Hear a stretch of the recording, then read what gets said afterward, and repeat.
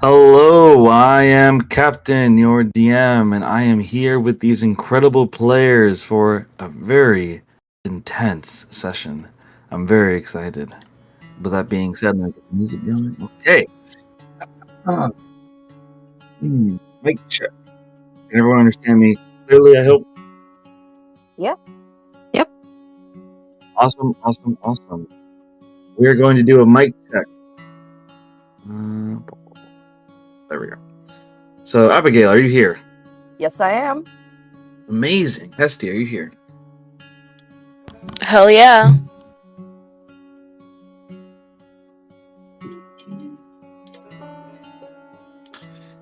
Rain, are you here? Yep.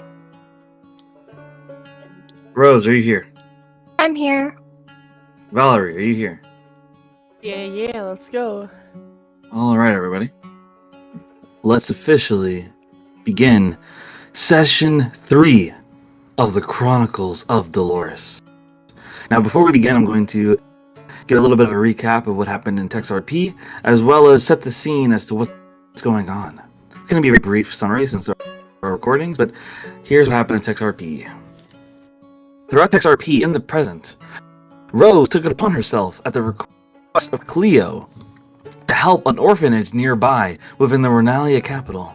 When she got there, she discovered a man named Damien, the son of Cleo, also the man that she was told by Zyra, the evil man in charge of all of this apparently, who told her that Damien is meant to be her true love.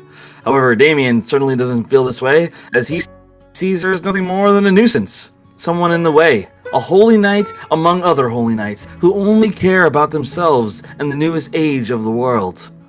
Regardless, they helped each other as they saved the children inside the orphanage from what seems to be the new order of the kingdom. Zyra has already had his roots take place as there are new creatures roaming the roads. Creatures called Delvies. Some bizarre monsters that go around hurting people, killing them if they don't remain in their homes, if they don't remain loyal to the Dark Order, loyal to Zareth. Regardless, they found themselves to return back to the library. Damien used his ability to send the children to the Overseer, someone that he seems to have some kind of contract with. Hestia had quite a bit of conflict in other debates when it comes to the children, and also had a bit of a connection with Markel as they talked to each other. However, this resulted in a big fight, in which Void, a servant of Volturi, sent them all away, teleporting them to their own rooms.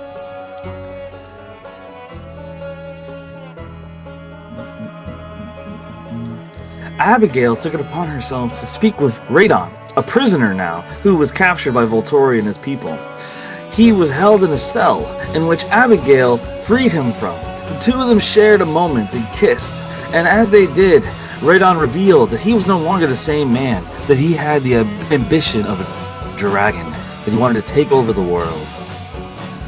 Abigail and Radon killed Void, along with another servant named Sin. They now spend time together, resting and relaxing. Rain had all of her memories of Chase revealed to her, that in the last 6 years, her and Chase weren't enemies, they weren't even frenemies, they were lovers. They were together in every way, but their memories were taken from them. As Rain had all her memories replaced with negative ones, and Chase was manipulated by Zyra, the two of them completely lost to each other in love.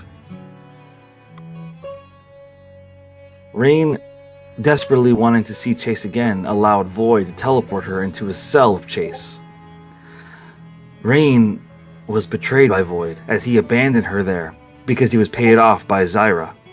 And it was revealed that Chase was being held a prisoner by Zyra because he needs him to willingly give his blood over to Zyra for some unknown goal. Rain desperately tries to stand between them as she tries to protect Chase while enjoying her moment with him, enjoying their time together after a whole year. But regardless, Clark shows up. and Clark proposes to Rain. He reveals that he has a plan to stop Zyra, that he's in love with her, that he regrets not telling her how he's felt all these years. But regardless, Rain rejected him.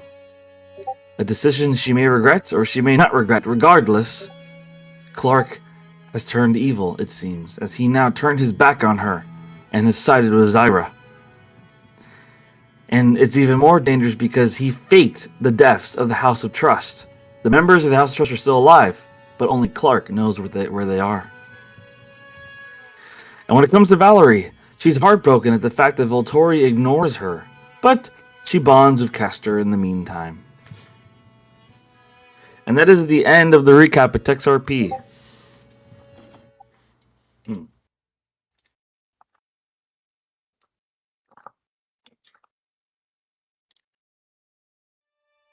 One sec.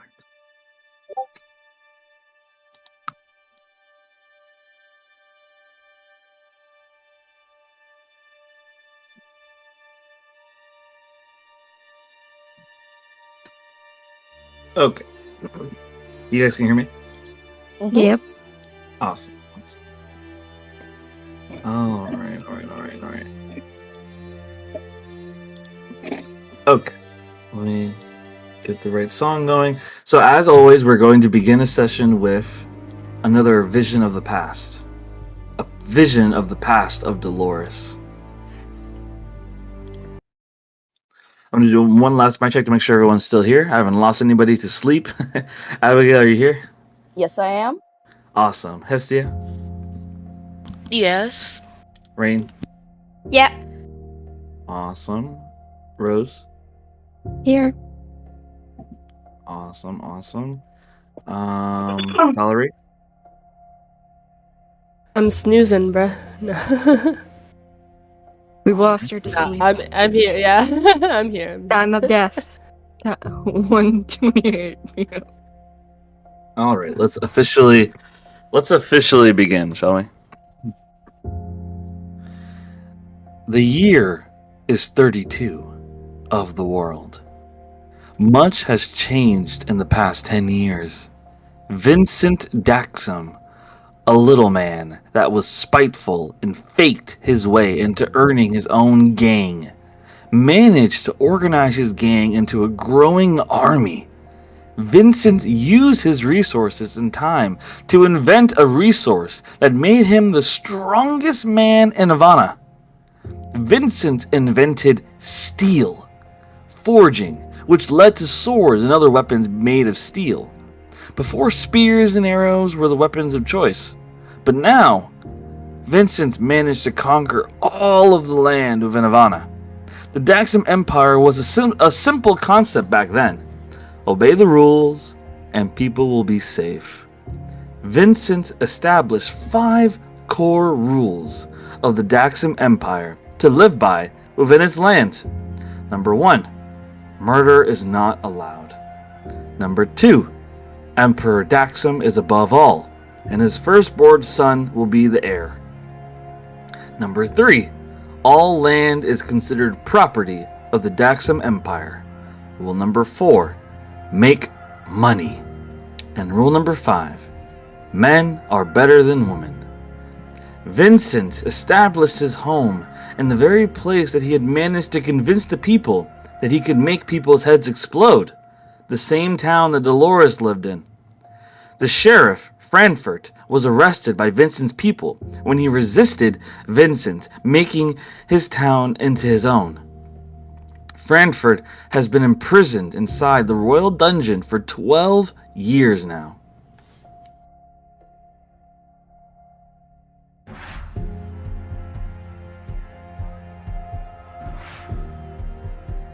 Correction, the year is 34. That was my mistake. Year 34. Okay. Dolores is 13 years old now, and she resides in a fancy house. Technology and construction has escalated immensely under the rule of the Daxam Empire.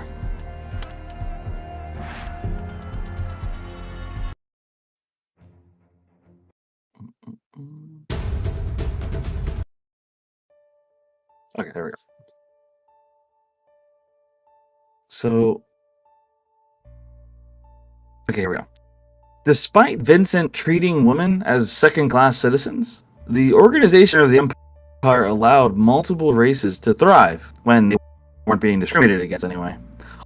Only women with wealth were able to live above others and receive respect from men. Strax, the dragonborn loyal to Frankfurt, had been taking care of Dolores. She was a young girl that often liked to run away from her home to explore the streets. Her rebellion spirit frustrated Strax, but he knew it couldn't be helped. Dolores ran through the streets now during the day. The city she resided in was called Vincentia, the capital of the Daxam Empire even today. Dolores ran by some guards that were picking on a small food stand.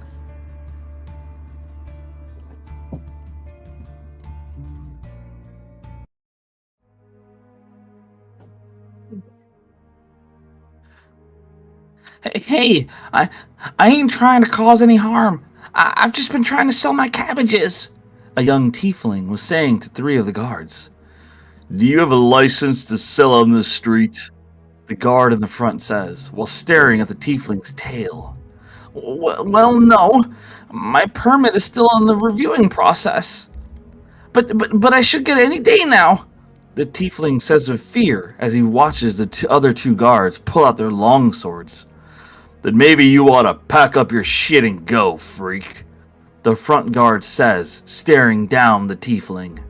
Dolores sneaked towards the back of the guards, anger fuming in her. She knew what was going on here. The Daxam Empire was known for treating other races that weren't human poorly. It was something that happened often due to the goddess Pandora filling Ivana with mostly humans. This tiefling was a friend to Dolores. His name was Neil. He was a nice man who was working hard to gain citizenship within the Empire so that he could live with his human husband without fear of being arrested. Neil always gave Dolores a free apple for the day. Seeing these guards harass Neil upset her, as she picked up a sharp rock and crawled under the front guard. Sir, please, I have to make a living, Neil the tiefling said with fear. Do I need to repeat myself, freak? I'm gonna cut off that tail if you don't get out of this damn street, the front guard says as he grabs Neil by the collar. No, but I think you need to fuck right off, Dolores yells as she slams the rock in between the legs of the front guard, smashing him where the sun doesn't shine. He fell to his knees in blistering pain and agony. The other two guards turned around and stared her down. They began to chase Dolores as she ran as fast as she could. She ran fast while yelling the same way she was running with Hestia.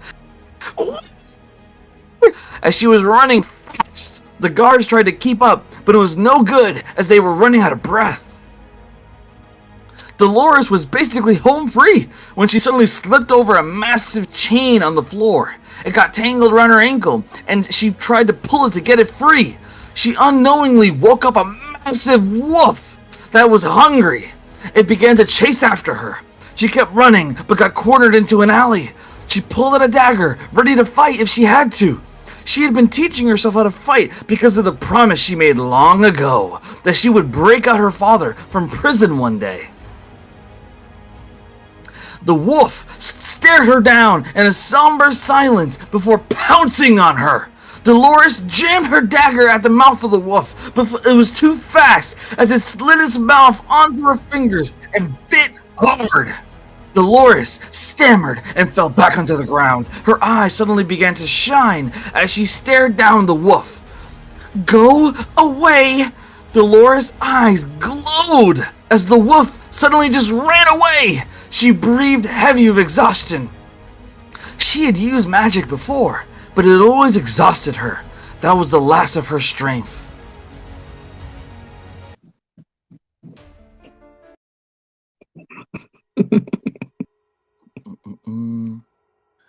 Let's see.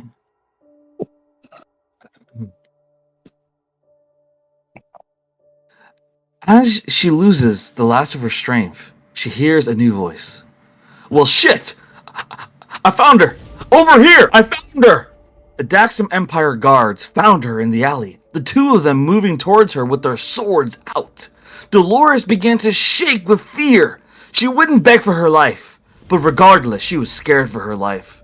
Her body shaked as she pressed herself against the corner. Oh, don't worry, kid. We'll only cut off your hand this time. Make an example for the others, the guard says as he approaches her. Stop, a voice says. It came from the dumpster next to Dolores. The guards both immediately stopped. Kick each other in the balls, the voice says calmly. The guards kick each other in the balls and both fall to their knees in pain.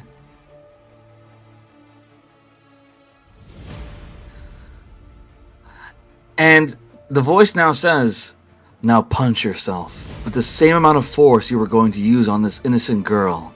The voice says. The guards proceed to beat themselves into unconsciousness. Dolores wipes her face as the tears are gone now. The voice belongs to a young boy that climbs out of the dumpster. He looks dirty, but happy with a wide smile. He looks at Dolores with a thumbs up. You okay? Sorry if I scared you. I promise I won't make you do anything you don't want to, the boy said earnestly. Dolores giggled at the boy and shook her head. You saved me. Thank you. I'm Dolores, she says nervously.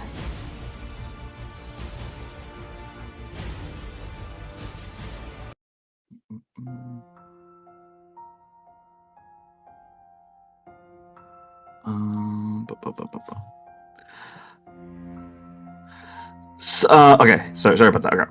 Suddenly, another young boy with a short sword runs into the alley. Unhand the damsel, you cretins! I heard about your awful deeds! The boy says, but is embarrassed when he sees the guards are unconscious already, and it's just Dolores and the boy from the dumpster. Dolores giggles even louder. It seems I have two heroes on the same day. Pleasure to meet you both. I'm Dolores. The young boy with the sword blushes deeply. I'm Robert. Robert Stillway. The boy from the dumpster looks at Dolores calmly with a smile. I'd shake your hand, but I've been in that dumpster for a few days now. The boy looks at his hands now. A few days? What about your parents? Dolores asked. The irony being that she doesn't have her parents either. The boy from the dumpster shrugs. Never knew them, but I'd bet they'd eat the food in here too if they could. It's tasty, the boy said and looks at Robert. More guards will come. I know a place we can hide. Come on, the boy says as he presses his hand to the wall. Wait, what's your name? Dolores suddenly grabs the boy's hand, holding it despite how dirty it is. This makes the boy smile as he holds her hand and looks him in the eyes. Oh, my name? My name is Zareth. Pleasure to meet you, Dolores. Zareth says, holding the hand of Dolores. Dolores, Zareth, and Robert all stood together in that alley with a dumpster. Innocent kids with no idea of what the world had in store for them. And that is the end of Vision 4 of the Chronicles of Dolores. So what do you guys think? Woo! Damn!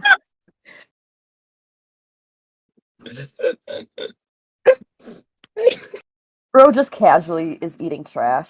Food Food is man. great here. I mean, you gotta do what you gotta do, am I right? So what do you guys think of Zareth so far? First impressions of him. They're This is so the first. cute. He is cute. I'm looking forward to the And day you all want to... to kill them. I'm looking forward to the day of eating them alive. I want to know what happened to little baby Zareth to make him evil. We gotta guess kill we'll- him! I He's guess already we'll find evil! out. We gotta kill him! Best way to find out is to just kill him before they can turn evil, right?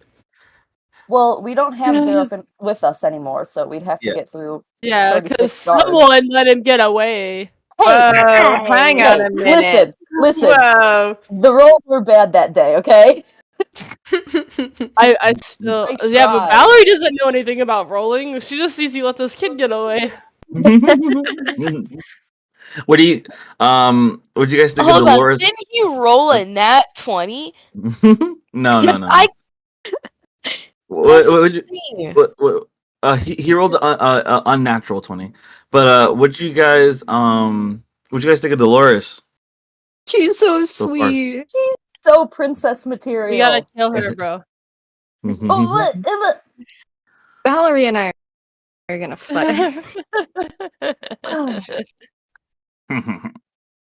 Would you about Robert? Robert showed up. You guys saw Robert for the first time. He's so sweet. Okay, Kill so Wait, he's already dead. who His is Robert? babies. He was in the first vision, right? Yes. Because Oh, or the okay, second, okay, first yeah. second. Because and so he I was think the one that was fighting with her. Like Okay.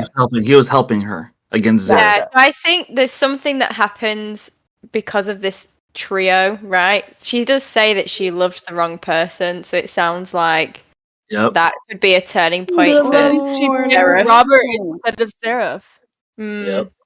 That in my head, that's why I think that Zareth has kind of gone a Salty bit. because- Yeah, because- very salty. Oh, I mean, Rejection. It's just Chase Rejection. and Clark, bro. I know, It's like Chase and Clark is You exactly picked the same. wrong man. You well, yeah, I guess I have. I guess I picked the wrong man, and Dolores has picked the wrong man. Maybe I'm a descendant of Dolores. Yeah, I've done maybe the exact only- same thing.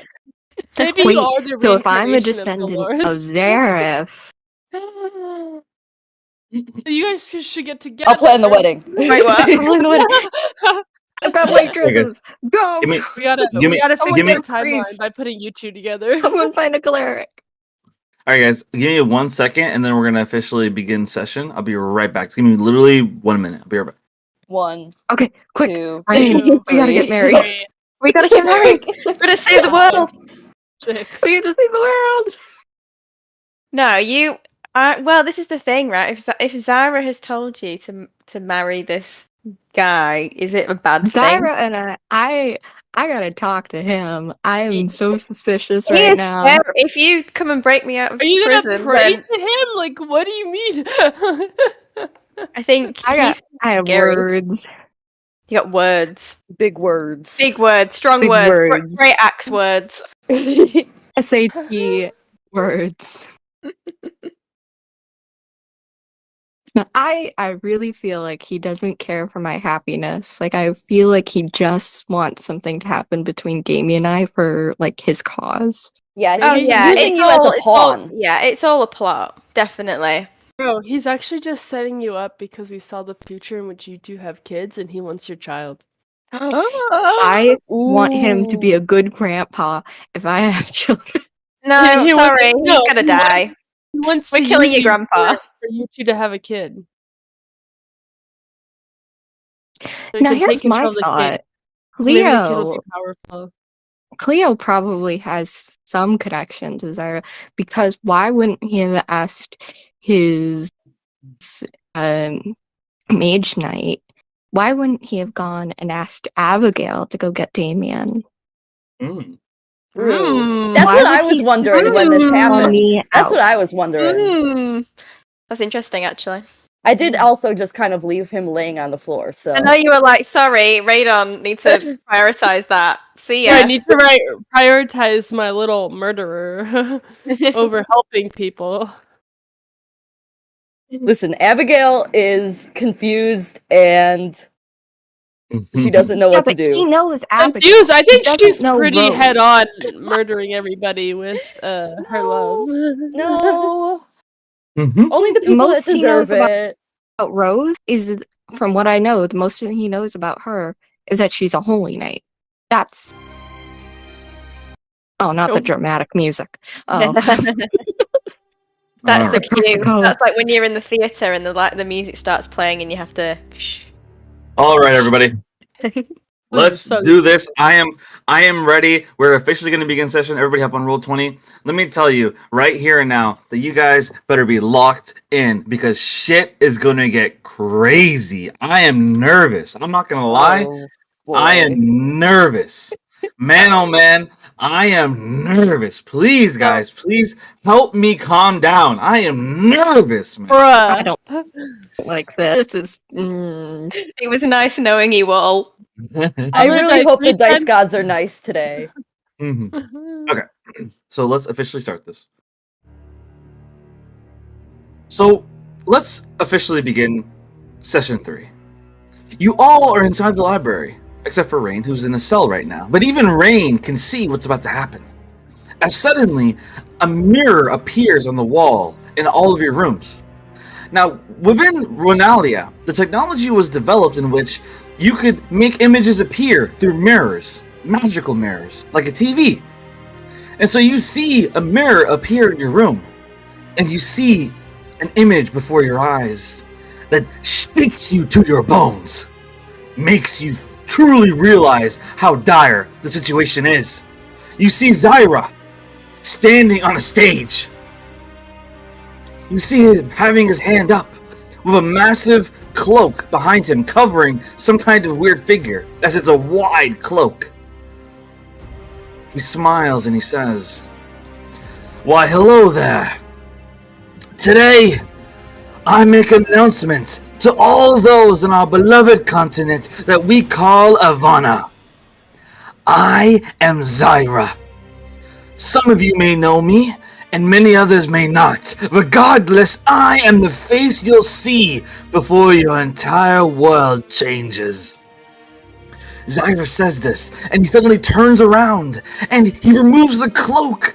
You see 8 wooden spikes planted into the ground.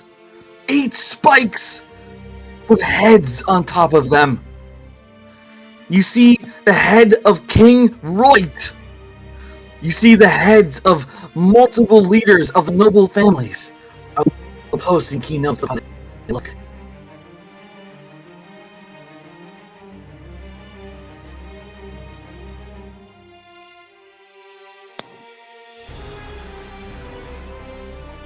The heads you recognized before, these are the heads of the noble families that funded the Ronalia Kingdom Revolution. The ones that are core to the king. You see 4 out of 5 of them, all their heads located on top of spikes, dead. However, there's one survivor of the head families. Abigail's mother, Fiora Nightshade. She is on her knees, tied by her ankles and hands behind her back, with a gag and blindfold over a blindfold over her eyes and a gag in her mouth. And she just stands there, struggling, trying to get away, but unable to move.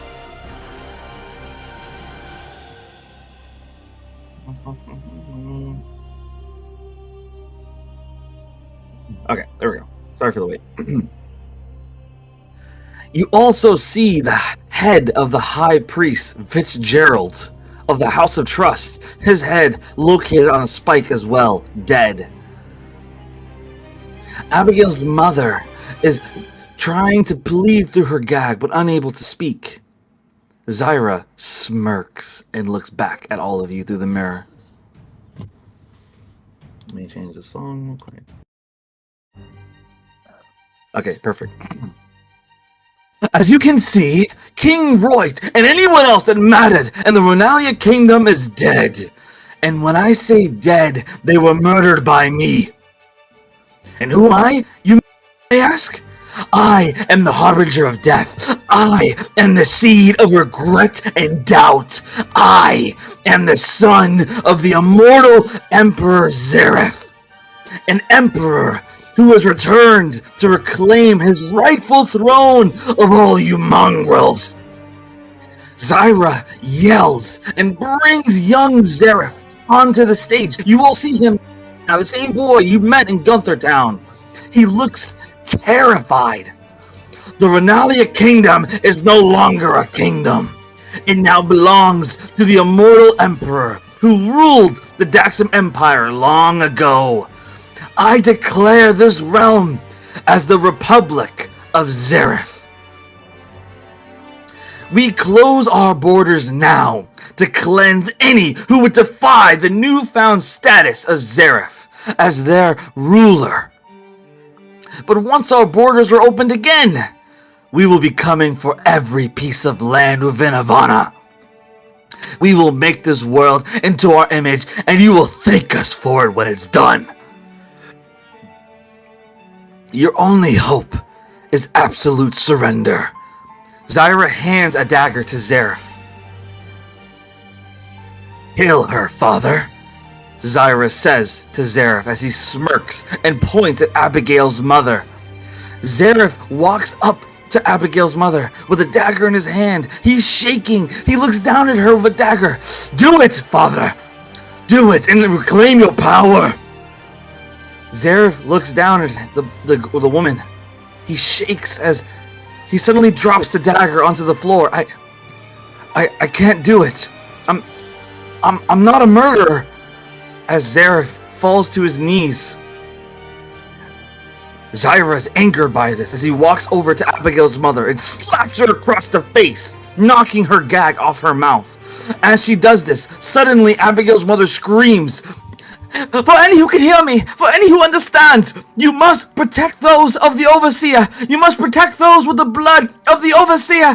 That's what Zyra wants. He needs that. He needs it for Zareth. Protect the blood of the Overseer. Protect the blood of the... Ah!" As suddenly, Zyra punches her across the face, knocking her unconscious. Zyra is fuming. Brace yourselves, for a new era is here. The era of the Dark Order, Zyra says, and disconnects the broadcast. As you all are now wide awake in your places. I kind of want to... I'm kind of curious. I want to get what the thoughts are of each character of what you just watched. Abigail, what do you think? My mother didn't even say my name, but she subtweeted me in that fucking speech. I know she did. At this point, I never thought I'd feel remorse for my mother, but I do. And that Zareth's just a child. So everybody's now feeling some type of way after seeing that. Huh? Yeah. I'm going to fight right? We you. should have killed the kid. We should have killed the kid. We should. At least we have Dolores. Essie and I are just gonna go make our own campaign where we save the kids. Subplot, we're saving this kid. That's what Hestia is thinking. She's Hestia, like, you're the one that let him get away. I roll. He had a +7 to his fucking dex. What am I supposed to do with a +7 when the max when the max that I have is a +5? What am I supposed to do? Bro, just get good. It's a skill issue. He has a lot of dormant skills from, hopping dumpsters. So, Ray, what do you think? I think Rain is just sobbing again, seeing the king with his head on a spike, and now the high priest as well, realizing that the House of Trust is dismantled. But I think seeing Zareth like this small, I think she kind of sees him as this small child now because of how frightened he is. I think she didn't see it before, and she's kind of feeling just a little bit guilty about last session. Just a little, just a smidge guilty about, threatening to kill him. Maybe if we had him with us, maybe it would have been okay, but she's not ready, she's not fully ready to apologize yet, but she's feeling the guilt a little bit. She's feeling a little bit. All right, let's get back to it. So, everybody gonna roll 20. So,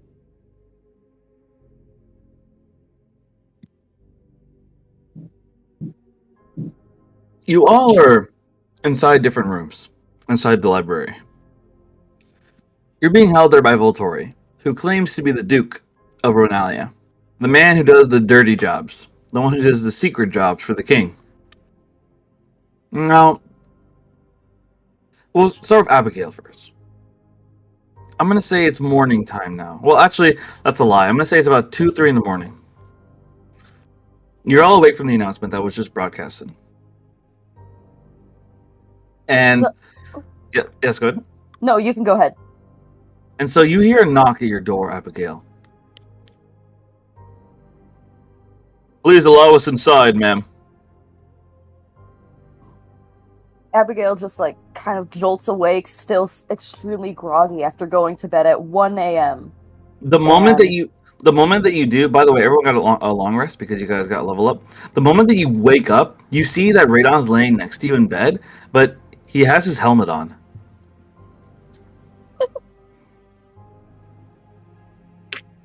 I like kind of elbow him and I'm like, hey, dude, do you know what's going on? Like, wake up. I am not dude. I am the Crimson Knight. Abigail sighs and she's just like gets up out of bed and walks to the door and only cracks it open a tiny bit. And it's like, who are you? Is it another man I need to vanquish with my blade, or shall I burn him with my dragon breath? Abigail turns back and is like, dude, I don't even know who this person is. So the guard stands in front of you and he says, I am a servant of Voltori. I am a blade of the Duke. And his uniform is very different from the normal guards you've seen in the military of Renalia. I'm gonna post what he looks like.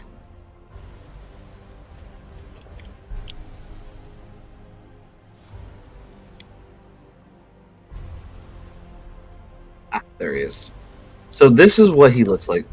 This is a blade of the Duke. A special forces of the Renalia military. As he stands at the door. I must ask that you and the Crimson Knight follow me to Voltori. There is much to discuss. This is an emergency meeting. Abigail looks back to Radon and is like, do you know this person? The only ones I know are the ones I murder and the ones I protect. And you're the only one I protect, Abigail. For as long as it suits me. As the Crimson Knight just kind of stands up and starts walking, and the floor begins to shake as he's walking. He has a very cool vibe about him right now. He seems to legitimately be yeah, I'm the Crimson Knight. Abigail kind of just shakes her head thinking now is not the time for this cockiness. And then it's just he says he's the Blade of Duke and he wants us to come with him to see Voltori. Well then lead the way, soldier. But remember, if you cross us, you will feel my flames. The Blade of the Duke looks at Abigail and Radon, and he's he shakes his head, he goes, oh, trust me, sir. If we had to, we'd take you by force. As you see, you see 30 of them now standing in the hall, just staring at you guys.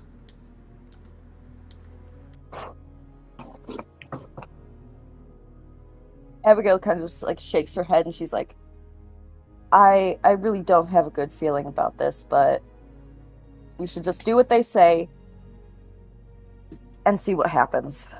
What are feelings? What is this word you use? This just doesn't seem like a good thing. I just heard my mother say that blood of the Overseer is needed. And I can't be sure that I'm safe. And then she looks over to Radon and it's this isn't about you. It's okay. You do your best to protect me. No I'm trying to calm him down. No one will touch you, Abigail. For you are covered by the crimson flames of dragons. You will always be safe. Your magic will assist me in my goals. But I must ask you to explain to me what it is you're talking about in relation to good feelings. For I am simply a tool to conquest what is necessary, to earn the righteousness and independence of the dragons of our world. So look at me and explain to me what these feelings are that you are talking. And the Blade's just like, yeah, can you guys just shut up and follow me already? We're on a schedule now. Abigail like shakes her head and she's like, I'm just nervous. And then starts walking. He nods. Understood. As he just like starts walking, he seems like he's very different right now. He's just kind of, he doesn't seem like a person right now. So he starts walking with you and the Blades, and as you guys are walking, they pick up Cleo. Cleo is healed now as he begins walking with them, and they begin approaching Rose and Damien's room as they knock on the door. They knock on Rose's door. Hello, Rose and Damien. You've been summoned by Volturi. Rose goes up to the door. Like, what do you mean? I mean that you've been summoned by Volturi. Now get your possessions. Yeah, I can understand English. What does he want?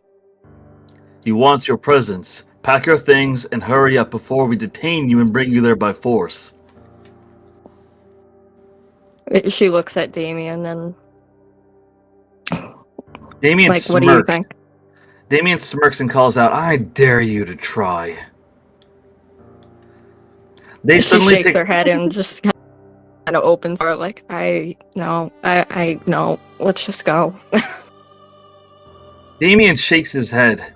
You're way too much of a pushover, Rose. As he pulls out a longsword, and immediately all the Blades of the Duke pull out their swords, like they are waiting for an excuse to fight. As Damien just stares them down, and they say, sheathe your weapon, young man, or we will cut you down. We are under the oath of the Duke of Ronalia. We serve under Volturi, and we will, with righteous justice, under his genius mind, cut you down. As Damien just kind of rolls his eyes, did your boss tell you to say all that shit too? As they just stare each other down.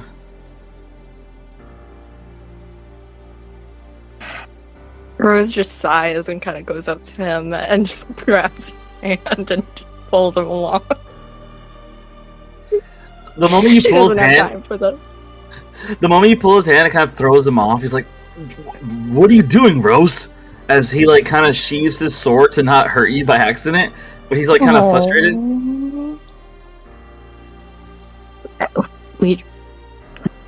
Let's just go.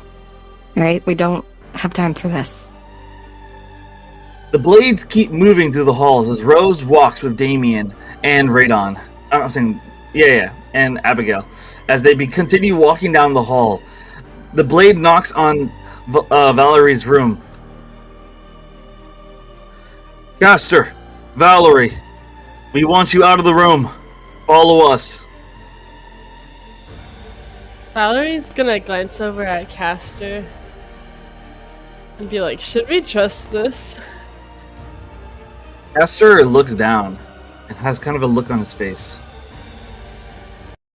When it comes to that Volturi, I don't trust him one bit. He left you to die.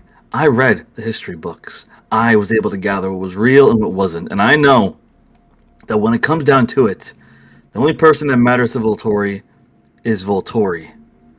And when it comes to you, as Caster looks you in the eyes, I admit that I care about you.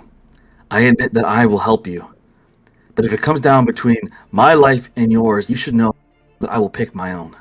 I am a survivor for hundreds of years, and that is not going to change.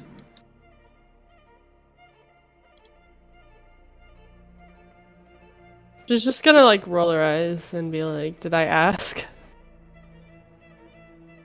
He scoffs. You know, that's the problem with you. You always treat everything as a joke. You treat everything as some kind of game.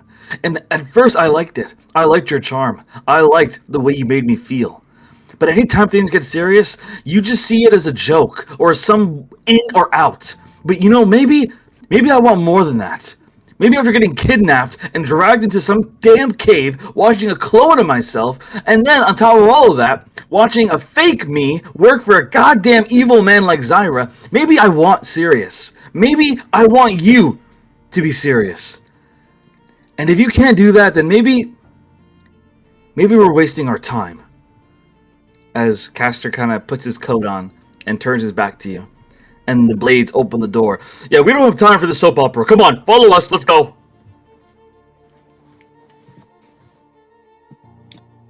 She's just gonna like scoff to herself and then get going, not looking at Castor.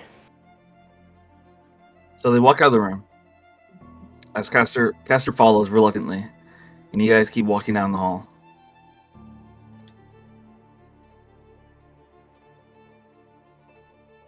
Cleo walks up next to Abigail and looks at Damien as well. Ah, my favorite student and my favorite son gathered together. This is good. The two of you will be able to accomplish much against this tyranny. Damien rolls his eyes and looks at Abigail. I don't know if this man's actually your sensei or master or whatever. If you want to serve a favor, walk away. Abigail kind of like is taken aback and she completely ignores Damien and looks to Cleo and is like, I'm really glad you're okay. You had me scared there for a little bit. He nods. Do not worry, my apprentice, for I have lived for centuries. I know what I'm doing. I will not die until I see my goals done, and you, my powerful student, will reclaim the power you deserve. He places a hand on Abigail's shoulder and looks her in the eyes. I can sense love in you. I can sense desire in you. But please, do not let the beast tame you. Tame the beast. As his eyes kind of roll over to Radon, as he's just kind of looking off to the side, not hearing this. Abigail kind of just like nods and is like, I'm trying my best. If you accomplish this, if you accomplish it, if you manage to tame the beast, then you will truly be able to reclaim anything you desire. And above all, you will be able to take down your family. Because believe me when I say that what you saw in the mirror is not your family. Your mother is the one who gave birth to you. But the Nightshade family is much larger than that, and they will hunt you down until you are dead, unless you destroy them first. Do you understand, my apprentice? Abigail is kind of taken aback again and she's like, that wasn't my family? I saw my mother on her knees pleading. She is nothing more than a figurehead. She follows the orders of those much deeper in your bloodline. And what did she mean by the overseer? Leo shakes his head. Rose looks at Damien. Like, Yes, go ahead. Rose looks at Damien when she says the overseer. Damien shakes his head. You can't trust a word he says. I'm telling you, he's a narcissistic liar. As Cleo suddenly gets in Damien's face. Damien, I know that you're angry at me for what I did. You're angry at me for what transpired between us. But I am sorry. I've been telling you I'm sorry for centuries. You have to believe me. I didn't want to do it. I was desperate. Damien, I was desperate for your mother. I didn't. More and more excuses. That's all you're good at. I remember what you did, and no matter how much soft words and good actions you do, I will never forget. So take your hand off of me and stop calling me Damien. As far as you're concerned, I'm just a stranger to you. As Damien turns his back on Cleo very coldly.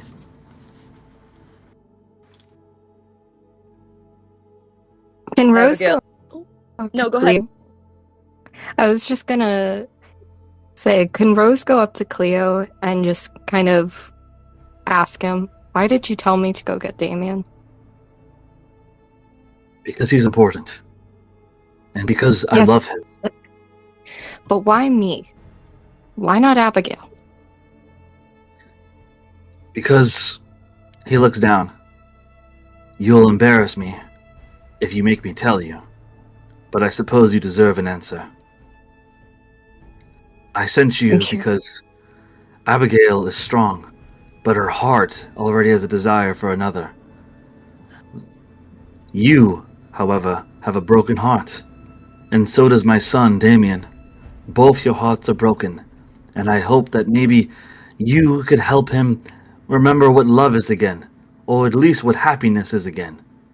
I hoped that the goodness in you would rub off on him. He needs it, Rose. He's angry at the world and he protects the innocent because of it, but he needs more in his life. The Blades shake their heads. God, it's all this fucking drama. Can we just keep moving along? Volturi is waiting for us. Rose turns on her heel, like she's just thinking this isn't our like play by her father. Like, agreed. Let's go. I don't believe that for 1 second. So, they keep marching. Now, as this is going on, Markel walks up to Hestia after the broadcast. Don't you realize what's going on? I should have never come here. I should have stayed in the Empire. That Zareth, I read about him. I know of his history. He will take over my home. He'll slaughter my family. And here I am, I'm stuck here talking to you, some dancer girl that acts like she's all that when she's not.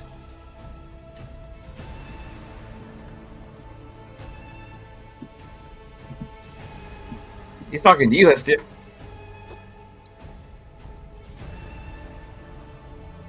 Oh boy, Hestia's not here.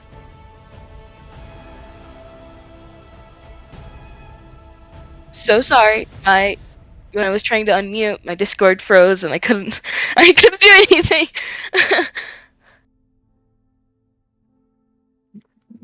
Did you hear, Yeah, what he said? I heard you said. I said, well, then go back then. I can't! That's the point, you idiot! I mean, you could. She tucks Harvest and she's like, listen, you decided to do this to yourself. Obviously you didn't understand the consequences of your action, and you princes probably don't know that. You dare speak to me about consequences? About what I should have done? As he walks up to you with his hand on the sword in his sheath. I almost died because of you. I've only been serving my duty this entire time. I want to help my home. My empire has been built upon misogyny. It is built upon slavery. It is built upon nothing but fucked up shit. And I'm trying to make it better. But I have people like you, always assuming, always judging. I just want to make my home a better place. And you still judge me? Yeah. I'm not done talking. As he looks you in the eyes. You always have something to say. And I was angry at first, but I respect it. Because you're smart. You're kind. Your words have meaning. They have passion. And I respect that about you. I followed you because of it. Because I want to know more about the girl that didn't kill me in that cave. About the girl that helped me and is fighting a fucking demon. But that doesn't excuse the way you talk to me. Because I am still a prince. And you need to remember that. Just because you're a goddamn prince doesn't mean shit to me. You will always be a human. You will always be. As Dolores suddenly just gets out of bed and walks up. Stop it! Move it!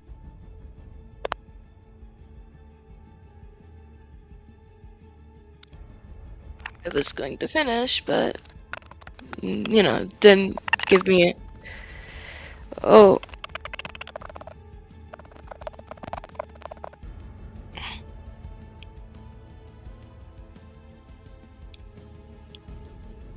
Captain, you kind of sounded like a robot. Yeah, I heard little mice sounds. Your mic went out like real bad. Like scurrying. Little mice. I was gonna say had you let me finish, I was going to say something else, but Dolores jumped in.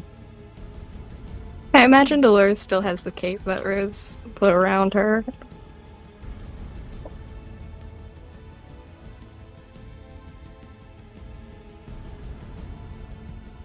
Your mic's not working. Captain, you good? Oh.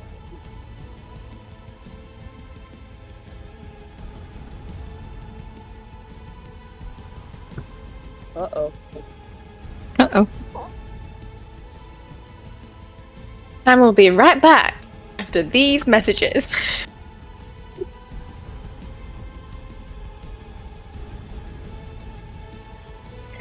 Do you Yeah, have a he's man trying to fix who it. you want to fix? Do you have a man Break who his you want mic. to fix? Yeah, he's trying to fix it. Down to... Come down to... We can fix him. Okay, I fixed it. Can you guys hear me? Yeah. All right, Yeah. sorry about that. Had you let me finish, I would have said something more, but you Yeah, know. well, Dolores doesn't care about Yeah. your feelings, unfortunately. yeah. Where's the baby? yeah. Where's the baby? It.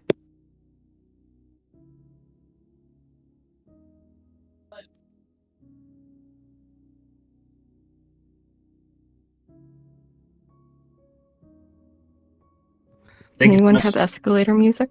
All right, there we go. Okay, let's begin. Sorry about that. My mic just cut out. I don't know what happened. Okay, let's continue.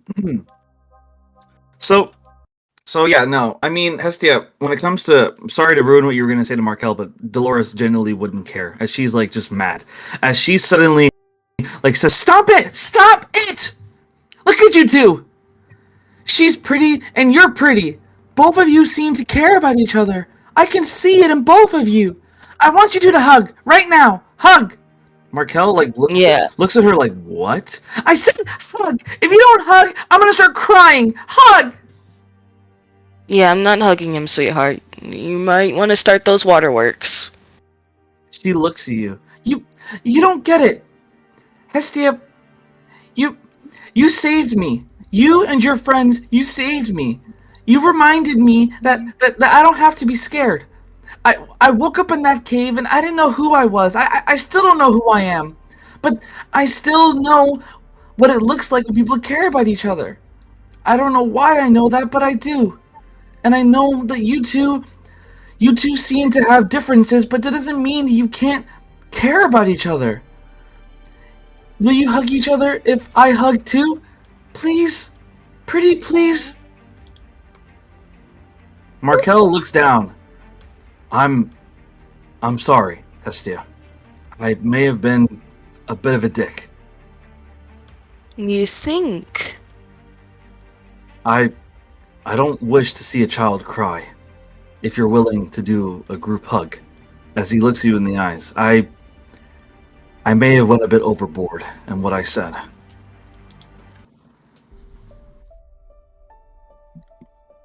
You just see Hestia like look at him. She's like, I was gonna go on a spiel saying you're nothing, but you could always be something. You don't always have to be the prince. You don't always have to exert your order. You could be something, a leader. Like you were during that cave. Yeah, your men were scared shitless because of that demon. But you still took the opportunity to become a leader. Hey! Open up! Markel looks at Hestia, and he nods his head. Clearly there's a lot of differences between us, and I don't really know where it goes from here. But I can't go back home. Not until I'm able to make sure my home is safe from this Zyra. And besides, despite how much you infuriate me, I'd like to know more about you. He looks down. I feel like I know more about who you are than you may think. And a part of me feels like getting to know you is my way of repenting for my family's sins. But more than that, I think I'd really want a hug. As he would give a slight smile and look at you being like, "Are we gonna hug or what?" You just see like Hestia say, "Oh my goodness. Just try not to touch the hair or you're gonna get burned." He looks at you and he smirks. He goes, "Well, all Daxam princes and kings are immune to fire. I'm fireproof." How? Did they It's- test you guys when you guys were babies? It's a long story. After the war with the dragons, we had captured multiple of them, and we experimented with them. We managed to transmute what they had that made them fireproof into our bloodline. And so now all Daxam Empire royalty is fireproof. It's not a fun or nice story, but it is what it is. Your fire won't harm me. That's why I wasn't scared of you the last time I fought you.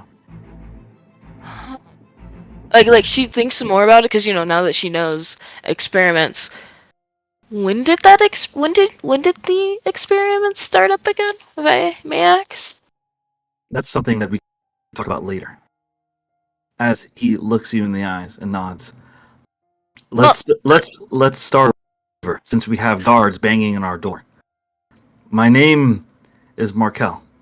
I don't want you to see me as a prince. I just want you to see me as someone that wants to understand you, that cares about what happened to you, as he puts his hand out to shake yours. My name's Hestia. Nice Won't lie to you. All my life has probably been a lie, but I'll deal with it. Well, it makes you feel better. My entire life has been similar to a gothic horror book. So, I guess we'll learn about each other more. Over time, anyway. And, Dolores is standing, she goes...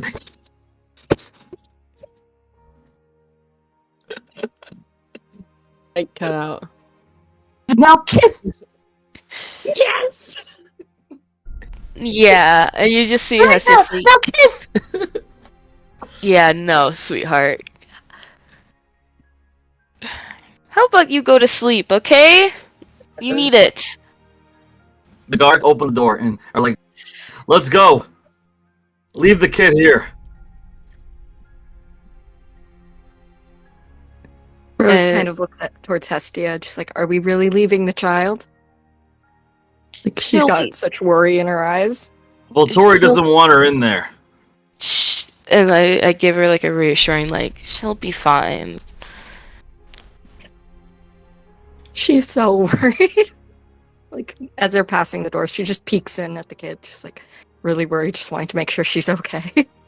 I give her one last look to Dolores, go to bed. Go to bed. A look of go to bed.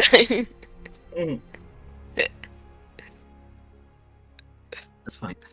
So she goes to bed. Can Valerie ask the guards something? Yes. Okay, since they said Volturi doesn't want her there, Valerie's gonna turn to one of the blades and be like, did the Duke ask for us each by name? Indeed, he did.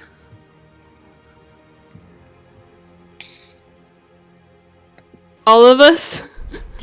All of you. When it comes to you, he instructed us to put a muzzle on you, but I don't see your friends allowing that, and quite frankly, we'd like to avoid bloodshed. Rose hears that and she kind of starts staring, if you put a muzzle on her, I will not be held responsible for my actions. Yeah, we She get it. doesn't say that, she just says it through her eyes. How many guards looking at them. are there? There's 30 guards. There's one. Okay. So go ahead. Rose doesn't care, she'll take them. Go ahead, try something. Go ahead. Try it. Go ahead. See what happens. Guys, can we Valerie's gonna give Pastor a look, can I kill them? How fucked up would that be if I killed them? I would be like, guys, can we not start a fight, please? There's 20 of them and not so many of us. Abigail also pipes up and she's just like, aren't we on a deadline?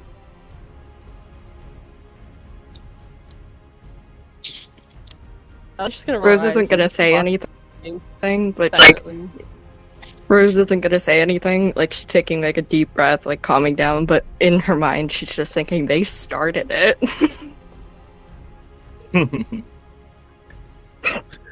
So you guys are dragged into a room. It is a room of maps and tables and whatnot. It's very clear it's a meeting room. strategy room, if you will. And as you all sit down, I'm going to update the map at a moment.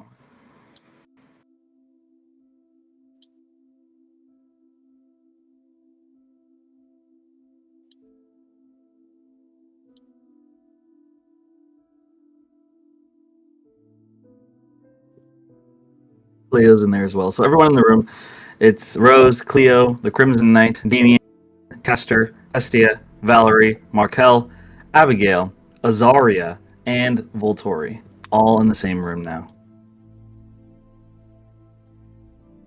Volturi has his arms crossed. I know it's been a hectic couple of hours for all of you. However, as you can see from that emergency broadcast given by Zyra, we're on quite of a fucking fickle. And so I brought you all here to speak to you, figure out what we're going to do about the situation. Realize that right now, this kingdom is quite literally fucked unless we get our shit together. Now, I must ask before I begin, are all of you prepared to save our kingdom?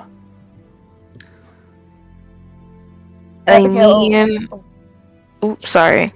No, Go ahead. I was gonna say, Abigail looks over to Azaria and like narrows her eyes, remembering the fight, and then remembering how the overseer talked in her head. It's like, yeah, I'm ready. You just see Estia say, I mean, will we get paid? Because the king promised us like 30,000 gold and some shit. Rose like, looks around and she I feel like she would notice that Rain's not there. Volturi shrugs. Rain. And So speaking of Volturi which, where's the other guy? Volturi shrugs and he says, we'll get to that in a moment. And he passes the pouch to all of you. He says, money has no real need right now as the kingdom's going to fall. But here, each of you can have 200 gold pieces right there. As he tosses each of you 200 gold pouch.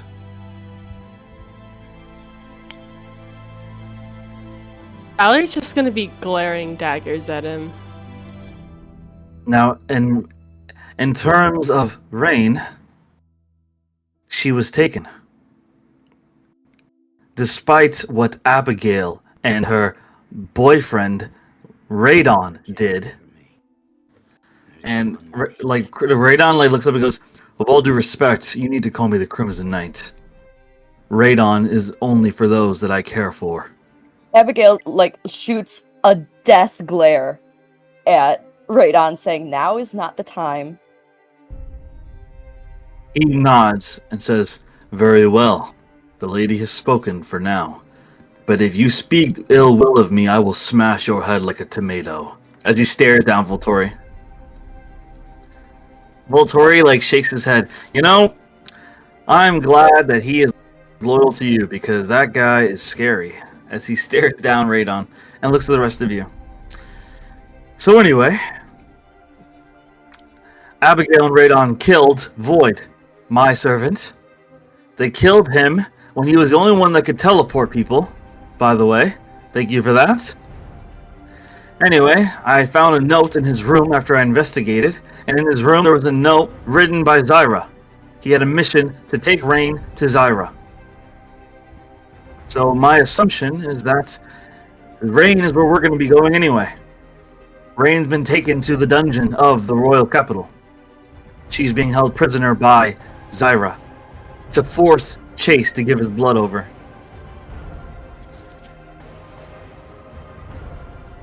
Abigail kind of pipes up and shakes her head and is like, "You know, now that I'm a mage knight, I can help teleport her.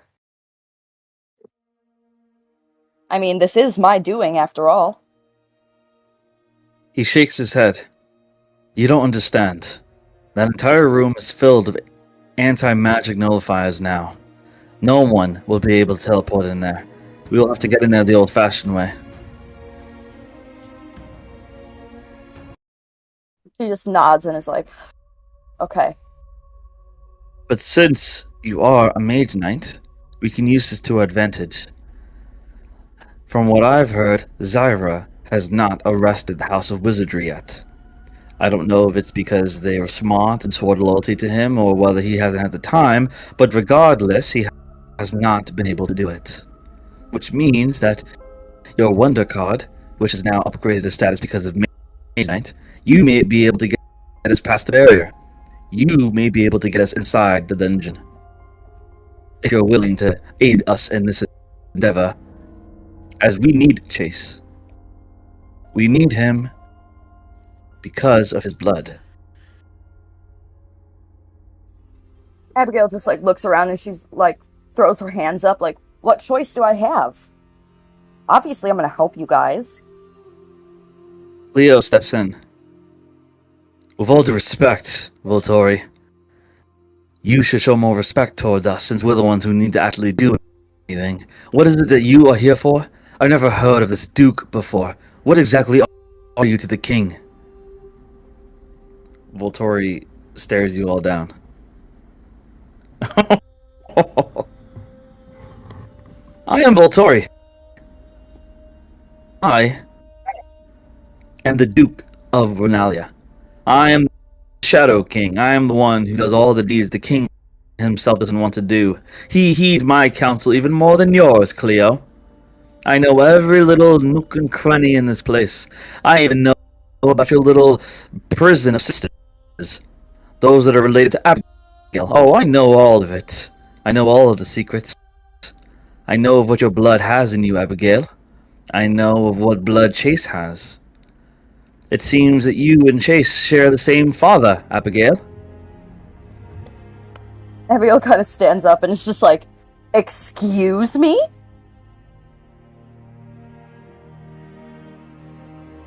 He nods. I would not joke about this. Regardless, I'm going to lay out the entire plan, the situation to all of you. So what kind of plan we all can have for all of you. And we'll figure out what we need to do. And if you question my studies, if you question who I am Voltori. I have lived for centuries, as Valerie will confirm for you. As she looks at Valerie. It's been a long time, Valerie. I'm glad you're still alive. He's just gonna scoff and be like, are you? I am. More than you'll ever know. But that isn't important right now. What's important is what's going on. I have been helping Vernalia since the beginning. I assisted King Jesty Monroe, the father to King Royt. I helped him in the revolution against the Daxam Empire. I helped him in securing independence for this kingdom, and I have helped him ever since. I was once the emperor of the Daxam Empire, but I resigned my position, and I want to help bring this kingdom back. It is by far the greatest place I've ever seen. A place with equality, acceptance, love. I want it back, and you all need to help me in bringing it back.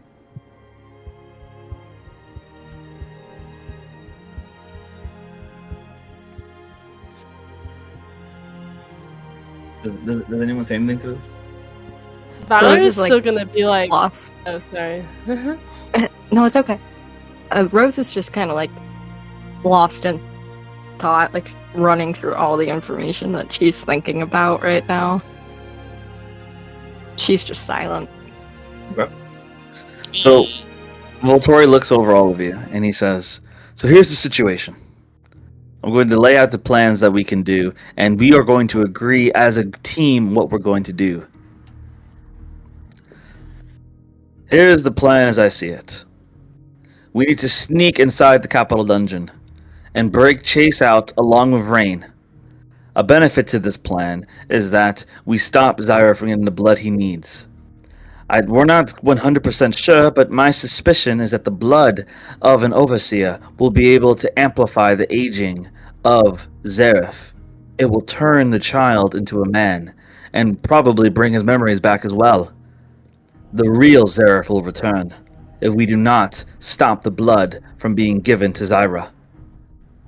Now, my assumption is that the ritual needs a consent of the blood transfer, which is why he can't just take it. It needs to be consensual. Another benefit is the fact that the dungeon also has all the sorcerers of the House of Sorcery. Zyra, when he took power, arrested all the members of the House of Sorcery. They swore themselves to Chase, and so when Chase was arrested, they rebelled, and Zyra had them all arrested and thrown in the dungeon. If we can manage to break them out of their cells, we'll have another army on our side, of all sorcerers, to help us in fighting against this Republic of Zareth. There will be risk involved, of course. The first one will be getting inside. We'll have to roam the streets. I have charted the fastest course on this map, but regardless, we may run into creatures out there, and we do not know much about them, or what their weaknesses are. All we know is that they are deadly, and they roam the streets with blood intent. We can sneak in through the basement. A sewer tunnel will lead to it. Abigail, her and her wonder card will be able to get us through the barrier, and we'll be able to get into the dungeon and free them. But there's a lot of different risks involved, including guards and citizens that might sound an alarm. No matter what we do, we cannot allow an alarm to go off. If it does, we are all as good as dead. Any questions so far? Do we happen to know where they are located? We do not. All we know is that they are in the dungeon, and we'll be able to figure it out as we get there. It shouldn't be too difficult. Renalia is not known for having a lot of crime, at least not in the last couple of decades. The dungeon isn't too large. Misty raises her hand. And what about the kid? Are you speaking of the little girl? The one that is Dolores? And the boy, too, Zareth. Well, that's obvious. They're both liabilities. We kill them. No. Rose stands yeah. up immediately. See, I'm against that, too.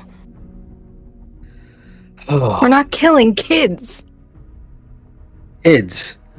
They're not kids. They're immortal beings that have shaped the history of our world more than you could even comprehend. I have lived for over 1,000 years, girl, and I remember the history of Zareth and Dolores. Those two I could care were less. the ones. They don't have their memories. They are children. They are innocent children. Damien Think about that for a second.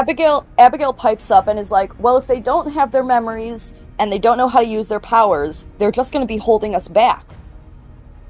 We're not going to use them. Cleo speaks up. My mage knight Abigail is absolutely correct. As usual, she is quite intelligent. You all should heed her word. I don't give a shit if she's correct or not. Calm down, Astia. I assure you, the children will not be killed. I don't want them killed either. I admit before I jumped to that conclusion when I came to all of you, but I've thought about it more, and they are much more useful to us alive than dead. Besides, hurting the children might awaken their powers and make us in even greater peril. It's better that we keep them ignorant and safe. We should leave them behind, but ensure they are kept safe. That is what we should do with the children. Fine, like someone with sense. Volturi sighs. You guys don't get it. If we allow those children to live, if we allow them to grow up, they can become the same thing they were before. I know of their story, or at least a part of it. I know how it ends. And if they don't? And if we're not... And yes, go ahead. I was going to say, you're not even giving them the choice. History may not repeat itself. Who cares if it does? Give them at least a chance. We'll never know if we don't give them the chance. Volturi nods. I see. Very well. I suppose I understand the reluctance to murder children, so we will back off the plan of hurting them. We won't harm them, you have my word. Consider it my way of saying thank you to Abigail and her rageful boy for killing a spy within my organization. It still doesn't answer the question about Zareth. What happened? Can't we try to go and get him ourselves too? Or is that too risky? It depends. If he's down there, then we can take him. But if he isn't, then we do not. The objective is to take Chase and Rain and get out of there. We do not want to confront them. Right now, our tactic is to stall and delay. We keep Zareth as a boy as long as possible while we gather up our forces, gather up our manpower. And once we have enough forces, we can declare an attack against the Republic of Zareth. But it will not be easy. I've heard reports of multiple soldiers within their army of the Renalia Kingdom converting to Zareth, converting to Zyra. We are losing people by the day, and it's all because of the legwork laid down by Chase. He had been systematically corrupting them for the last year. So right now, it's a challenge. All that matters is that we stop the boy from turning into a man. We need to save Chase and Rain. That's the objective. But there is a secondary one. Wouldn't it be beneficial of us to go and get there? If we want him to stay a boy, you're not getting it. Zyra, you're not getting it. Zyra is a powerful individual. Maybe you don't know much about him. He was the second in command to Zod and the nation of Zod. He has taken down hundreds of men alone. He is a mystery to me. Even me. I know nothing about him. I didn't even know his existence until the last 10 years. All I know about him is that he is powerful. And he can kill any of us easily. We cannot fight Zyra. And I guarantee you he will be close to his father, Zareth. Well, we won't try to fight him then. Cleo nods. This is the part where Volturi is going to tell you about the plan that involves why I'm still alive. As I'm sure he considered killing me, with his hunger for power. Volturi shakes his head. I am loyal to the Renalia Kingdom. I wouldn't harm you, Cleo. I wouldn't harm any of you. As long as you're loyal. That being said, he's right. There is a secondary objective. Everyone's okay, by the way, right? You guys are free to talk whenever you want. I don't want to overtalk anybody. Rose is just thinking about, right, how, like, Zyra, like, she's still nervous at, like, the mention of his name. Because she, she's related. And Abigail's just thinking, like, how many fucking siblings do I have that I don't know about? Damn! Dude, her dad was Gin. Max, he got around, bro.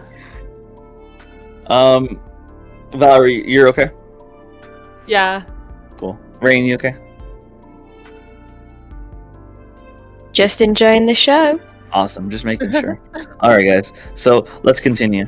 So, Volturi looks at all of you.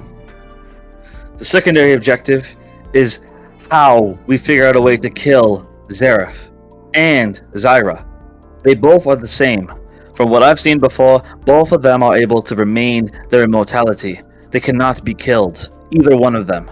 At least from what I've gathered in my research. Because of this, we need to go to the House of Wizardry.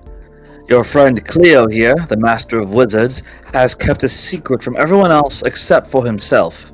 That he contains a pool of the tears of Pandora. A pool in which all you have to do is shed a single drop of blood of the Overseer, and you will be able to see the weakness of anyone you desire. If we get there and we spill the blood of Abigail or Chase, we'll be able to see the weakness to Zareth and Zyra of how to kill them. But we need to get to the House of Wizardry to do it. That is where he keeps his pool of tears of Pandora. Isn't there a way to maybe remove the immortality? What if we look for that weakness? Thousands have tried, and I've never heard of anyone surviving. The But only have we way checked with the pool? that is what we intend to do, Rose. You said that you wanted to find their weakness, not the weakness of the immortality. Yes, it's the same thing. We're going to find how to kill them. We'll use the pool of Pandora's tears to discover how they can be murdered. Abigail pipes up and is like, why can't we just teleport there first?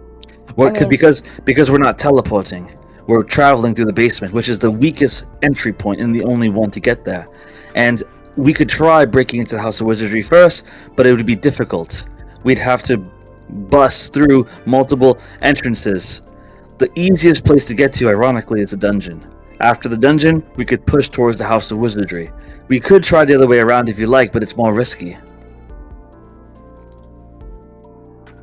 Abigail thinks for a second and is just like, whatever will be easiest and will cause, hopefully, the least harm to our group, I think we should go that route. Consider me a bit soft, but I like the idea of rescuing your teammate, Rain, before anyone else. She seems to be the priority, to some of you anyway. Or you meant to say Rain. He meant to say Rain. I was gonna ask where. No, he meant to say Rain. He says there's a third objective, if you all agree to it.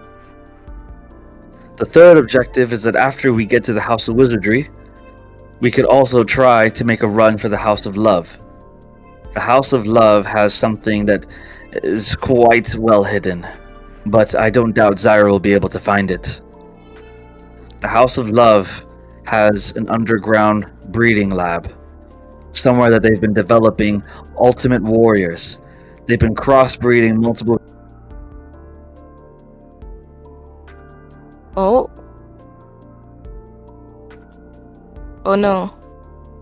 Captain, you went out.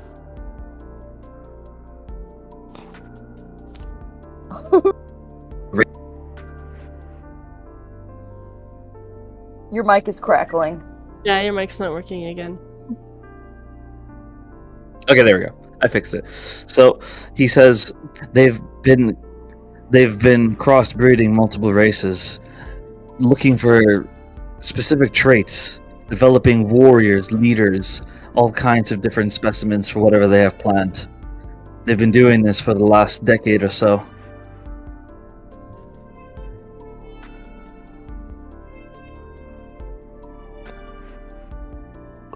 Would Hestia, like... Hestia knows nothing about this. She's never been in the House of Love before.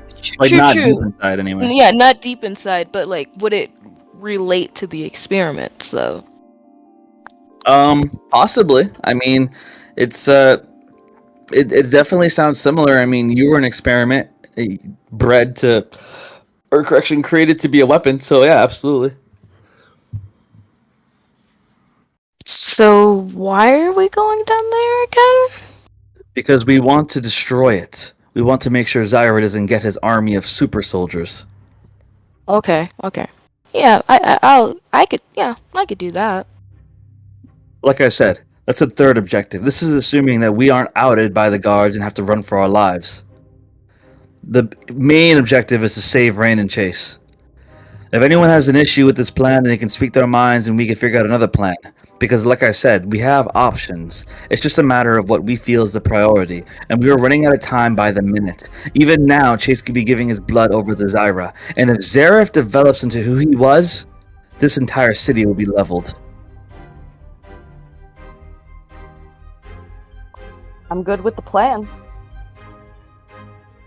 Rose Valerie would thinking.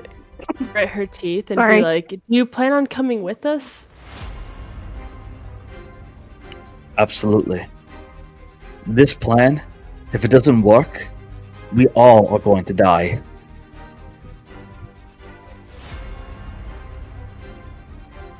Casper Rosa, I shakes his think- head. You good? Oh, sorry. No, go ahead. I was just gonna say that Rose is just thinking, what if I can talk to Zyra? Like, what if she has some pull? If on like the slimmest chance, he has some care for her. If it came down to it, maybe she could talk to him and give them all like a chance to get out. Do you want to die? Me? Yes. Do you want to die? No. Well then, let's all do each other a favor and forget the last 20 seconds of what you just said. She was thinking in her head. Oh. I thought you said that out loud. No. Yeah. That's what he would said if you said that out loud. Good lord! Ah, no! She's not ready to reveal this information. So, with that being said, the Crimson Knight pipes up. He goes, I don't get it. Why can't we just go in there and kill Zareth? Or Zyra, or whatever. I could take them on.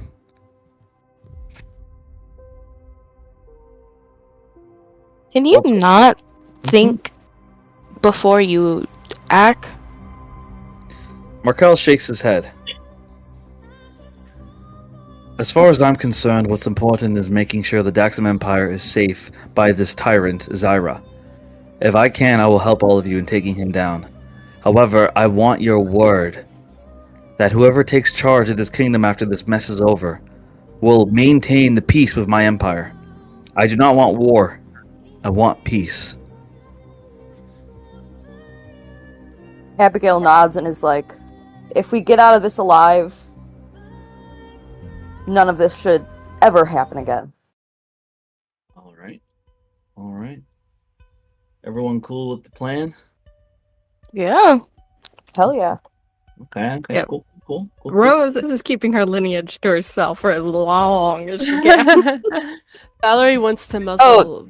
I agree. That I agree too. Same. So, I agree. we're gonna do a scene of you, Rain. Give me 1 second. Oop.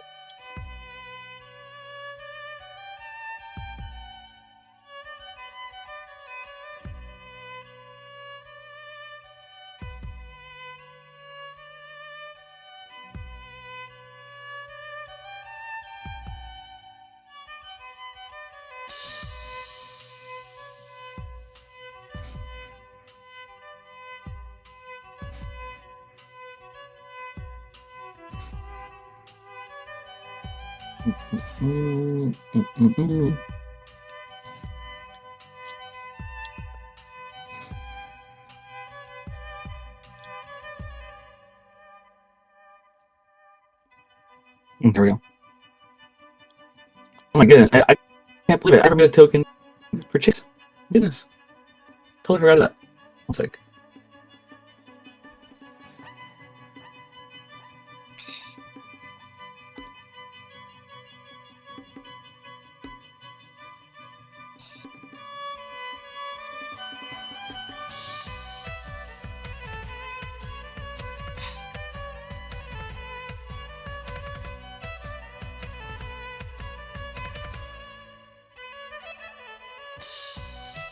Ah, there we go.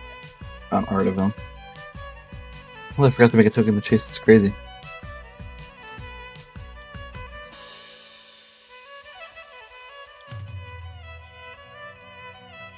Man, oh man.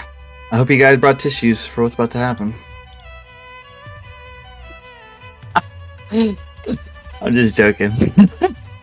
Just having a heart attack over here. Don't mind me. Just joking. Let's see. Okay. Okay. Sorry for the wait. I'm gonna put you guys on the map so you guys can see what's happening as well. Let me change the song real quick. Well, actually, I'll put you guys on the map in a second. This first scene is kind of a theater of the mind. Okay, let's begin. Rain, are you there? You ready? I'm ready. All right. So, Rain, you're in Cell Chase. And you just say an announcement. Suddenly the door opens. A man stands in front of you. You recognize him immediately. His getup is very familiar. It's the same man you met long ago that saved your life once upon a time. A man that called himself Pence.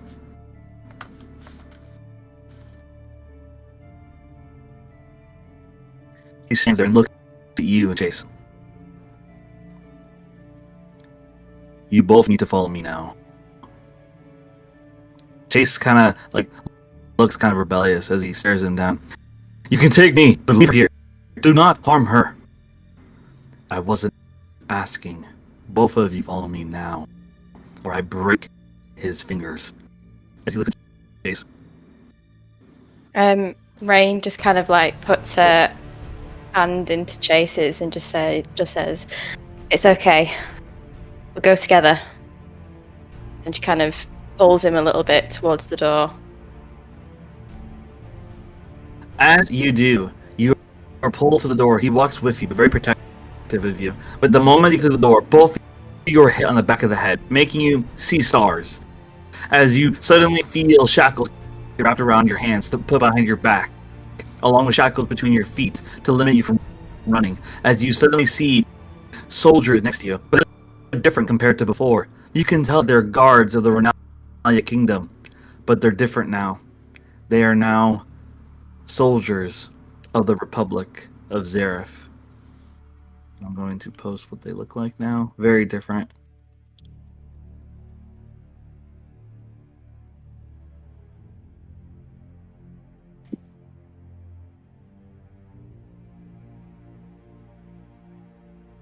Would Rain recognize that they were previously?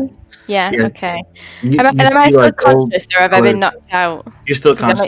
Okay. I think Rain would just kind of like, after everything that's happened, sort of look and just say, "You're all damn traitors. Fuck you," and just be like really angry with all of them. She just kind of accepts her fate.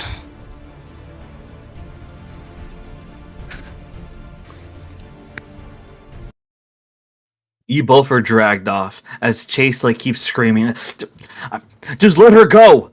You're fucking cowards! You know that? All of you! I am Chase Monroe, Prince to the Kingdom! I am supposed to be your king right now, so unhand me and allow her to go! This is not right and you know it! Let me go right now!" They ignore him, not responding to a word he says. And as they ignore him, Chase looks at Penance. "Do you really think that I'm some kind of idiot? I recognize your voice, Clark. I know it's you behind that mask. You need to let us go. Just because Rain doesn't love you the way you love her doesn't change the fact that she's the woman you know. The one who's always been kind to you. The one who's always been there for you. She doesn't deserve this. Maybe I do. Maybe you can kill me if you want, but let her go. Let her go. Damn it." And as his Penance suddenly walks up and backhands Chase across the face hard, as you hear it sounds like his neck snap for a second, but it doesn't. I think Rain would go, "Don't fucking touch him." Penance looks at Rain. "You chose such a weak man, and now you'll suffer for it. Drag them and follow me. We're taking them to the lab." As Penance begins walking forward, while Chase and Rain are dragged across the floor. Rain and Chase enter a room with weird technology. They are both chained to what appears to be some kind of metallic tubes. They're chained against it by their wrists and their ankles. They see Zareth, a young boy, along with Zyra, standing there. Zareth looks nervous. He looks like he doesn't want to be there. He keeps fidgeting with his hands and looking around. Zyra stands there with a smirk as you see a tray of torture tools in front of him as he looks at Chase and Rain. "Well, hello! Welcome to the party. I'm so glad you two could make it." I think Rain would just kind of say, "I think I'd be a bit more comfortable if I wasn't in these shackles." But where's the fun in that? The best kind of fun includes forms of pain and pleasure, wouldn't you agree? As he would smirk at you and Chase, Penance would just stand to the side watching. "Why don't you tell us what you want and get it over with?" "I want your boyfriend over there to give me his blood, willingly, to consent to the ritual. Do that, and I'll let you both go free. You have my word." "And what do you want his blood for?" "Well, isn't it obvious? My father is a bit younger than me. I want to correct that. I need his blood to be able to make my father into the man he was, not this weak, pathetic boy behind me. Seraph looks down. Why do we have to do all this? I already told you I'm not this Seraph you're talking about. I'm not meant to conquer anybody. I don't want to kill anybody. I just want to be safe. I thought I was safe with you. But you're a monster.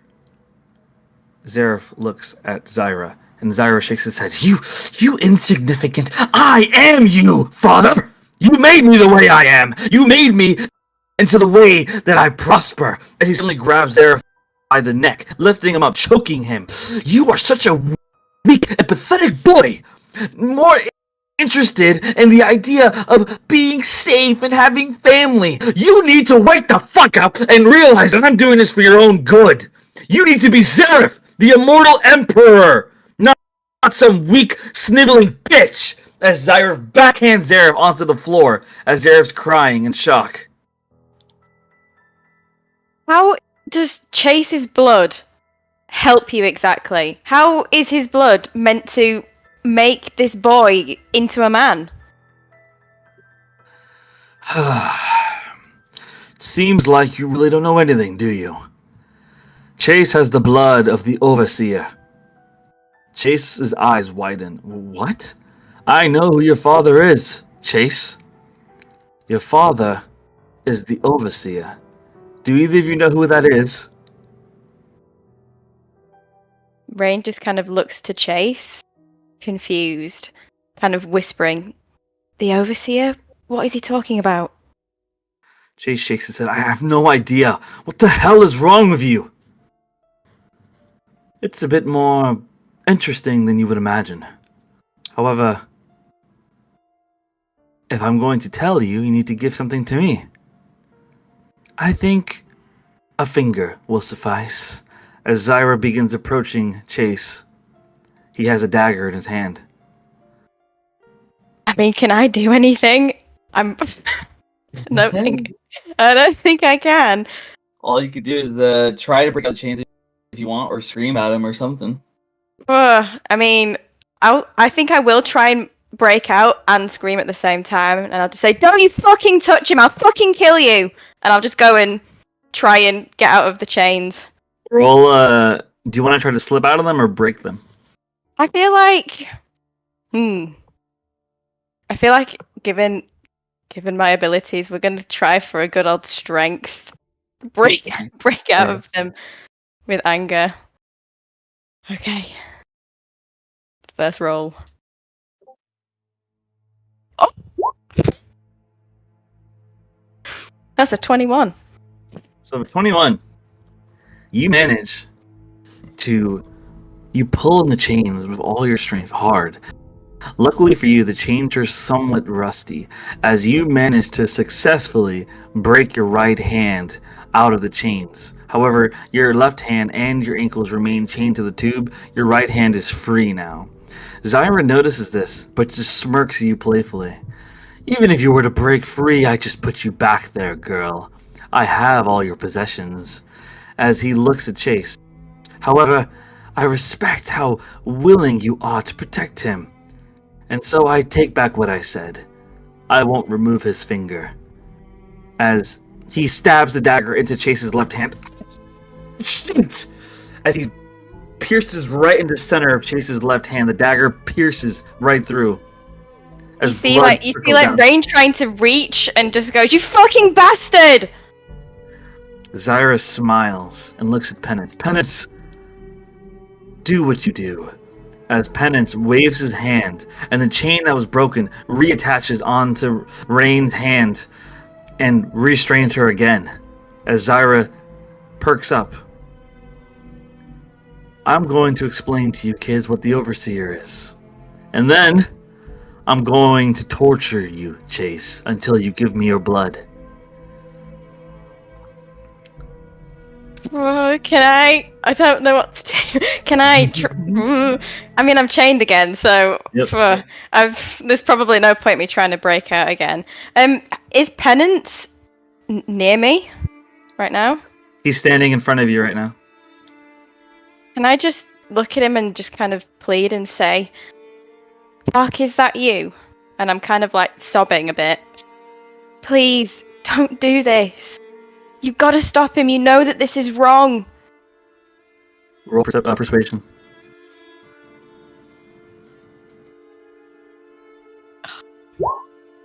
Oh, damn.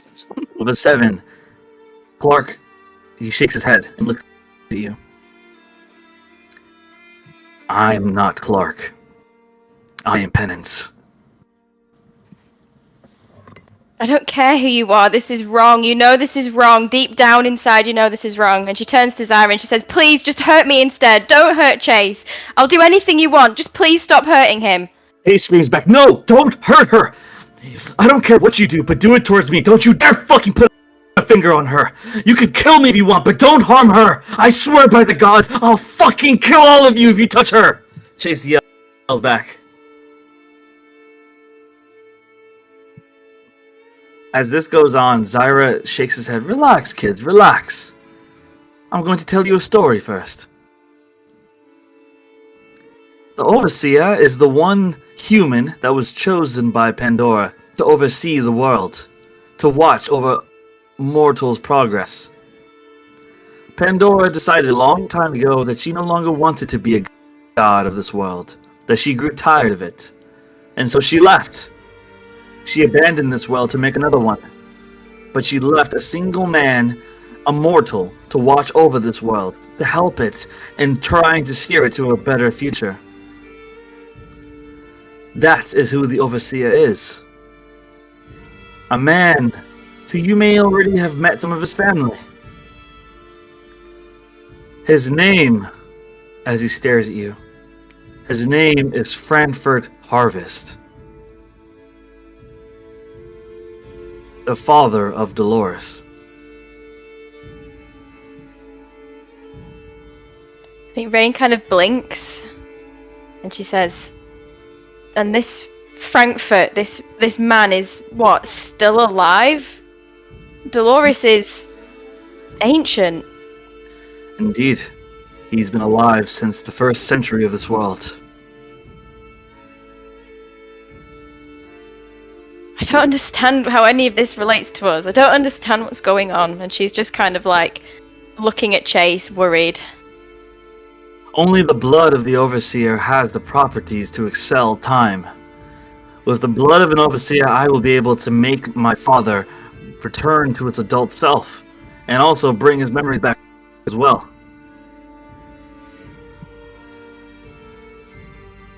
You said that if Chase willingly gave you his blood, that you would let us go. That's right. You have my word. And she kind of looks at Chase and she's thinking, you know, what if he just doesn't stop with the blood? What if he just kills them both? And she's not sure what to do. She doesn't really want to give him what he wants, but she also doesn't want Chase to die. She just looks back at Zyra and she just says, how much blood exactly? I only need a drop of it, but he needs to be willing to give it. And she looks at Chase and she just says, I don't want you to die again.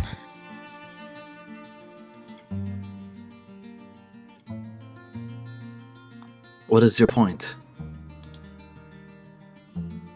My point is that I think we should do it. We can't. They're gonna kill us. I don't want you to die. I can't watch you die again. He looks at you and he shakes his head. I can't do it, Rain. I may not have been blood related to King Royt, but he was my dad. He was my real dad, not some overseer. He was the one that I considered my father. I betrayed him enough as it is. I'm not going to betray his memory by allowing these freaks to take over his home, to take over his kingdom. I can't do it. I just can't. Well, what good will you be if you're dead? Wouldn't it be better to concede now and stay alive? If we die for nothing. Everything falls apart. They're not gonna let us go. He has tears in his eyes as he looks at you. And he nods. I'll do it. I'll give my blood. As long as you let Rain go, I'll give it. As Zyra smiles. Well, look at that. I didn't even have to torture either of you. I think that deserves a reward. I'm going to let you two go. And to make it even sweeter, I'll give you an escort to make sure you get wherever you want to go safely. How would you like to meet someone that you know, Rain? Although you probably don't remember. As he snaps his fingers, and a woman enters the room. A woman that looks exactly like Rain. Meet Armelia Jones. Your birth mother, Rain. I'm going to post in keynotes what she looks like.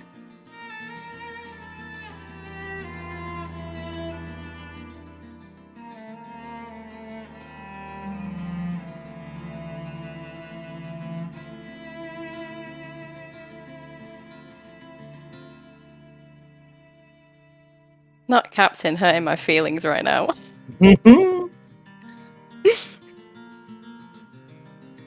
Hello there, honey. As your mom walks up and stands next to Zyra, she wraps her arm around his hip, and they get real close to each other. As she smiles at Rain. Why, hello there, Rain. You've grown into quite a woman, haven't you? Zyra chuckles and smiles at Rain. In case you weren't aware already of your origin, your mother is Armelia Jones. And don't worry, I'm not your father. But do you want to know who your father is, Rain? As he smirks at you, Chase shakes his head. No, let her go! Let her go! And for perspective, in your flashback, Rain, you discovered that your mother was someone that ran away. But before you could find out the truth, Dio was arrested by the king, and he was killed later by an assassination. So you don't know who your parents are exactly. Okay. So she looks at this strange woman, kind of like a reflection of herself, but she doesn't really see this person as her mother, and she kind of spits at Zyra, like seething. My family was the House of Trust. This woman means nothing to me. I don't care who my father is. You promised to let us go, so let us both go, me and Chase. I don't care about my family. My family, this woman doesn't matter to me. Who I am doesn't matter. All that matters is me and Chase, and you promised to let us go. The woman walks up to you and she places her hand on your cheek. Settle down, my child. You're going to be free. Neither you or your boyfriend will be harmed. I promise. I don't want you hurt. I simply want you to know who you are. You are adopted by the House of Trust. But I am your mother.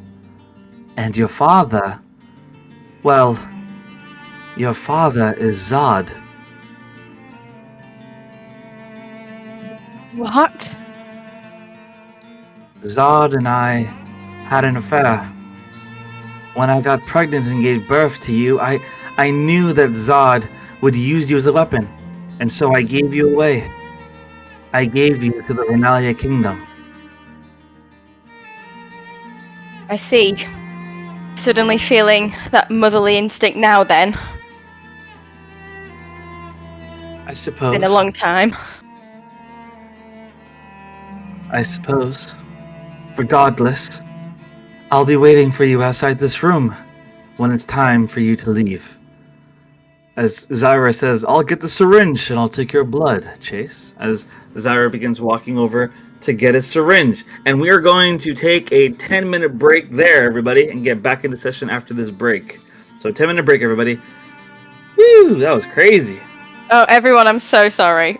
Oh, what? Bruh, Rain making we all should the never have worst tried to choices. save your ass, bro. We should never try to save your ass.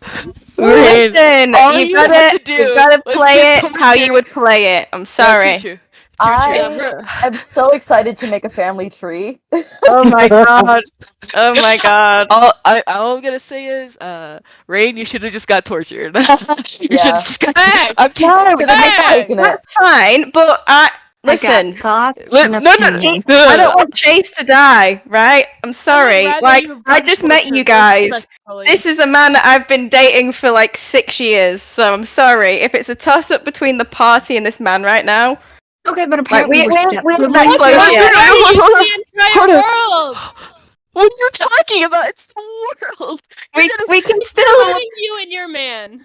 You're gonna let the world burn for one man. I let the world burn. You're telling me that if your love Well, interest wasn't Well, like, dude. I want to save you. I don't care about the world. You wouldn't be like, oh, swoon. That's amazing. I would have been like, I would. Never because they hate me. I would At have least looked at him. my insane ass man is like making sure that the party is safe. If that fair ever enough. happened, Yeah. if that ever happened to me and Markel, and he has to get tortured for his blood, and I have to get tortured, I'm gonna look at him and I'm gonna say, "Don't fuck." I said, "Don't be a pussy. Don't be a pussy. I don't care if I get tortured. Don't be a pussy." I would. Oh, I'm the same way. I would let them torture me so much because, like, That's for the Enough. sake of the Listen, world. it's different strokes for different folks. But I can't believe I'm related to Chase. I know. And imagine being related to Chase. Couldn't be me, bro. I'm so confused by Aw. this tree. Rain is gonna Yeah. be my sister-in-law. Oh my god. Rain is my Rain. stepsister, apparently, but now What I the fuck? did you not hear how her I know. I'm mom just like, yapped this is so her arm? confused. This whole family tree. This is just the family whole- tree is a circle. Yo, this whole family tree is kind of fucked up. Incest is best. Whoa. Whoa. Wait, who said that? Who said that? Rain said that. I'm putting that in quotes. No. Put it in the No. quotes. It's too late. You already. Seriously, already guys, like, said it. I am sorry. said it. I'm just going with what the character would be like. So yeah, and also I'm going with the assumption that Rain doesn't think anyone will rescue her because of what she did to the kid. So I'm yeah. going on that assumption that And, nobody's like, coming to rescue you me know now. what? You know what? I agree on Rain on this part because she is right. If what's going on Yeah. through her head, she would have thought that too. If it Yeah, was so- Hestia would have been like, "Man, torture me. I don't give a fuck. I'm not letting this world be destroyed. You can torture me all you care about." I'm gonna look at Markel. Torture me. Yeah, I don't know. I think we'll see. I'm Hmm. sure it'll be fine. We'll still save the day. It will work out. It'll 1 be hour I fine. don't know if it's a One- savior complex that Rose has, but she would look at them like Damien or Warren or whoever, and it's just like, if you agree, I'm going to kick your butt. Let you Dude. torture me. So since he has the blood, now we have to go save the kid. Now we have to. I don't like. I Listen, that makes sense to me. If me and Chase are allowed to leave now and we can all Yeah. meet up again, then it makes sense for us to go and save the kid first and then find. Well, I don't know. Do we need to Yeah. find out the No, weakness first? I don't know. Yeah, weaknesses first. Hmm. Just kidnap Zareth and run. I mean, I can try, but I don't know how. Because I I don't. mean, He I just could do backhanded it. this kid. I think the kid is still in the room now, but If I'm fast enough, I could just do a double dash and grab the kid. I just wonder if it's better to Double find dash. the weakness first, so that when we do have. But then, if the By that time, Zareth is anymore gonna. though. Is he by gonna be a that time- kid? Yeah, I don't know. Yeah, by that time he's gonna be an adult. Then we gotta save the kid first. What we need to do, right? I've got a plan. We need to age up Dolores and then adult Zareth and adult Dolores, we need to unite them together, and we need to make them fall in love so that the events didn't happen before. I can We give have- Dolores my blood. And we have. Yeah, I you should don't- give Dolores your blood, I don't. and then Yeah. she's an adult. I don't think we should give each other their bloods because if Zareth No, does no, no, no. remember, Abigail No. gives Dolores her blood. She makes wait, yeah, Dolores that an doesn't adult. They get their but memories who's together, this? and Dolores Yeah, would they. preserve because she'd already be in love. No, Dolores would have hated Zareth because remember. I'm saying she would get her memories and wouldn't like Sarah. She would like the other guy. Wait, but should does, Yeah, Robert. but she might kill Zareth. and then that would be great. Whatever No, it happened. wouldn't. Listen, if he becomes an adult now and he's the same person that he was, we're just gonna have to kill him. Yeah. No, There's no going Anyway, back. we gotta kill him. We gotta kill him. Rain, just I assassinate gotta him don't. right now. I'm not Yeah. killing them. I'm not killing them. Listen, Then we have this to is kill the fun of Hestia. it. I'm glad Baby. that I've given everyone some things to think about. You're welcome. But not killing me. Hestia's on Zareth's side now. Rain, just assassinate him. It's not even on Zareth's side. It's just morality. Like you guys Yeah. aren't taking the morality into the situation. And I understand you guys are gonna say, "Who gives a shit about morality?" It's like that's the one Me. thing like Hestia is like known for. She may not give two shits, but she'll still save a kid. So, Also, She I may- think wait, Hestia. So you would sacrifice yourself and your love interest to save the world, but not a kid? Yeah. Because that's a child. I'd That's a say- baby. well, the thing is that Hestia grew up in with a bunch of children around, and I feel like, especially Yes. my upbringing, that's where the clash kind of happens. It's that childhood morality being put Yeah. into you and stuff. Hestia, although Hestia, progressively, like her mom progressively, made her forget about her true self, or made her when anytime she questioned, Hestia still has the memories. She still has the memories of taking care of her tribe sisters, and still has the memories of playing with them as children. Mhm. Like, Listen, she I still don't think. Listen, I think that's so. I don't think we should compromise on that. I don't think we're not at a point yet, really. I don't think where we need to make that decision about what we're doing. I think the main thing is that everyone's just going with their characters in the way that feels right for them. I think Rose and Hestia, you probably are right that we should keep the kids alive, and that's what we should be doing. But I think, I don't know, things happen, don't they? So if he becomes an adult, right, and he's grown up and he's evil, and we're faced with a decision that we need to make, then everyone will decide when it comes to that point. Exactly. That's It's what all I was good. saying. If history repeats itself, then history repeats itself. I'll be in the wrong. Hestia will gladly say, "Shit, maybe we should have killed the kid." But in that situation, Hestia's going from the moral ground. Why the fuck are we killing children? Why aren't we giving them a chance? If this is a chance for them to redo their lives, why can't we give them that chance again? Yeah, Rose sees them out. It's like she was raised to be kind, do good, try and put some good back into the world. She's not gonna kill an innocent person. Exactly. These kids, they have the memories of them being innocent, of being the most innocent kids. We saw the vision. We all saw the vision. Yeah, If but what people happens, change, don't if- they? Think about all of the people. Yes, They all you're change, right. don't they? People do change, but it's the actions of others who dictate them. If we give these kids a good life, a happy life, you never know. They might turn out to be good. They might actually turn out to be good, not trying to destroy the fucking world. But if we give them to Zyra, if we give them to Zyra, a kid who called his own father a bitch, his kid self a bitch, we And don't know slaps a what kid. happened. Yeah, and slaps a kid. Yeah. That's bad on a kid's psyche.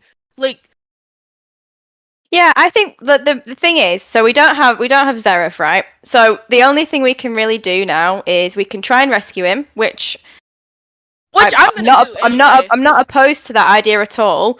The only thing I'm worried about is if we go back in here and we don't know Zara's weaknesses or the weaknesses of whatever, that we might be just going in at a disadvantage is all. I'm not necessarily saying we shouldn't rescue him, but we just need to think about how. You know what? I will admit, if we go back in there, we're all fucked. I like to just say that. We are all fucked. We are undeniably all fucked. But hey, at least we tried something. At least we died trying. That's what Vittori said. That's why he's going with us. He said, at least we died trying. Yeah, at least you're not on your own, are you? You're coming with like a few other people as well. It's not like it's just going to be the party. So and like Hestia herself, Hestia said, when Vittori said that, listen, like, if it was before, but now that we don't know that you guys gave the blood away, but like even still, Hestia's gonna go find the kid. She's not giving two shits what Vittori just said. It went through one ear and out the other. He said if the kid is not with them in the dungeon, Vittori said that if the kid isn't in the dungeon, don't even try to do it. Hestia says, say less. I'm about to do it anyway. Say less. Well, you gotta go with what's right. You gotta go with what feels right for your character, and I totally respect that. And listen, if we have the opportunity and we can, I say we do it, definitely. I think Rain feels guilty now from seeing how this kid's been treated in front of her, but she also didn't want Chase to die. So that's the only thing that has compromised that. We've got Dolores, and she's back in the library, right? Yeah. Maybe even if he gets aged up, we can still convince him to be a good person. We don't necessarily need to capture him just in childhood. Like, ideal, plan A, yeah, he's still a child. Plan B, we just need to convince him that this is wrong and make him a better person somehow. I see it now, bro. I see it now. I'm going to fucking waste a key point to double dash. I have never in my life used double dash before. That is honestly funny. And I'm going to dash, run towards this kid, catch him, and you know, obviously like slide, and like she's gonna hold him and she's like, I got you now, sweetheart. Aww. Yeah. Like, Rose is we will try. Let's see what happens. She wants to make sure that everyone is safe. So she is like, the second she gets it, she's gonna like, you all are safe, bolting for the child. Y'all can't stop me. I'm going. Yeah. Just a heads up. Sometimes when other people talk, we can hear it through your mic. Oh, shit. I'm sorry. No, it's okay. I just wanted to let you know. Yeah, fix it. Okay, go fuck yourself. What do you mean, bruh? There you go. All right, so let's get back into it. It's because I put my mic really close. I gotta. I put it close to my mouth, but like. So to avoid confusion, I want to be clear. The time that that meeting happened with Rain and Zyra is not necessarily the same time as you guys. So like the times are different. So I'll tell you guys when the times match up. But let's get back to the other. So you guys are. Oh my god! I totally forgot to. I'm so sorry. I meant to show you guys the map of where they were. I'm going to show you guys real quick, just for an image in your head. That's what it looked like. Oh shit! Well, Rain, just throw dagger into Zara's neck. So you guys are in the meeting room, and Voltori says, "All right then. So who's coming with me?" I will. Abigail just raises her hand. He's just gonna be like, God dang it! I muted myself. Hestia raises her hand and she's like, "Yeah, I'm most definitely coming with you guys." Valerie. Valerie's just gonna be like staring daggers at him and be like, "I'm going, but did you really tell them to put a muzzle on me?" Hold on. Let me for a second. Hestia, It's doing it again? Yeah. Okay. So Valerie, continue. Sorry about that. That's okay. Now Valerie's still like glaring at Voltori. She's like, "Did you really tell them to put a muzzle on me?" Voltori shakes his head. For those of you that want to come with us, I'll be outside the front of the library. Pack what you need and make it fast. Do not let that child Dolores come up. She stays here under guard by the blades of Duke. That being said, I'll talk to you outside, Valerie. Follow me. As Voltori walks outside the room. Castor looks down, and he looks at Valerie. I'll stay here with the kid. I'll keep her safe. She's gonna look over at Castor and be like, "You don't want to come?" I just feel like someone should stay and keep an eye on her. Someone that isn't a guy in uniform. I can keep her safe. Be sure she's okay. I'll see you after your mission's over. Rose says gonna, thank you to him, and before getting out of the room and going to Dolores. Rose, hold on. Valerie, what were you saying? Hold on. No, sorry, you're good. No, he was talking to you. What's up? She's just gonna roll her eyes and be like, "Okay, then, if you don't want to help with the actual job that we have, are you really just gonna walk away from me?" He looks away from you and looks back at you. Even now, I see the way that he looks at you. I see the way you look at him. And I'm not mad at you. You and I, we're not necessarily, committed to each other or anything, but every time that I see the way he looks at you, it makes my blood boil. And I don't want to be that guy that causes problems in a team mission by getting mad every time Voltori opens his mouth. I don't want to be in the way. And I don't want to get you killed either. I'm a lot better off protecting the child for now. And when I get my feelings sorted out, I'll be more comfortable being around you and Voltori. I don't know why, but I feel like I know more than I do now. Like my memories aren't what they are. I feel like I'm trying to remember. And I need space to do that. I need to know who I am before I'm with anyone. Valerie's just gonna walk away, not saying anything else, because she's mad. He nods. Rose, you were saying? Go ahead. I was gonna say that Rose looks at him and she says thank you before leaving the room to go say goodbye to Dolores. She just kisses her on the forehead. Damien looks at you. Watch your back, Rose. Because I won't be doing You're not coming? He shakes his head. I'm going with your group. But only because I want to keep an eye on Cleo. I don't trust him. He has to have some other motive. And if he has his way, everyone in this land will be his slave. And I can't let that happen. If you want to help me, great. But if you get in my way, as he gets closer and looks her in the eyes, if you get in my way, you will be out of my way. Do you understand? She just nods her head. Well, alright then. As he walks by her. But thank you for holding my hand. It was nice. As he walks away now. She kind of just smiles to herself a little bit. Cleo walks up next to Abigail. Is there a reason that your beast is doing that? As he points at Radon. Radon is currently, Radon kind of stretches his back a little bit, cracks his neck, and then just walks through a wall. The wall just shatters as he walks through it. Abigail kind of looks and is not even fazed by what's happening. She's just he gets like that sometimes, but trust me, he puts up a good fight, so he'll be of great help. Radon walks through another wall, shatters. You hear a little girl scream. Abigail perks up at the scream and she's like, "Oh fuck, I gotta go deal with that," and then runs after through the broken walls.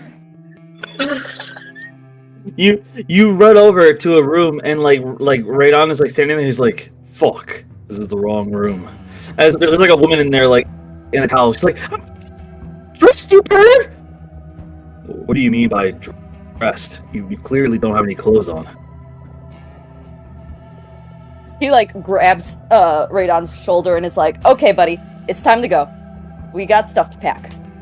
I'm looking for my bag. My bag should be in this room. Your stuff was moved to the room, okay? This was mine. I paid for this one. Paid. Radon, honey, we need to go back to our room, okay? He perks up at you calling him honey as he's like, very well. As he walks through this girl's room's wall as well. Oh! The girl's like... So now there's like 2 broken down walls in her room. So he walks into another room and he grabs like a big bag, like a big backpack, and he just packs it on his back. It's like, I'm ready to go now. I want to see Zyra's skull underneath my boot. Abigail nods and is like, "Are you sure that's yours?" I am sure. Just like how I'm sure that I want you to be mine. He says, like, the first flirtatious thing he said today. Abigail kind of blushes, like, this man is insane. And, like, she says that in her head, and then it's just like, okay, I'll go grab my stuff. Then she puts on her, like, tool belt thingy that has, like, pouches and stuff. Mm-hmm. He, like, kind of nods. With his helmet on, you can't tell, but he's kind of, like, checking you out low-key. It's always the helmet. Yep. Yep. So, Markel walks along Hestia, and he says, I don't really know the others that well, but I feel like we had a moment back there. And I know that we're literally trying to save the world or whatever, but I'd like to stick by your side. I want to help you. And maybe you can help me not die, because like I said, I'm pretty fucking important.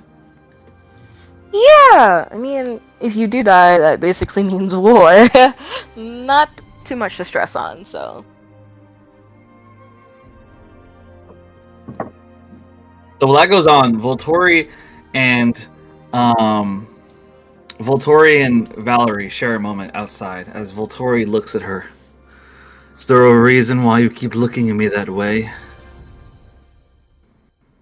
She's gonna roll her eyes and be like, I thought you were dead.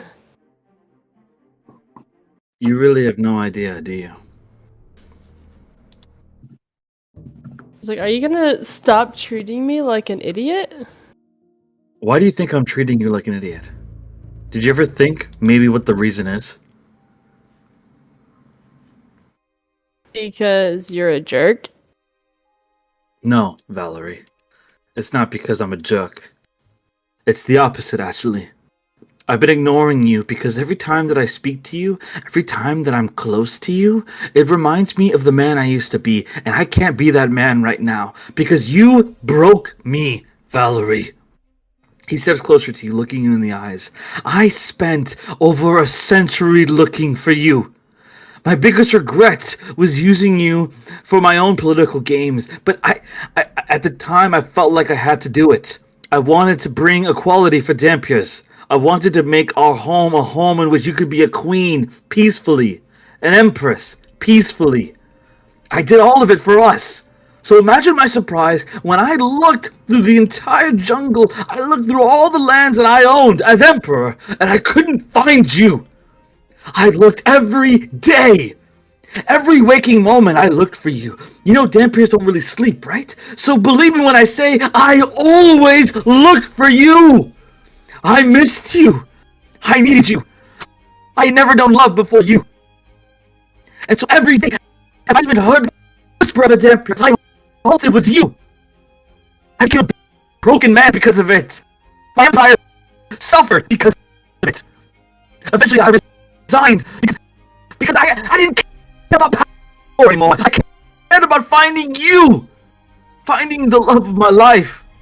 No matter how fucked up or broken it was of how we met, I fell in love with you for your passion, for your charm, for everything about you, Valerie. You taught me how to live.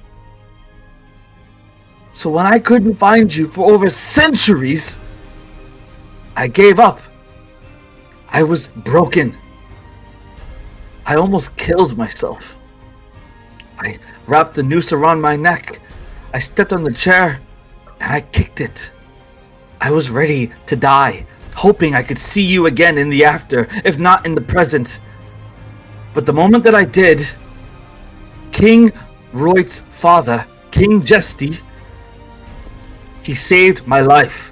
He found me in the woods in a cabin and he saved my life and begged me to help him in earning freedom for his people. He is the only reason I live today. So no, Valerie, I'm going to ignore you. You want to know why I'm going to ignore you? Because I can't be that broken man again. I can't. I just can't. I need to be the man that fights for his best friend. Not the man that dies at the sadness of losing the one who taught him to live. Do you understand now, Valerie? Or do you want any more anger in your tone towards me? As Voltori's eyes are just red. Like, he is just angry, fuming. She's gonna be staring at him, like her own eyes start to water. And she's like, you wanna know where I was? I was in your empire. From a mission that you sent out, or whatever, whoever came after you sent. And she's just gonna like look up, like, she's like, have you heard of what happened in that jungle?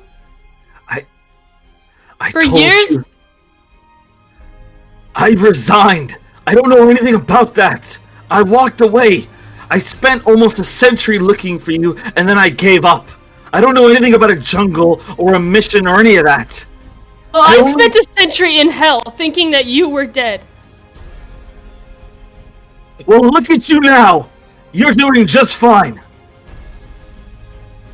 She's just gonna like shake her head and be like, am I? He looks down. I can't afford this, Valerie. You already have a man who, believe me when I say, is a lot more worthy than I. You don't even know his story, do you? You don't even realize that he is like me, but better. He literally is the devil, but he redeemed himself for you, for his love he has for you, even if he doesn't understand it. I admit that I love you, Valerie, but I can't live with you. And I can't afford to be distracted right now. So do yourself a favor, turn around and go back to the blue-haired boy, because I am not an option anymore. I am not Voltori. I am not Emperor Maxim. I am simply the Duke. Now gather your things and prepare for the mission.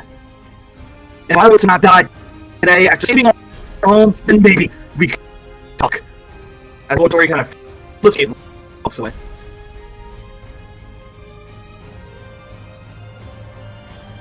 I'm gonna give a yeah, go ahead. She's just gonna stare at him like in silence, trying to like process everything. I'm gonna give a token of inspiration to Valerie and Rain. Both of them have done great emotional performances. Very well done. Both of you get token of inspiration. Valerie, that broke my heart. I'm like proper upset. Your voice was so good then. Oh my gosh. Anyway, bye. I'm not here. We're all just watching from the window sobbing, you know? Yeah, literally. You guys all just walk out to see that happen.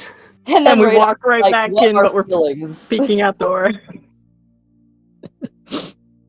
Damn. So yeah, Voltori had some words. Allie's just gonna be standing there silently watching him walk away as she just starts like silently crying, but not trying to let anybody see it. Damn. Alright. So unless anyone else has anything else they'd like to say to people, I'm gonna say you all gather at the front for the mission.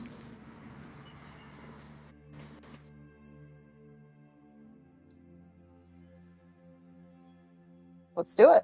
Also, we're still on the map of the lab. Yeah. No, I'm gonna put you guys on the map in a moment. Slay.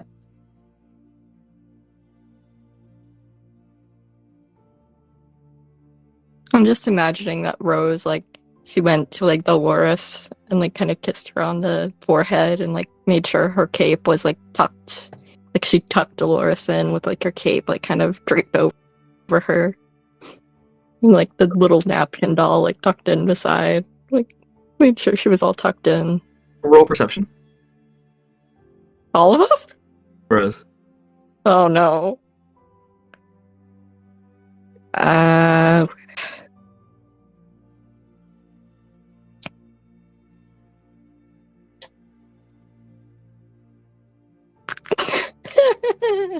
What does a 4 get me? Nothing. Everything's fine.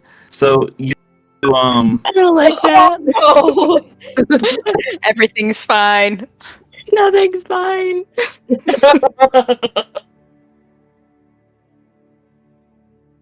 So you guys travel out into the street. It's about 4 in the morning right now. It's middle of the night.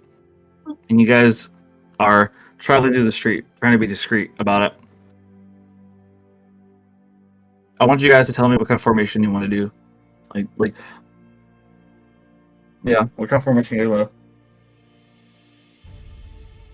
Valerie's gonna be walking by herself in the back, like.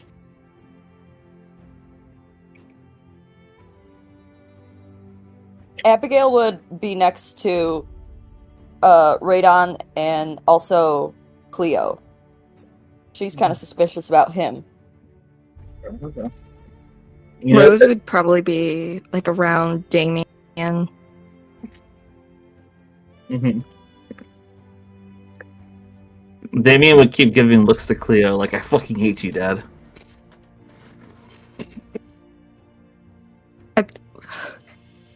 On that, and I feel like Rose would try and separate them, like.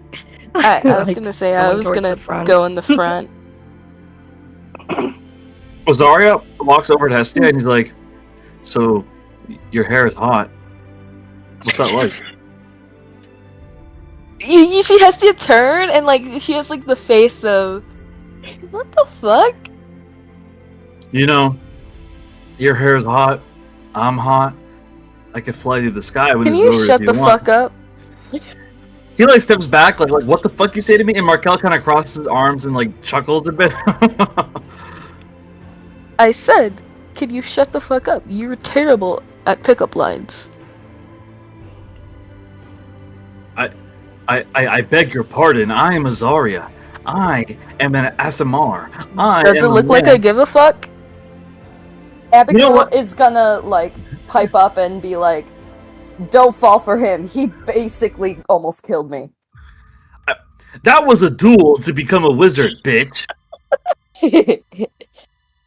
Ah, see, you don't. See. And then I just say, "Get good. I beat you."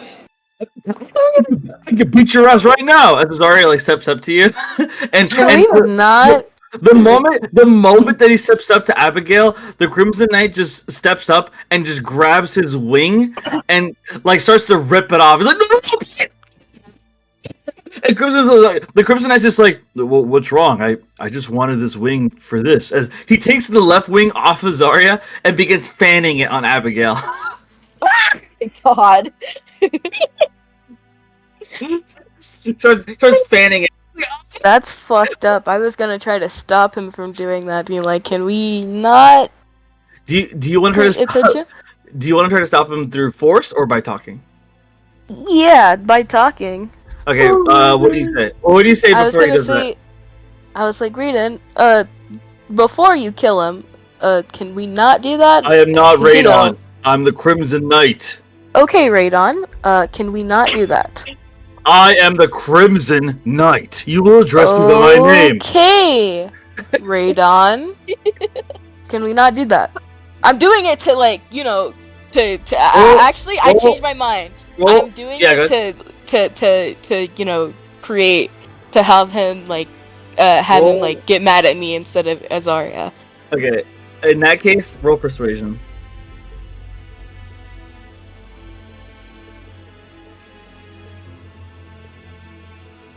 Persuasion. Hold on, let me fucking look at my skills. Oh, that's a nat 1. I mean, I'm willingly trying to get him angry. No, I know. The reason why I say persuasion is to see if like he thinks you're being serious or if you're just joking with him. But since he thinks you're just joking around, he doesn't really take it like insultingly as he rips the fuck out of Azaria's wing and begins fanning it. Azaria's like, you fucking asshole.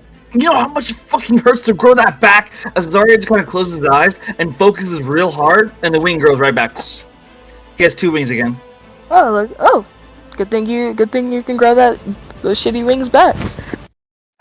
Abigail looks at him and I'm like, damn, okay. Rose was gonna say something, but now she's just like staring in silent horror. So he keeps fanning the wing on Abigail, and he's like, I am the Crimson Knight.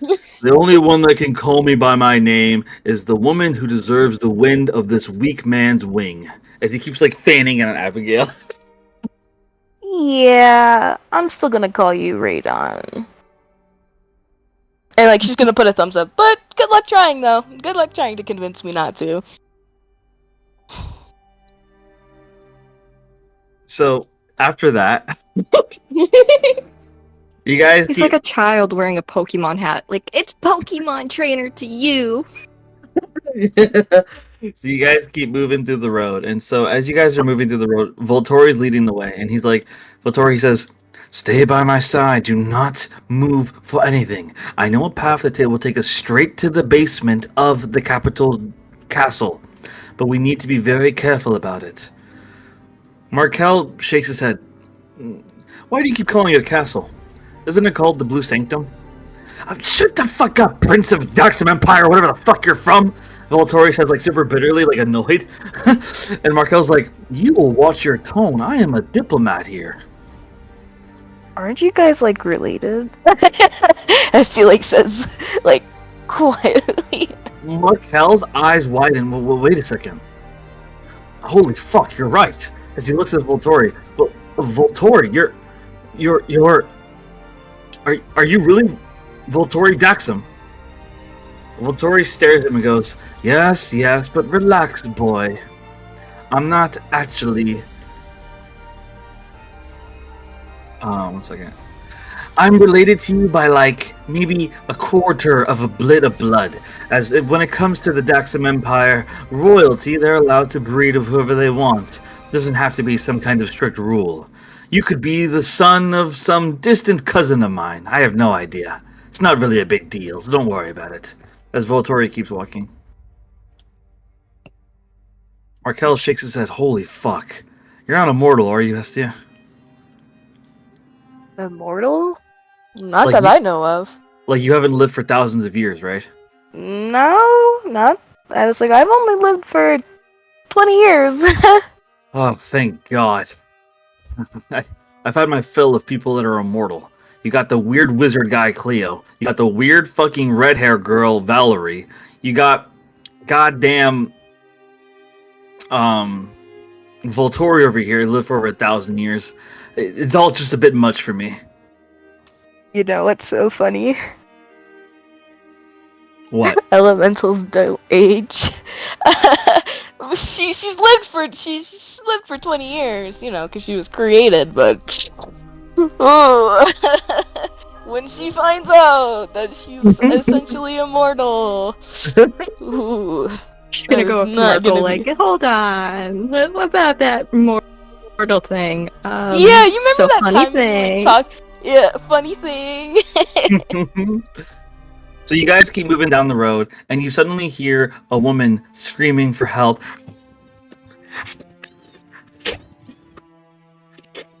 Oh, we can't hear it.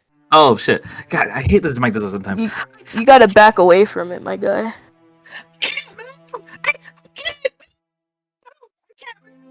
It's still cutting out.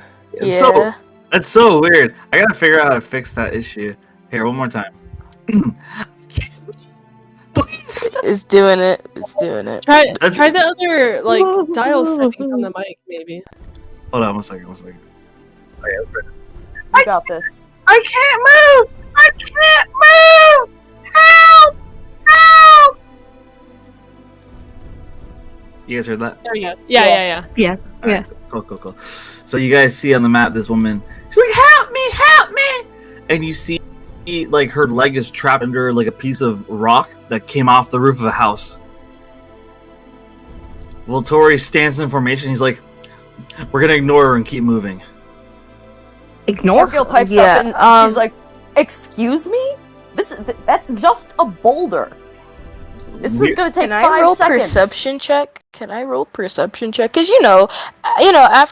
Hestia, her first day coming into the city, she remembers. Can I? Wait, Yeah. what is she familiar to me? Do I roll- recognize her? You don't recognize her. Roll perception. Okay. Can I roll insight on the woman? Yes, go ahead. Abigail, what were you gonna say? I was just saying, this is 13. gonna take literally 5 seconds. Why can't we just help her? Well, Tori shakes his head. Nope, it's a waste of time. She could bleed to death for all I care. We gotta keep moving. 11 insight. 13 perception. So 13 perception. The only thing you notice is that there's no blood where the woman is hit by the rock. So that either means that A, the rock has not caused any kind of cuts that would result in bleeding, or B, she's completely fine and the rock isn't hurting her at all. And when it comes to the insight, she sounds desperate to me. Typical damsel in distress kind of deal. Hestia's gonna go up to look at Abigail and like, yeah, I don't trust that. Abigail's gonna look and be like, "Alright. We're on a mission. If she's here when we're back, we can help her." Yeah, for sure. So Rose is Volturi, looking at them like they're crazy. Damien stands by Rose and he whispers, he says, if you want to be able to save the world, sometimes you have to forget about the little people. Learn to live with it, or you'll get yourself killed.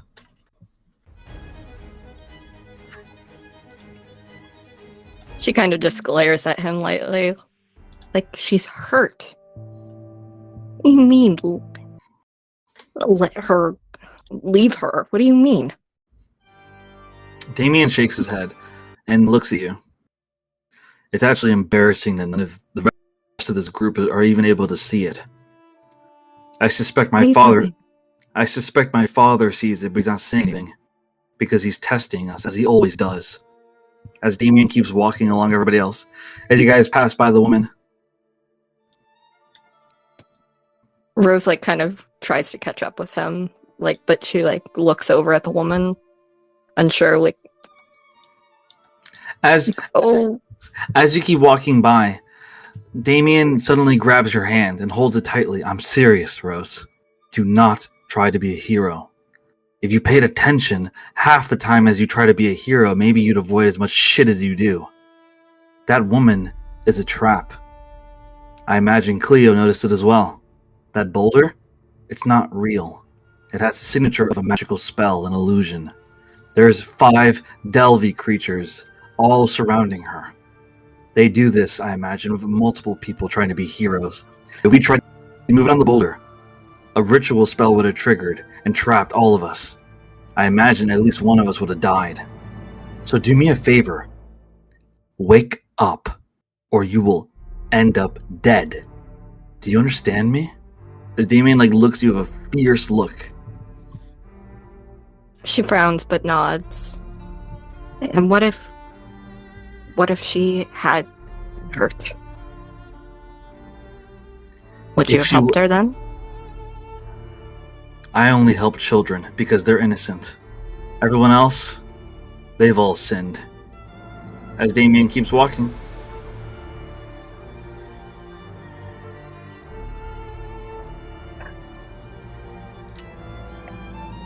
And she's just thinking then why help me? She doesn't say it aloud, but she's just definitely thinking grumbling into herself well, then why help me? And all right. as she some Very well said. Very well said. Went with my gut. I didn't trust that bitch at all. Even with a fucking 13, I was like, I still don't trust that bitch. Nah. As soon as you said there was no blood, I was like, yeah, nah. And then like, what happened? Her first day coming into the fucking kingdom, she's like, I don't trust this shit. Fuck this shit. So yeah, I show you guys on the map now what the creatures look like that were gonna ambush you if you guys had went for the woman. So good job, you guys avoided that. Good job. So you guys keep moving. Thank goodness Damien was there because Rose would have like gone over there. Indeed. You're very lucky. Okay, so you guys get to the entrance to the basement. It's a very small shed that looks very like non-noticeable. Like it's very discreet, not something that you would really care about. It looks like excuse my French, but it looks like a shit shack. But when you guys get inside, there's like this weird artifact. It's like a stone with a mouth in it. And Volturi speaks up. He says, "All you have to do is put your wonder card in the mouth, and you'll be able to enter. Only mage knights and holy knights have the access to enter through this door." Abigail nods and takes out her card, and she's like, "All right, Jinx, get ready for this." And then puts the card in.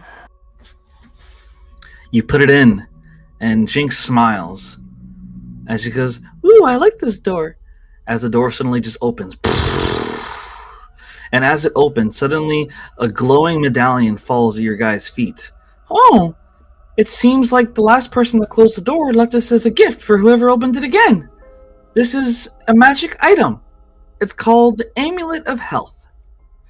I'll post it in keynotes, and you guys can discuss who wants to have this magic item. It's up to you guys. Amulet of Health. Abigail picks it up. I thought you said Because Amulet of she's- Hell. She's right by the wonder card. She's like, "Huh. Alrighty then." And then she just pockets it. I was gonna say Abigail you would probably need it the most since you're a wizard. No offense. Yeah, and I don't have any like health spells or anything, so I legitimately thought you said Amulet of Hell, and I was so concerned, bro.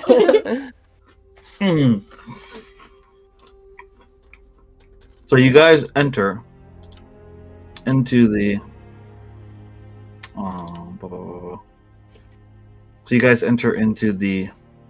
cave. I'm gonna put you guys a new map now. Rain, you okay? I'm sorry it's been so quiet for you. It's all good over here. You have a photo of the creatures? Yes, I'll post it in keynotes. Okay, thank you.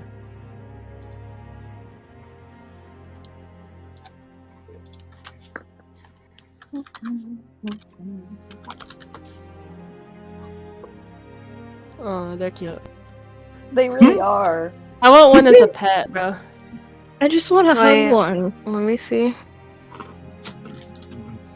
Ew, what the fuck is that shit? Got the whole spectrum of emotions. You got the it looks so adorable. What the fuck is that?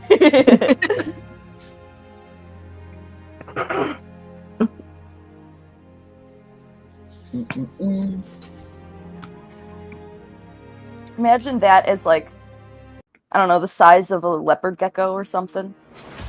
Oh. So while this is going on, back to Rain. Rain, you there? I am.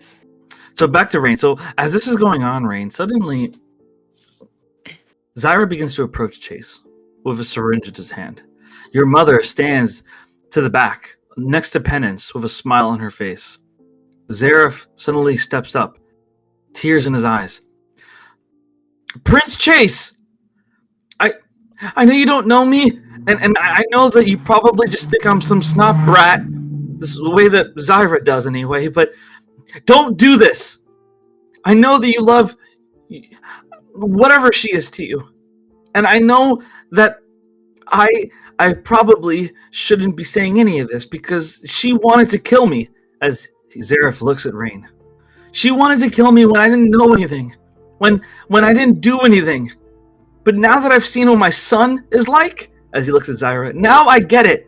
I get why she wanted to kill me, because apparently I become some kind of monster, and I don't want to become that.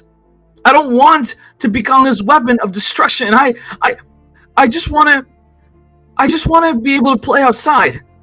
I want to be able to hold the hand of Dolores. As he looks at Chase. I don't know why that name popped in my head, but I remember a girl named Dolores, and I just want to hold her hand. I don't want any of this. And if you give him your blood, then all of that will go away. I'll go back to being whatever he wants me to be, and I don't want that. So please, don't give your blood, Mr. Chase. Please. Please. Cyrus snarls, You ungrateful fucking brat! As he walks over and grabs Zareth by his collar, lifting him up. Was one beating not enough? I have to give you another one, huh? As Chase shakes his head. If you put one hand on him, I won't give you the blood. Zyra, I will die happily. I will listen to Rain scream of pain. I will allow you to cut out every fucking finger in my hands. But if you hurt that child, I swear by the gods you'll get nothing. Don't you dare harm him, Chase says with fierceness in his voice. Zyra snarls, fine, just give me your blood, as Zyra approaches Chase. And Chase shakes his head. I didn't say I'd give you the blood either way. I'm not giving you a damn thing, and you're gonna have to really think things through if you want to get it. Because I changed my mind. Before I was selfish, before I wanted to do what my fiancé wanted, but right now, I'm doing what I want. And I want you to fucking shake in fear as you realize you don't get what you want, Zyra. You don't get a damn thing. I am not Prince Chase anymore. I am King Monroe. And you will remember my name, whether in life or death, as I reject you what you desire. Until I fucking die. Zyra is so angry that he punches the floor and it cracks in pieces. Everyone is always in my fucking way. Everyone's in my fucking way. Rain's mother tries to calm him down. My love, my dear, calm down. Don't tell me what to do! As Zyra punches Rain's mom across the face, giving her a black eye. You're really more than a fucking warm body for my bed, woman. Don't confuse yourself for your importance. As Zyra is pissed. Am I free right now? I don't know whether we're still chained up or not. You're still chained up. Okay. I think Rain's just gonna look at Chase, kind of shocked, but with a realization creeping in that he is deadly serious. And she kind of just nods at him and kind of realizes that this is it, and this is probably when they're gonna die. Yeah. Yeah. Well, what do you think of Chase's speech? Oh no! I know it's right. I know it's the right thing to do.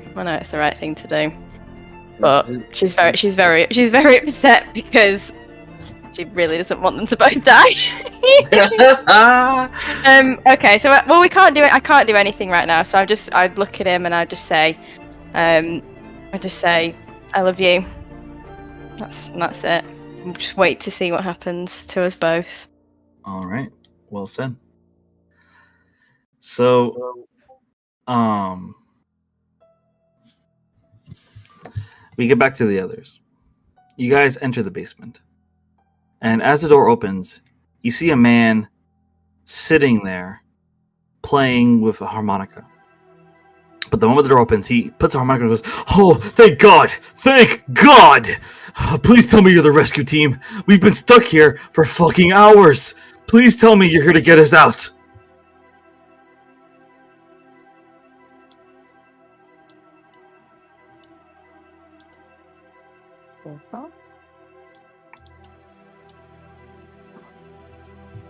Are we still with Rain?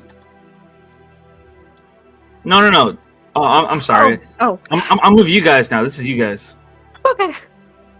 I was wondering what I forgot. I'm gonna put in keynotes what the man looks like that was playing with the harmonica. He's like, "Oh, thank God! Are you guys the rescue team?"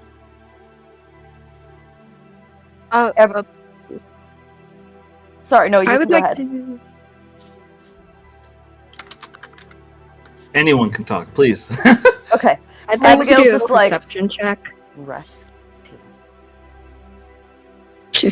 Rose is kind of uneasy about what happened before and the last person being a trick, so she kind of looks towards Damien before kind of looking at the guy. And I'd like to do like a perception check. I was gonna say Okay, roll- insight hold on. check. Pause real quick. Roll your perception. Roll your insight. Abigail, what did you want to say? Just wanted to say, like, rescue team. Why are you guys here? Well, my name is Donzo, and I'm the architect here. I'm the one in charge of making sure all the books are kept properly. I also am observant for the House of Love. I was locked down here by those fucking soldier guys or whatever, and I've been stuck here for hours. I've been trying to get out of here. They told us that they'd kill us if we tried anything. Please tell me here to get us out. Abigail looks down and is like, well, we're on a mission. I'd have to consult with the others. But you just sit tight, okay? Volturi whispers to Abigail, "Don't worry, love. I'll kill him quickly and mercifully." What? Abigail, like, turns her head and she's like, can you back away? I rolled a 16 for insight, and Rose got a 13. Volturi smirks and says, "I'm only joking. Relax." Uh-huh. Then she turns back around.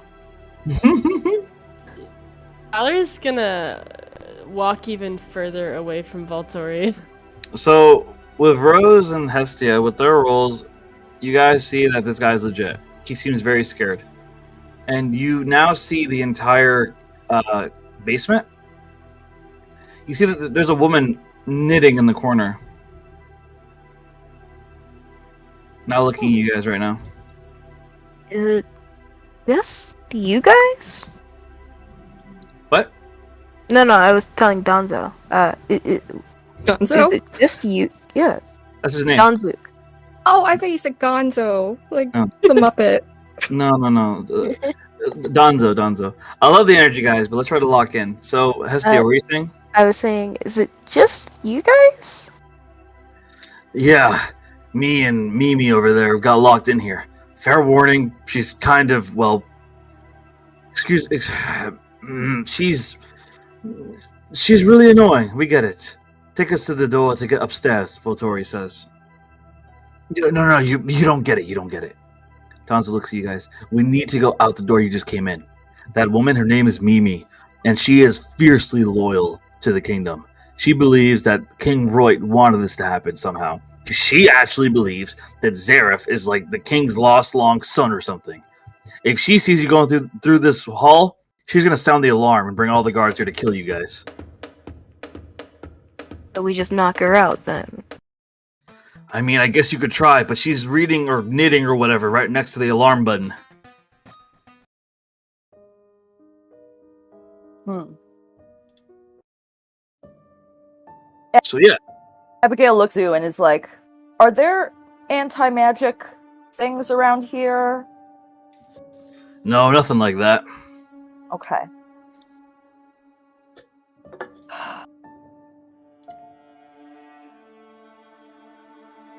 So I'm just wondering if I can make her, like, violently ill. Why don't we just say that we're with Zareth?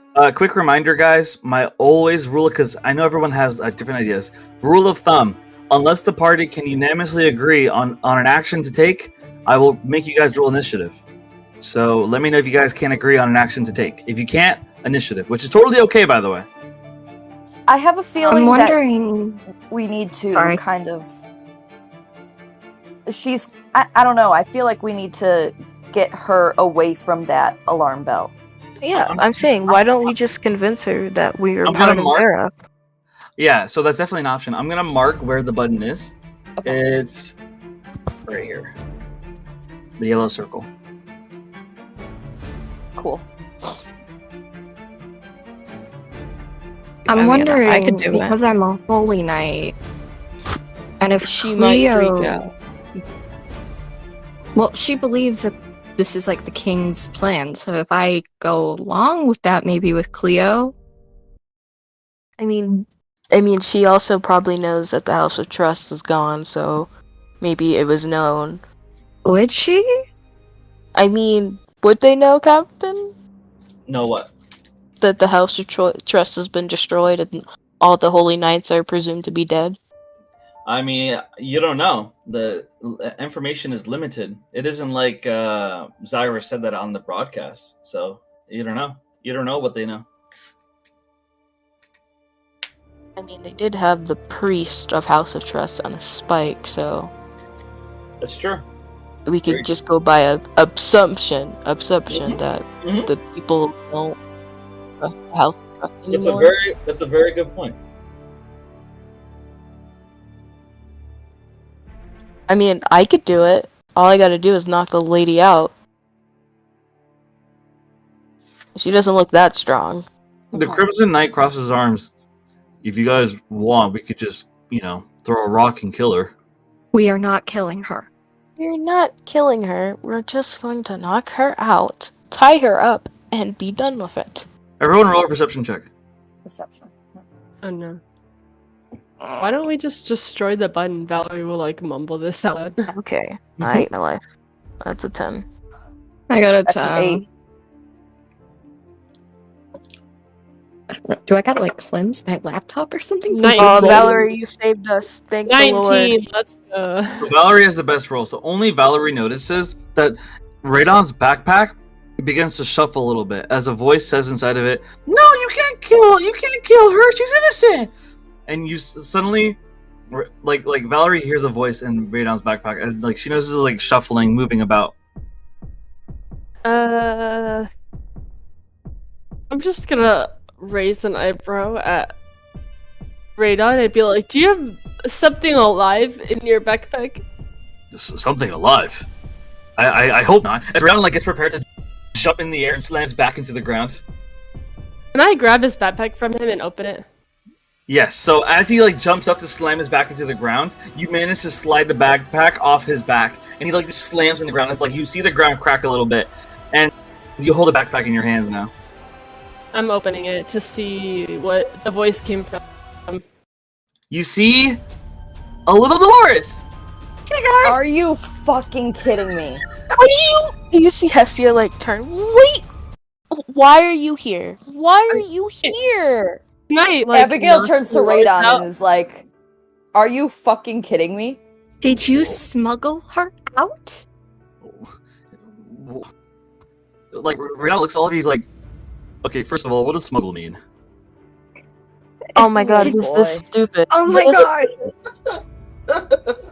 I was like, oh my god, Abigail is dating a An dumbass. imbecile.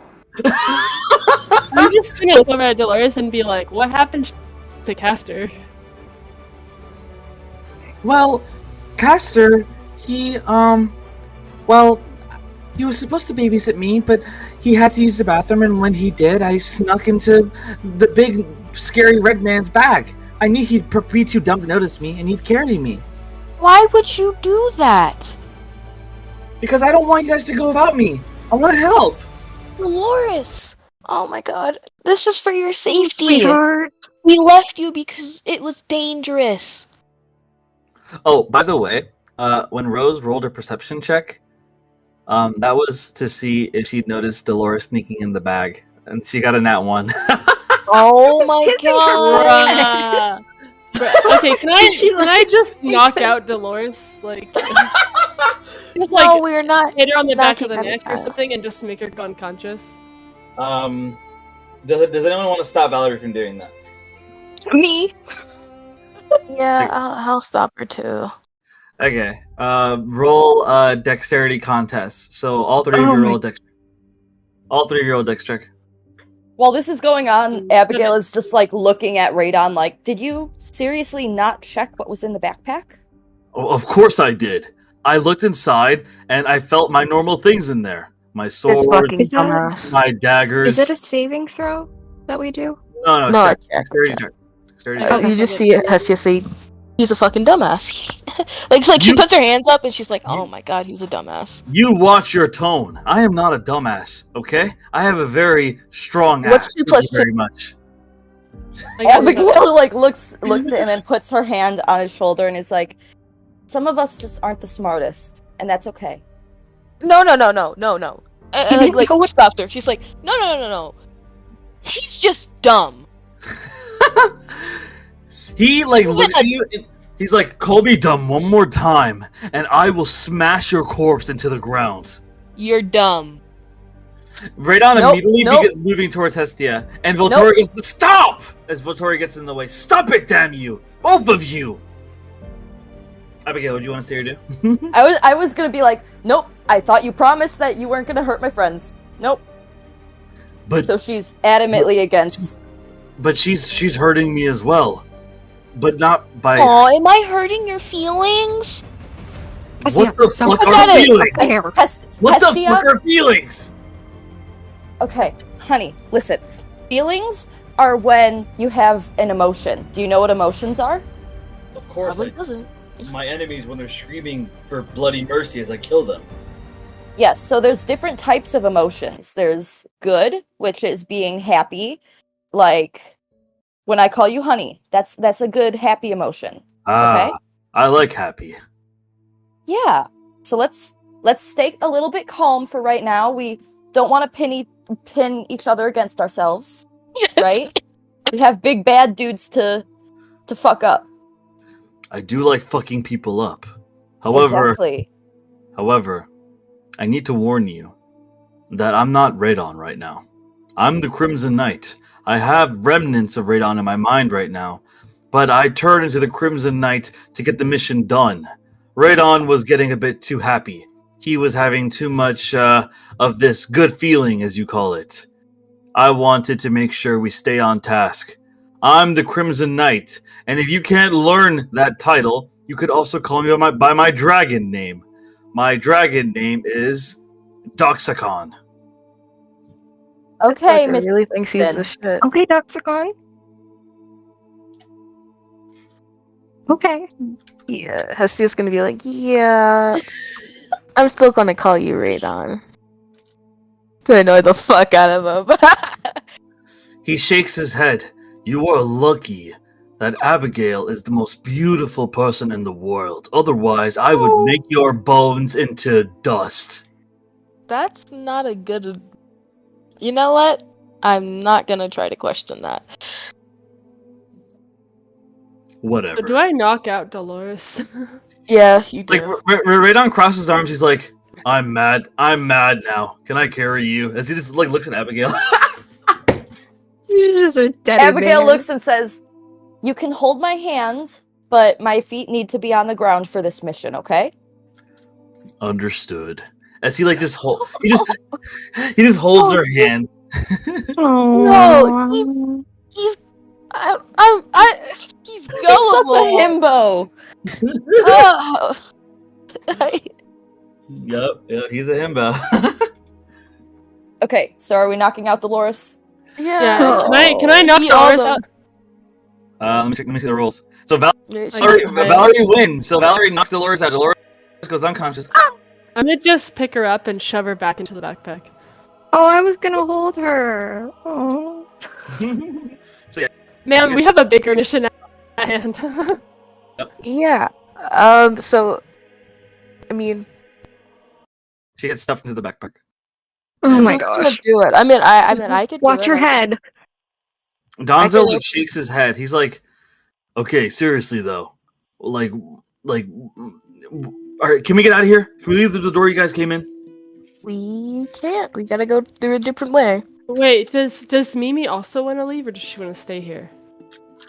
The crazy bat wants to stay. She thinks they're gonna pardon us, and she'll be able to be the king's personal assistant. The fucking lady's crazy. Okay. Well, you just I have an tell idea. her I have Tell an her idea. that the king sent you a message and that you guys need to leave out of this store to go speak to him. She hates me. She thinks I'm a prostitute. I could go Are do you? that. You guys are from the House of Love, so. So Valley's just gonna be like, well, are you a prostitute? No! I danced for a party once, okay? Okay, so One of us needs to go to her and say the king has sent us with a message saying you have been pardoned for your such gracious actions. You're so noble that you've been pardoned, and that he'd would like be- to see you himself. See, that would be easy. The Rain isn't here I to could go. convince her. I mean, yeah, you could. You'd be a mage knight. You'd have to convince her, though. But would she recognize the other Could- woman? could- in actually, hold on, video hold on. as I have Abigail? -1 charisma, so I have a my persuasion. I could persuade her. My I have 17 persuasions. charisma. I have 17 charisma. What's your persuasion though? I mean, that's the Persuasion. thing though. It would have been easy for you, Rose, because like we'd been like, okay, we'll just send Rose. But like now that now that we probably know that everyone's seen the broadcast, and he's most likely seen the thing, we can't really put you out there. Valerie's just gonna be like, a I'll just risk. go talk to her. I mean, I No, could do no. it too. It's not I mean, I could- Valerie. Yeah, let's not. No offense, Val. It's not. Valerie's just gonna I roll could her do eyes and it. be like, got it. So no one ever is gonna trust me in this group, and she's saying that out loud to everybody.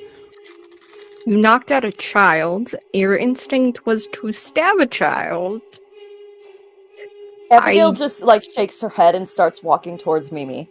Oh, I was gonna do it. It's all good. Listen, I said it once and I'll say it again. If anyone here could not agree on the course of action, then we roll initiative. Hestia, are you okay with Abigail doing this, or do you want to roll initiative? I mean, You could do a roll off, like just between you and her, just to. That's I fine. mean, because like, yeah, I was. Alright, both of you roll initiative. Okay. Everyone roll. You and Hestia roll initiative.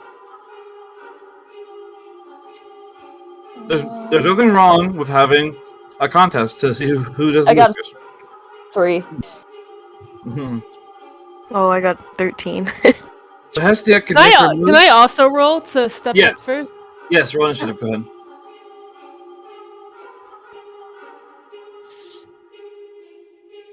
And All right, Hestia wins the initiative check, so she can make the move she wants to make. Go ahead, Hestia. Okay, And also, yeah, so- also, if anyone wants to try to stop her from doing what she's doing, they can do that as well if they choose to.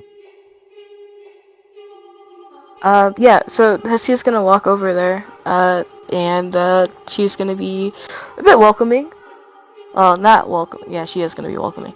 She's gonna say, The moment you walk up, she shakes her head and goes, "Oh God, a fucking prostitute!" Hestia's gonna close her fist and says, "Actually, I'm not a prostitute. I'm a dancer. I actually worked for the king." She shakes her head. Spare me your bullshit, child. I am waiting for the king. He will know what to do with people like you. That's why he sent me here. She suddenly I wanted to personally meet you.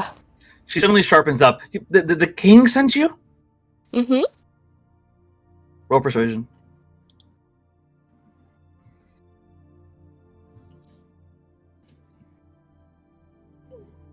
That's a nat 20.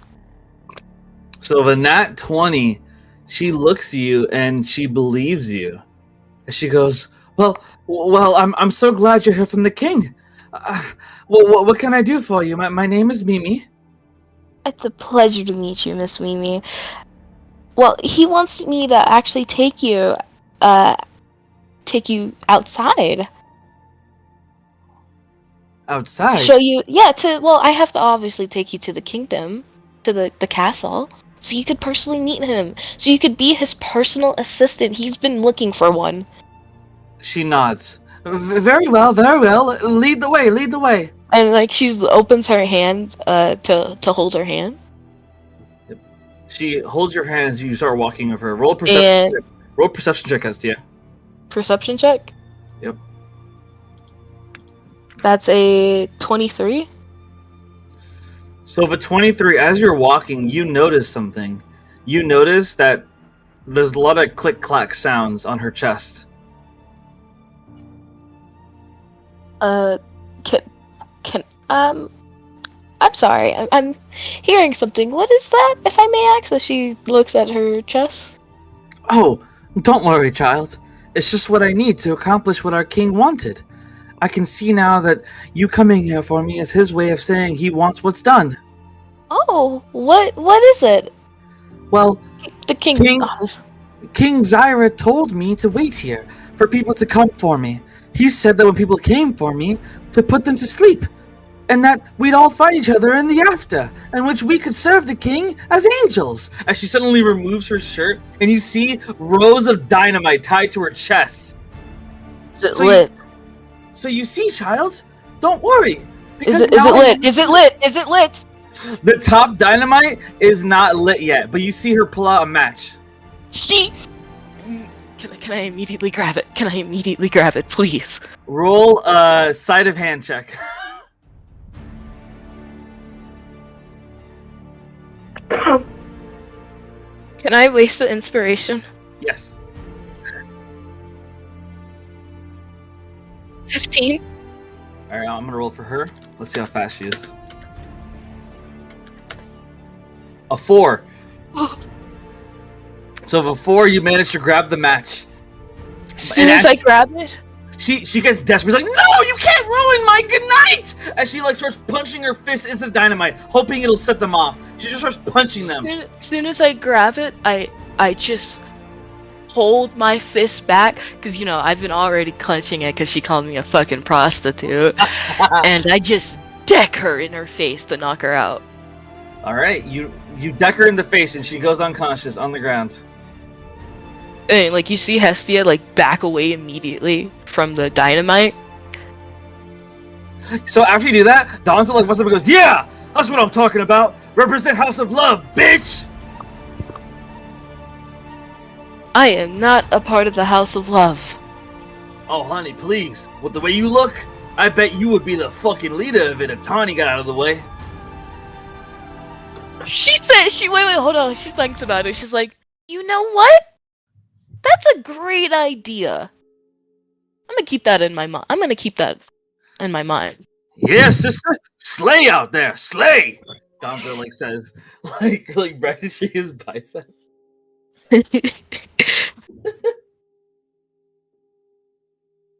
But yeah, I'm gonna look at everyone, and it's can somebody help me? Well, I can't touch the dynamite. I'm kinda scared I might light it. We could tie her up, please? Quickly! Abigail, pulls out some rope and she's like, I got it. And then, runs over and starts tying her hands and legs. Damn. What do we do with her now? Keep her away from the button? Keep her away from the button, and... Honestly, I don't care. I'm getting the fuck out of here. Good luck, slay out there. Donzo out. As Donzo can you take her? Can you take her with? Oh, fuck that! Fuck that bitch! I want to live. As Donzo just starts running towards the door. Is this a cage that's right here? Yes. Can we put her in the cage? Oh my gosh! So you put poor Grandma Mimi in the cage. Man, fuck Grandma Mimi. She almost just killed us all. I probably would have lived because of the fire thing, but probably not the bludgeoning.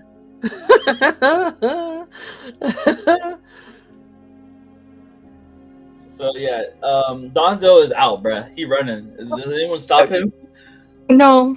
Oh, should we tell him about the lady? He'll be fine. He's like, nah, I'm out. See ya! As Donzo's like, just God. Well, Tori just shakes his head. We need to keep moving. We need to hurry now. I agree. Agreed. You just see Hestia like she shakes a bit. She's like, "Oh my god, I almost just lost my life because of this woman, this crazy bitch." Oh, we have dynamite Can I go now. and Oh, we check do to have see if Mimi dynamite! has anything else on her? You do have dynamite now. You have 12 sticks of dynamite. And what, Valerie? Can I see if Mimi has anything else on her? Like, cause she said Zyra spoke to her, so I'm trying to see if she has like a note or like some sort of communication device. There's a note on her. What does Do it you say? read the note? Yeah. So you read the note. The note says, Dear Grandma Mimi, this is your grandchild writing to you. I hope that you're doing all right. I know I promised I'd visit the capital soon, but I've been so preoccupied getting prepared for the wedding. And, well, I just want you to know that I love you so much, Grandma Mimi. I'll be visiting soon, I promise. And yes, I want you at the wedding. I always wanted you at the wedding. You always seem to assume things when they're not true. And, also, don't worry. The wedding will be kept outside. I know that you have a deathly fear of being in some kind of cage or some kind of box. Claustrophobia is really bad for you, I know. Like, you actually might have a heart attack from it. So don't worry. There won't be any kind of imprisonment or caging or anything like that. It'll be out in the open. The wedding will be in Valerie? the forest. Valerie's keeping that note to her fucking self. but she's gonna like. So what did the she's note gonna, say? Like, Nah. She's gonna make sure Please- nobody even please- saw her grab that note. Please keep that cage. Roll stealth check. Please keep that cage closed. I don't even care if she fails it. Since I'm technically the only one who could probably see her do it, I'm willingly going to. Yeah. Okay, thank God. Yeah, nobody notices. Nobody Oh, it notices. was in the note now. No, there's no. Nah, Oh, no one yeah, even saw her grab that shit. Does she have anything else on her, like gold or anything? Bro, close that cage up and let that old bitch suffer. Just a note and append it with like a picture of her granddaughter and her. Yeah, I'm taking that too. Don't take it! Oh, don't do that! Okay, But no one that. sees this. I don't want anyone to see this shit. That's fucked up. That's fucked up even for me. Oh my gosh! Valerie, that's fucked. Valerie is like thinking to herself, like, fine, I'll be the villain they all want me to be. Cleo walks next Gotta to hide that note. Cleo walks next to Abigail and he whispers to her, he's like, Very well done, Abigail. The beast is listening to you. I'm very impressed. If the dragons are loyal to you, then maybe we could finally kill your father. Abigail kind of smiles at that, at the just everything that he said, and she's like, "Well, I'm trying my best, and I don't think I ever do want to meet my father." So, He smiles at that and keeps walking. And Can I? yes, go Oh, ahead. sorry. No, I was go gonna say, can I go and like mess with the button to make it to where it can't go off, like break it or something? I To would. where even if she wakes up and gets out, she can't click it. Roll intelligence. Intelligence. Valerie, I just want you to know. Think about I how feel worth that's it not this a good is. idea, but 13. With a 13, I'm gonna roll the intelligence of the button. Bruh. What the fuck? Why does the button have Uh-oh. intelligence? That's got to be like a -4. 8. So you're lucky. Oh my god. If you, I'm gonna say right now, if the button had rolled higher than you, then you would have sounded the alarm. Luckily for you, you disabled it. That's okay. It's disabled now. cool.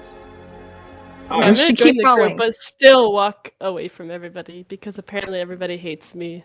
I don't hate you, I just don't trust you around the kid. It's, Wow. For me, when you wanted to go also talk to the lady, I just didn't trust you because, no offense, you are a Dampier. They do not like Dampiers in this country. This kingdom. Not country, kingdom. Listen, Val, I love Wild. you, but your Wow, instincts but they're are led kill the by a child. demon, and that's okay. Your instincts are kill the child and knock everybody out. I don't. Well, I mean, Valerie hasn't. We said all the have our truth out flaws. loud. we love We you. all have our flaws. We love you, Valerie. We know this, and we love you. We just have to open our eyes up and say, they're probably not gonna like a dampier. That was my reasoning on why. Facts. Alright, I feel like Abigail would look to everybody and be like, are we ready to start heading out? Yeah, let's go. Okay. What are we gonna use this dynamite for?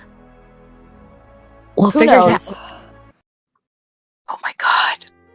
I just had the most craziest idea, like, out of character.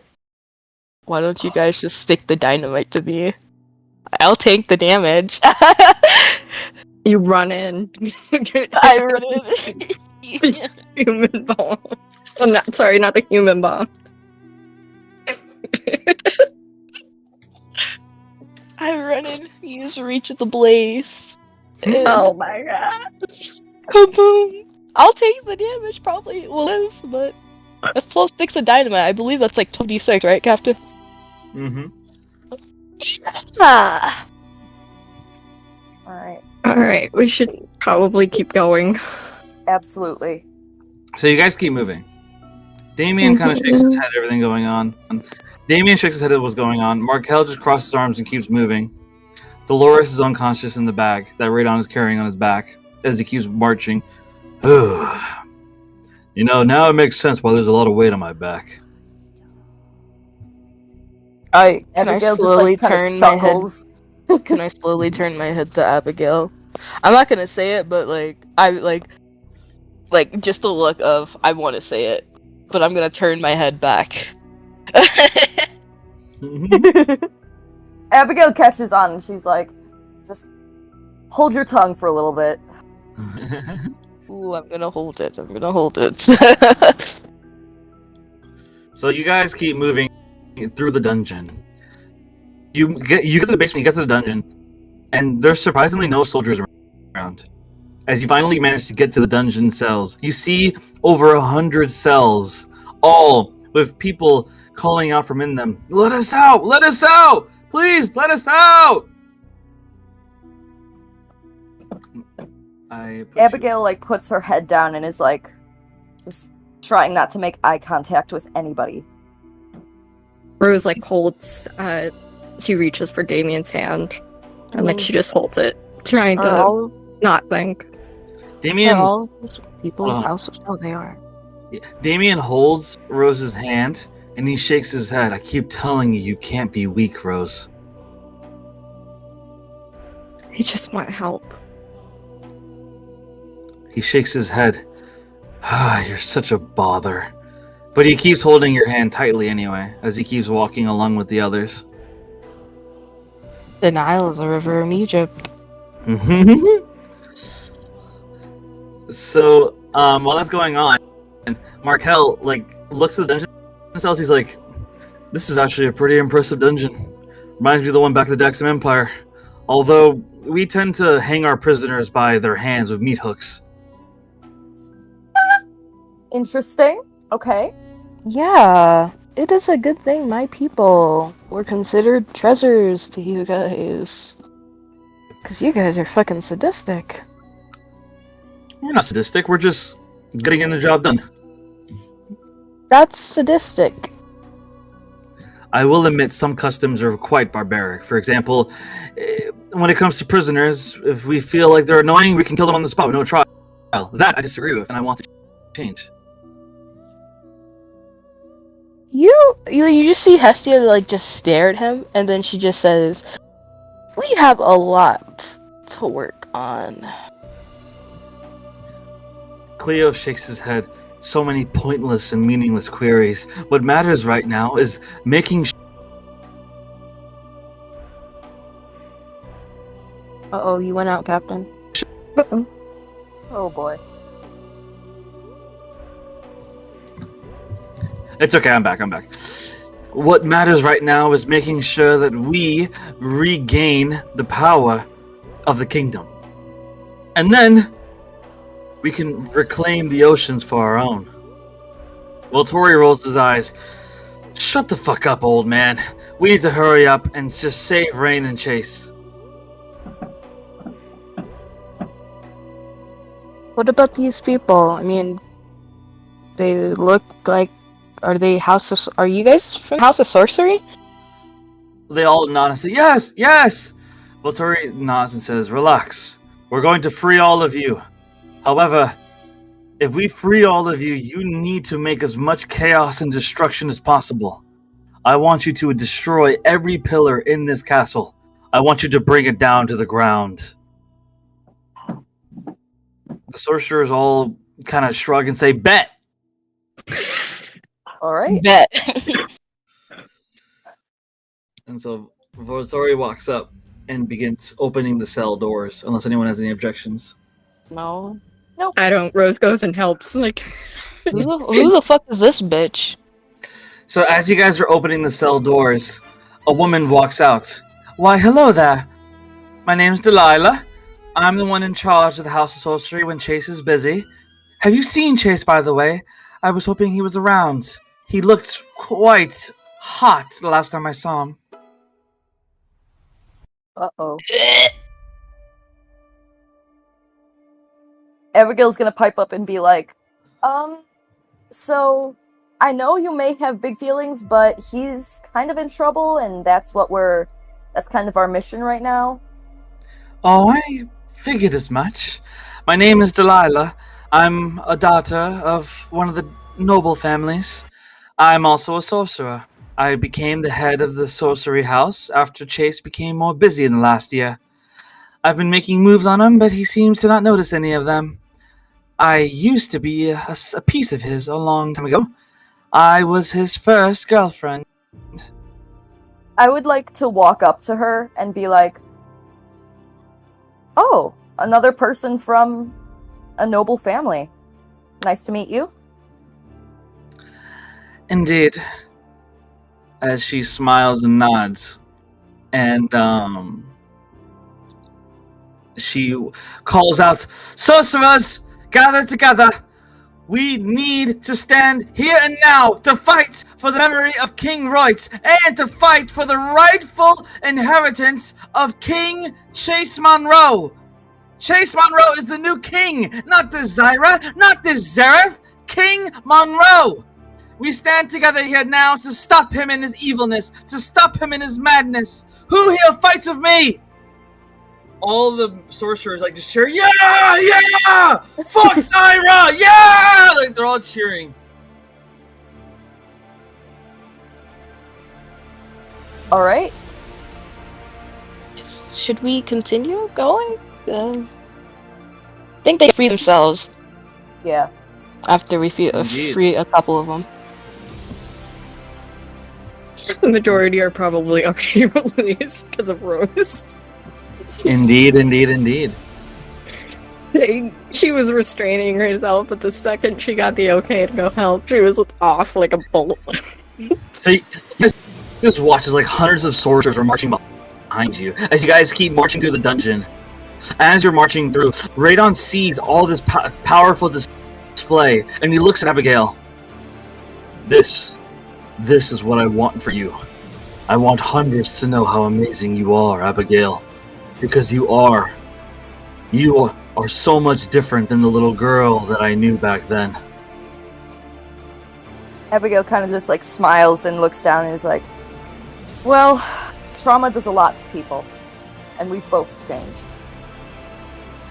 Cleo shakes his head. Unbelievable. Where are my wizards? Where are they? Why aren't they here as well? Delilah chuckles. Well, Cleo, your wizards aren't as loyal as my sorcerers. It seems like many of them have joined Zyra's cause. At least from what I heard anyway. Even the general of the military has signed over to Zyra. The whole kingdom has fallen apart, but rest assured, the House of Sorcery, the rejected house of the kingdom, will save it. And after we do, I'm going to demand Chase to marry me, to make me his queen. And then together we can rebuild this kingdom from the ground up. As she smirks with a hand on her hip. Oh, she's a narcissist. I guess she says that, but she whispers it. Like, I guess she's next to Markel. Yep. Yeah, Markel smirks and goes, "Agreed. I've seen many of her kind." Yeah, I was gonna say she's tawny, but worse. So while this goes on, suddenly, as you guys keep marching forward, you suddenly hear a yell. You hear Chase yelling in pain. Rain and Chase are moved to a new location by Zyra. Zyra's currently torturing Chase, trying to get him to give the blood willingly. He's desperate, as he brings him into the room in which the process will begin for the ritual of the blood transfer from Chase to Zareth. Rain and Chase are both shackled to the ground as Chase is tortured, and you hear the screams in the room to your right. However, in front of you, you see 10 soldiers, along with 2 people, approach you. I'm gonna show you what they look like. 1 sec.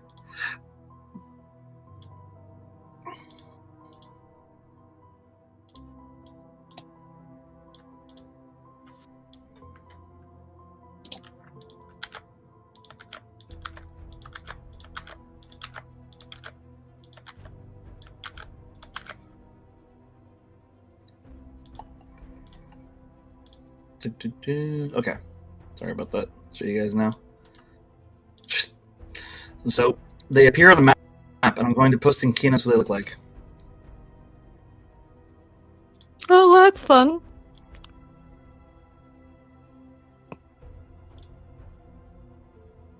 Oh yeah, super fun. Really.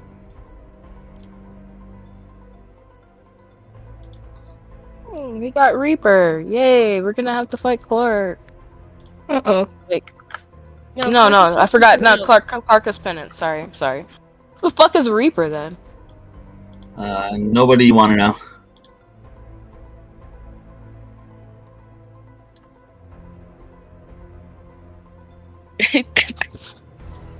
reading Valerie's Beyond is hot.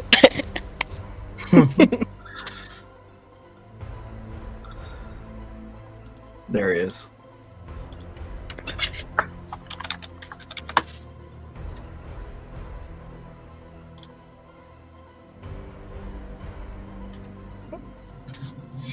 So they stand there as the man who looks like a reaper with black cloak and red blood on his mask, as he stands there. None of you go any further. You all die here under my blade. Fiona stands behind him and goes, My, Zyra wasn't lying when he said he'd have a couple of mice coming here soon. Rest assured, mices, I'm going to tame you in my cage. As she, kind of flickles electricity between her fingers.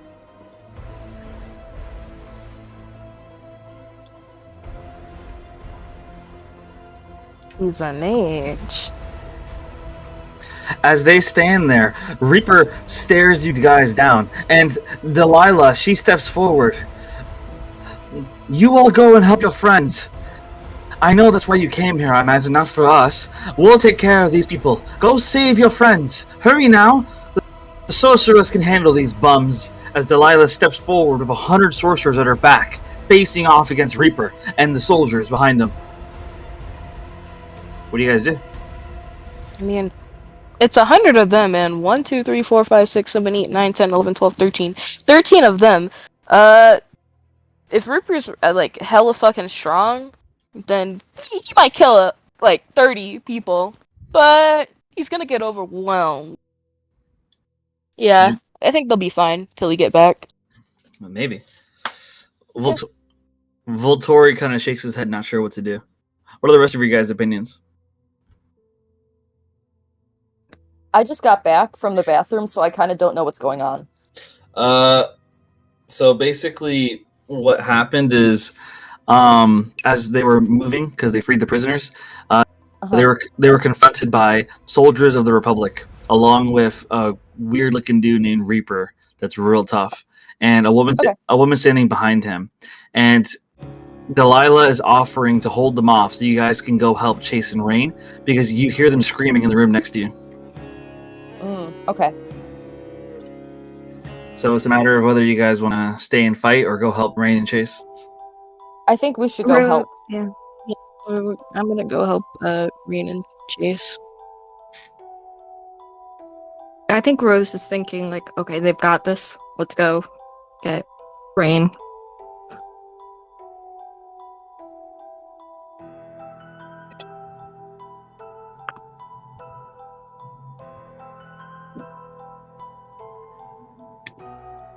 All right. Very well said.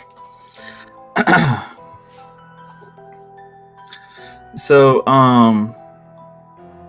you guys go to help Rain and Chase. I'm going to put you guys on the new map.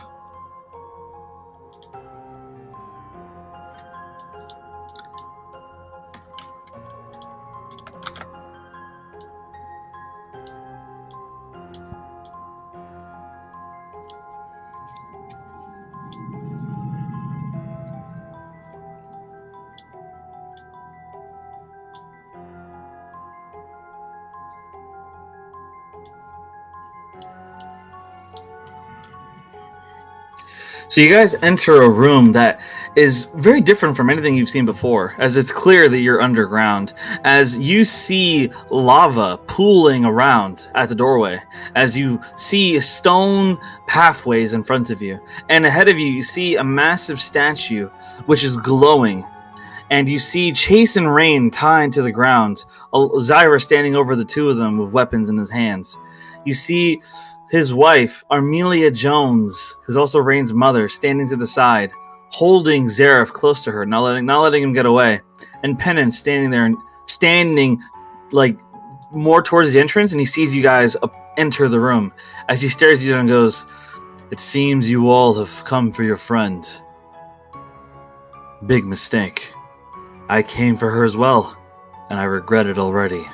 As he stares you all down.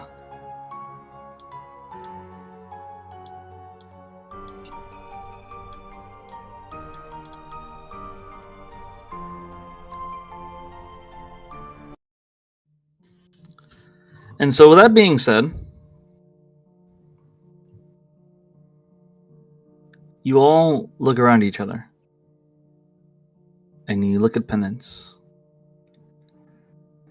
And Rain, Chase, he is screaming in pain. But he suddenly flings something from his shirt collar or sleeve. He flicks a small needle at you, Rain.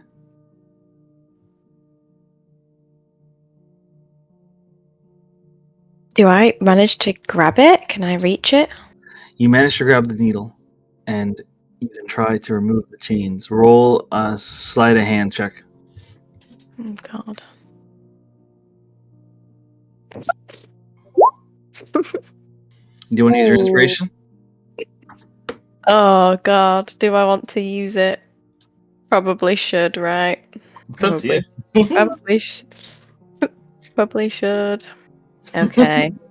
Oh, I hope I don't regret this. Let's find out. There we go. A 20. So you managed to remove the chains off your body completely. Zyra turns around to look at the people who've entered the room, so he's completely distracted. Zareth stands next to Amelia, and he mouths the words to you. He mouths to you where your stuff is, Rain. There's a small little crate over here, and it has all your possessions. Okay. Zyra's back is to you. I'm gonna run and try and get to that chest. So you run over to the chest, but since you're running, Zyra hears you, and he turns around and sees that you now have all your possessions on you, Rain, as he just stares you down. How the fuck did you get free? Rain's just gonna look at him and say, "Now it's a party." She pulls her mace out and is ready. What do you want to do? You get the first move. Okay. First thing I'm gonna do is it's a good question. I'm going to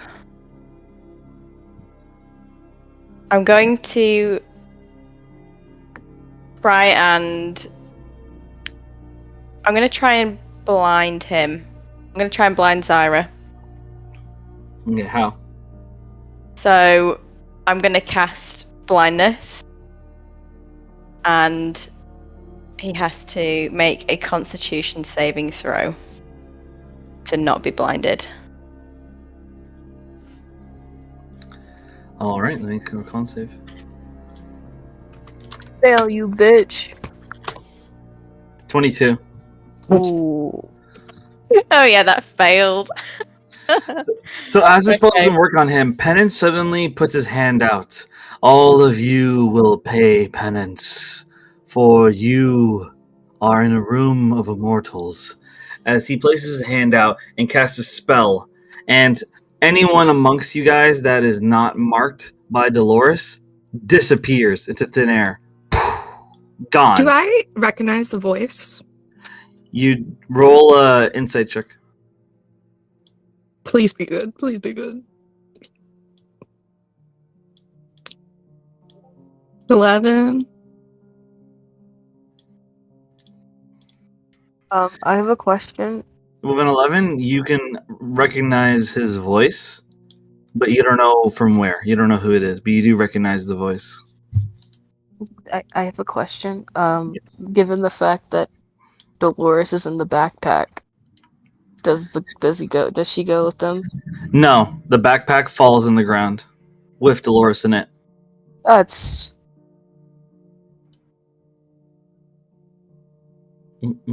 Is Chase still on the ground?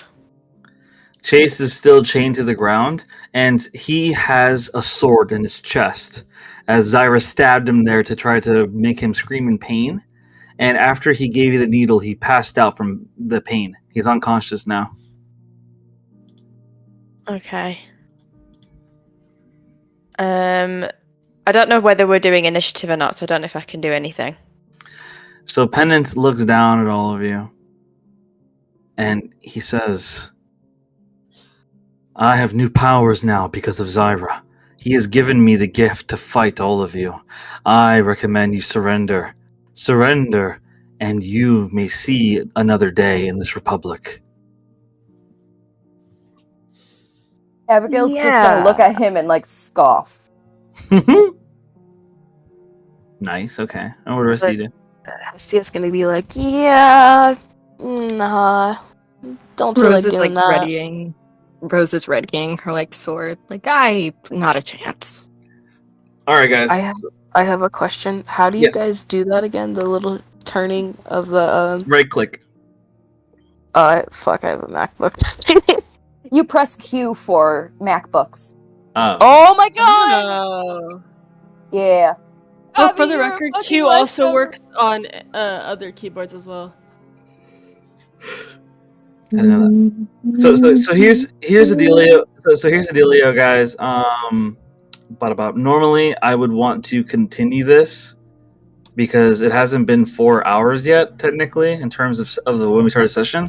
However, I kind of got hurt yesterday, so I'm a little tired. So what I'm gonna do is I'm gonna call for a 10-minute break, and if I feel like I have the energy for combat, then we'll do it. If I don't have the energy, then we'll just do it next week. Okay? Sounds good. All right. So just give me like 10 minutes. I'm gonna get some water and see how I feel. But Absolutely, take your time. really great session so far. You guys are all amazing. Seriously, I hope everyone's having a good time. You guys are all amazing. What are y'all doing with these rulers? We're trying to figure out. I'm trying to figure out how much feet will it take. Are you? Who's just drawing shit, bruh? I'm just trying to figure out how much feet will it take for me to get over here. It says 75 feet, right? Oh my god, I can't see! That wasn't me. I'm over in the corner. I'm in the corner. Yeah, I had to actually like look up like how to make the curve happen because I have a MacBook as well. Oh my god, I can't. Fuck my life. I hate this shit. I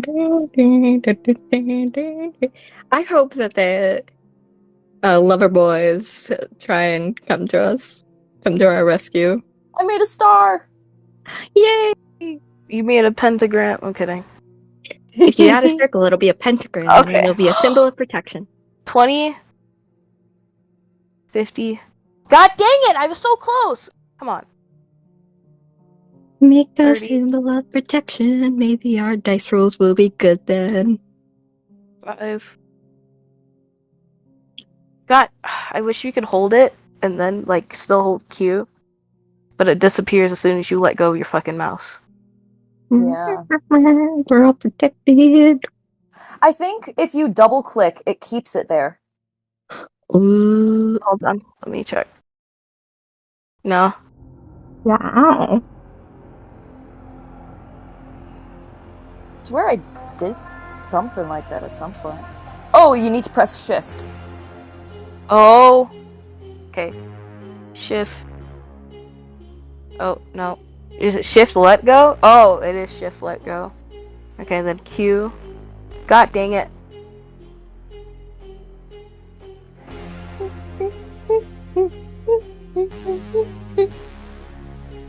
So do you think our lover boys are gonna come back and rescue us?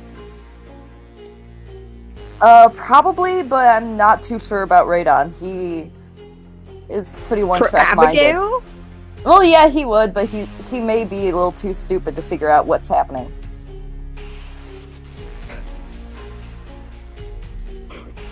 I saved a dumbass.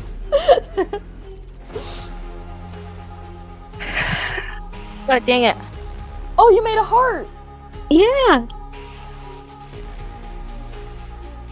Bruh. You guys Okay, are funny. 60 plus. Mallory. You guys did this to my heart. Oh no. Guys, I think I think I can make it with just a dash. Hold on. You think Well, maybe I still have to double dash, but you could have to jump? 40 right here, right? Hold on, Yeah. 40.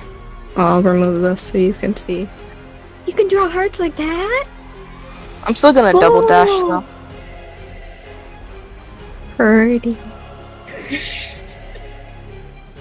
God dang it! So I may be a little one track mind.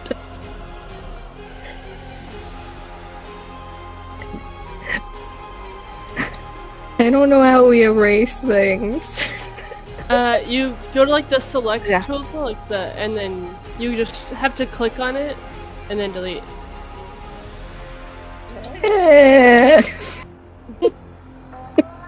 I should have stuck to the ruler. Oh, what are you using again?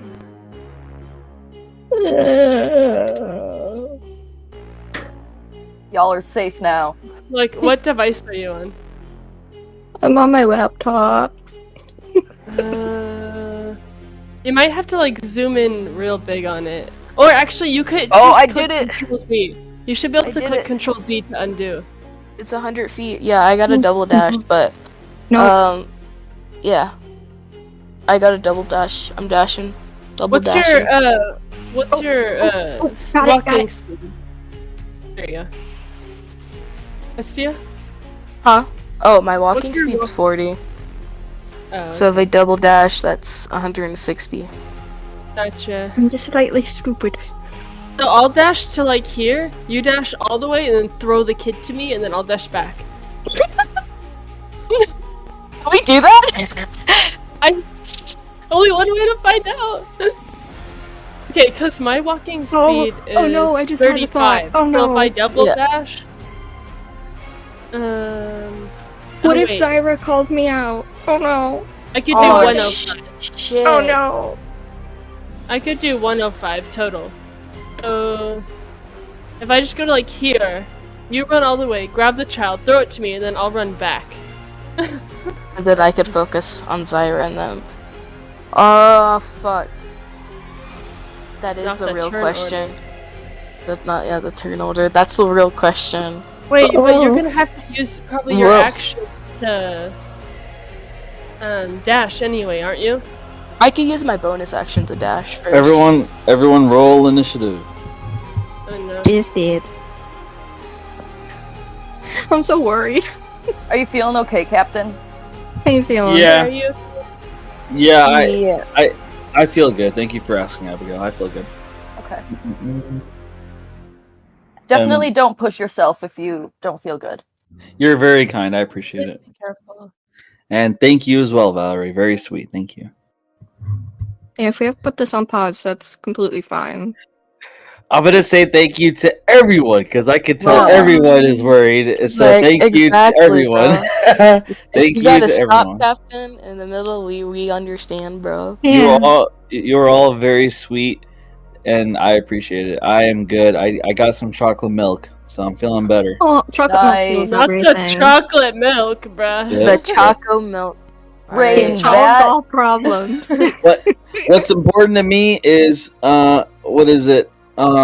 Everyone's having a good time. I hope no one's having like a bad time or anything. I hope. I'm I'm having so a lot of fun. worried. Awesome. I just want to make sure. If you ever don't have a good time, guys, don't be shy to message me, okay? I want everyone to have fun. All right, awesome. Oh, question. Since they didn't expect us to be here, do we get a round of surprise? No. Damn. Oh. I tried. Understandable. If we Yeah. get me to Zyra, we could have a Star Wars scene. I don't think it's okay. Since Zyra knows like the typical tomato shit, I don't think it's a good idea. I know. Yeah, I know. Just if it happens, start the Star Wars music.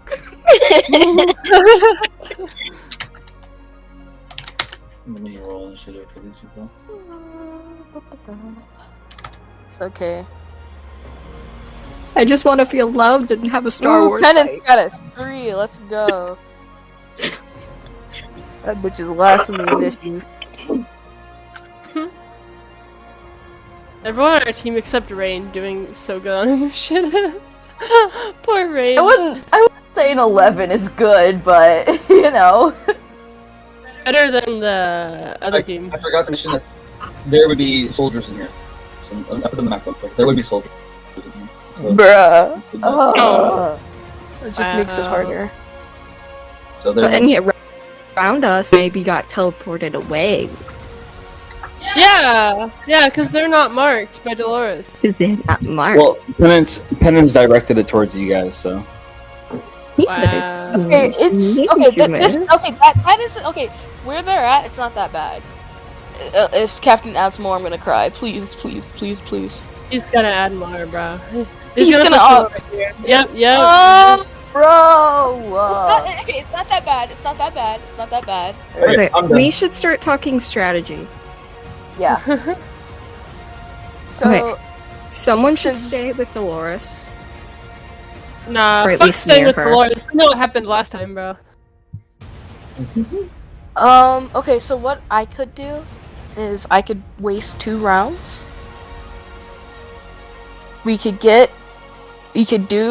I could waste 2 rounds to get both the kids safe. Mm-hmm.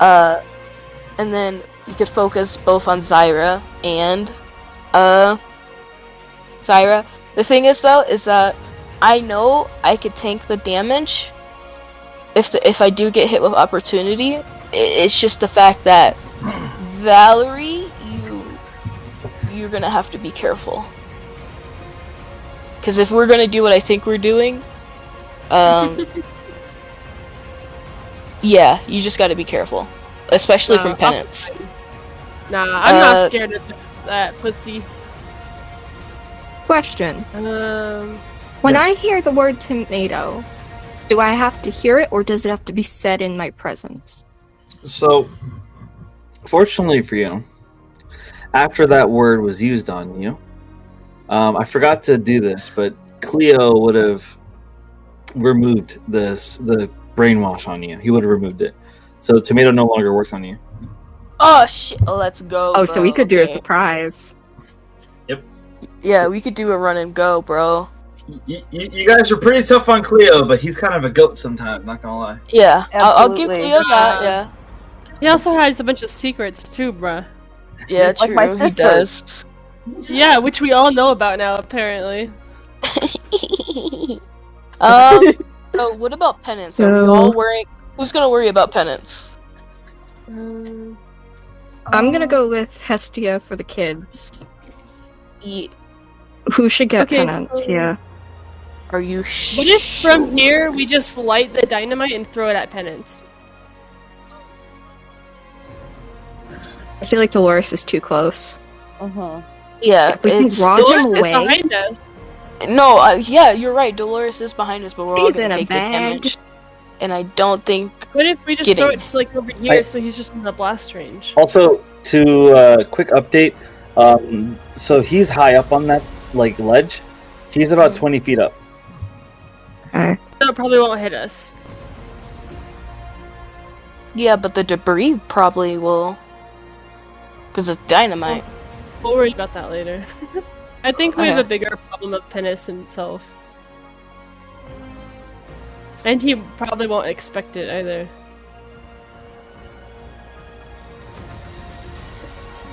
Indeed. All right, guys.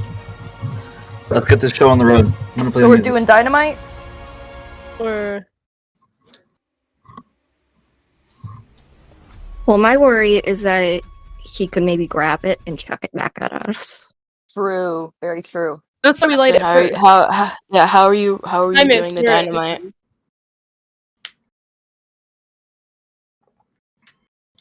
Well, that all depends. I mean, do we know that Clark is a monk? You have no idea. You're not even sure if it's Clark behind that mask. You don't even know if it's a. Oh, true. Yeah, fuck, you're right. We don't know. I mean, we could take the risk. All I throw know it. is that his voice sounds familiar. I say. That's all I got. throw- Would we? I- If. Sorry. No, go ahead. I was gonna say, I say we throw one dynamite just to test it. Yeah, that's what I was thinking, because if we throw all of them, is there any other way to exit this room if, like, it collapses again, like the doorway? So the doorway behind you is wide open. Mhm. You are able to close it. It's a normal wooden door. In terms of the room itself, you don't see any other exit except for that door. Okay. So yeah, Well, if I we think we throw- can do if one we- dynamite. If we throw just one, then they'll expect it if we throw more. True. So if we throw one, we can't really throw the others. I am I setting. feel like. Oh, I am sorry. No, you're good. I'm setting a 2-minute timer. After 2 minutes, you guys gotta make a decision. Okay. I feel like we should wait until, like, all the We are guards and stuff are together, and then just throw all of it. I agree. How are we gonna gather them? They'll come to us. We just Yeah. wait here? So the question is, who's gonna hold the dynamite? Because like, if the guards are, and like, let's just say hypothetically, I get put into a circle. I mean, I could take all the dynamite and explode. I take the damage. Like, I don't mind taking the damage. Like, I think I have enough healing, and then plus rain will probably heal us by then. I have pockets, so You have pockets? yeah. You got fucking. Valerie's just standing there with both her hands in her pockets, like. Oh my Alright, gosh! because like, we gotta Should lock we- in. We gotta lock in. We gotta lock in. All Should right. we, like, oh fuck, okay. All right. I'm starting the music. Let's officially begin. So, Valerie, Shit. it's your turn. no. What do you want to do? I'm just gonna look over at Hestia, like, being like, are we doing this? Like, Hestia's like, we're doing this. All right, Valerie, Okay. do it. hey, can I hold my action for Hestia's turn, but use my bonus action? Yes. Okay, I'm gonna bonus action dash. All right. Let me make sure. Oh fuck.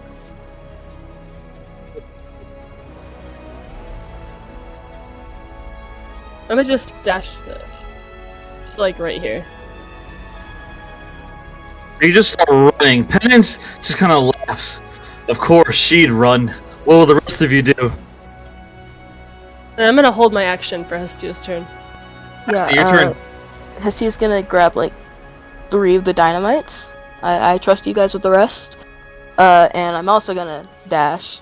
But I'm gonna waste a key point to dash again as a bonus action. All right. So,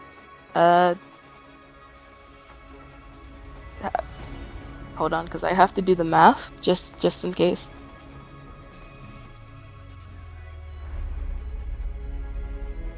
With double dash, you have 120 feet.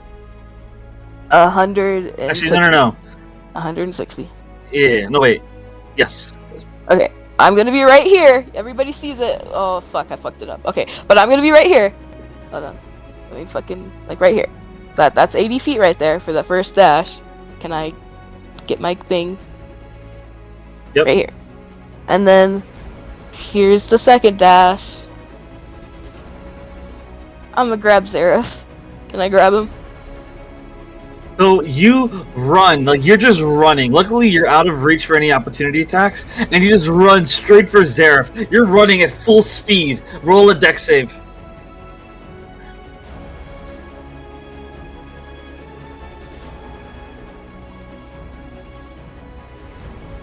$15? So 15, you're able to dodge it. You notice right away that a trap springs up right in front of Zareth as a metal saw. It shoots up trying to cut your body in half, but you're able to dodge back. And it keeps going back and forth. Shin, shin, shin, shin, shin. And as it does, Armelia turns around and looks at you. You dare come near Zareth? And Zareth just stands there and looks at Hestia and he goes, please help me. Get me away from these people. Immediately hug him, turn my body, and for the rest of the rest of it, I believe that was 25, so 25 minus 80. Somebody help me do the math, because I gotta pull up my calculator. Just to inform you, 55. Unfortunately, grabbing him is an action, which you do not have it is? anymore. Yes, you can't grab him. Can I What not just grab happened to the map? Nothing. Damn! Aw, damn. I can't grab him? Nope, can't grab him. That's an action. Sorry. Shit. It was Okay, that's fine. That's fine. Very good though. As you Yeah. stand in front of Zareth and Armelia. Now, what you can do, I will allow, is that when it's Zareth's turn, if he chooses to go with you, then I'll let you run with him. Okay, bet. Okay. She's gonna hold her arm out, her hands out, and says, I got you, sweetheart.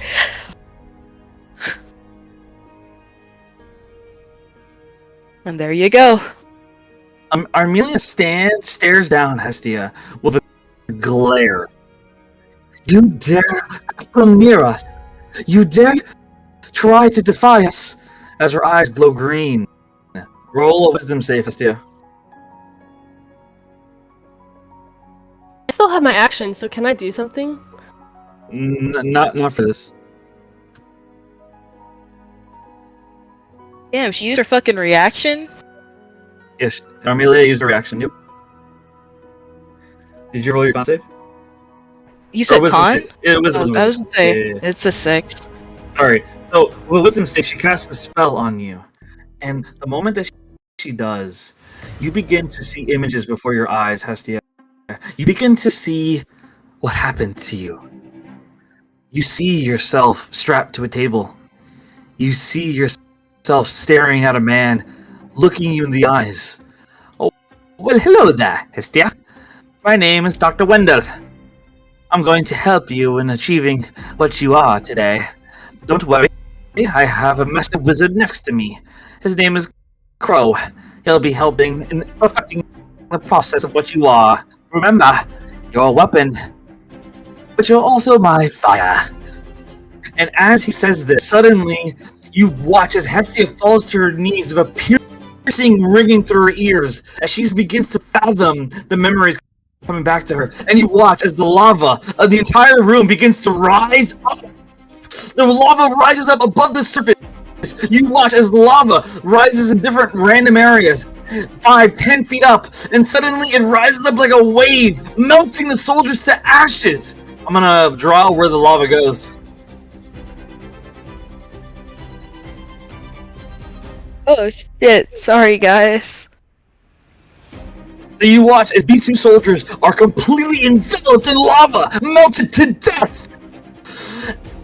The lava also goes in a wave right in front of Abigail and Rose, and Dolores. Abigail and Rose, make a dex save. Fuck.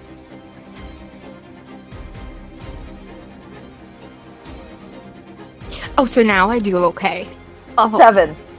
18.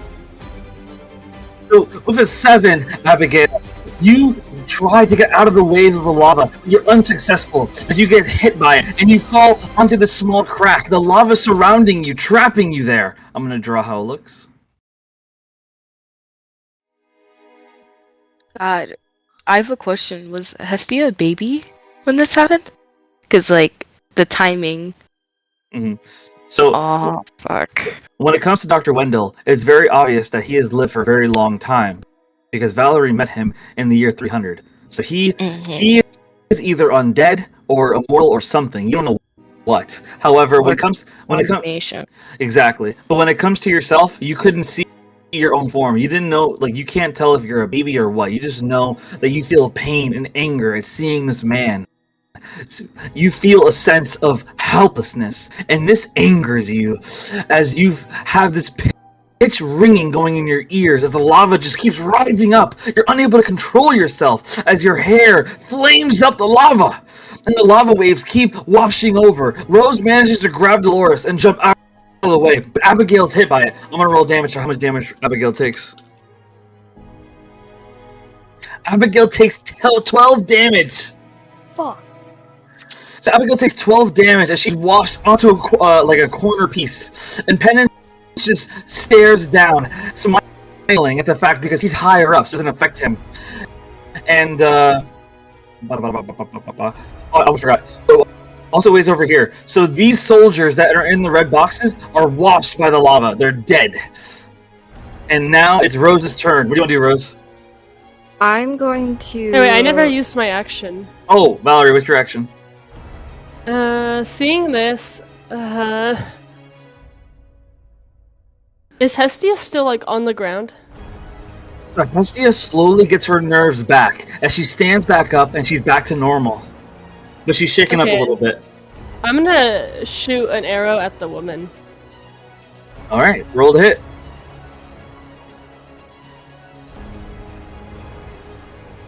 $16?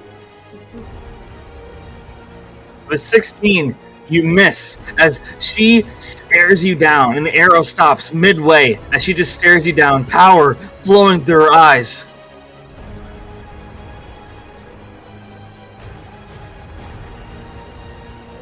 Yeah, that's all I can do right now. All right, it is your turn, Rose. I am going to dash. And that would with Dolores on my back. Hold on. What the fuck? What happened? What? Sorry, What happened? my character sheet just dropped down to 0 when I was at like 14, and now I'm on death saves for some reason. Uh-oh. Okay, just redo your sheet. It's okay. Just update the health. It's not a big deal. Sorry. No, you're good. No worries. Don't worry. Happens to everybody. So you were saying, Rose? I was saying I was going to make a dash to get away from Penance and be closer towards Valerie. Okay. Put your token where you want it to be. Yeah. Oh shit! What? I just realized I blocked off the path to get back.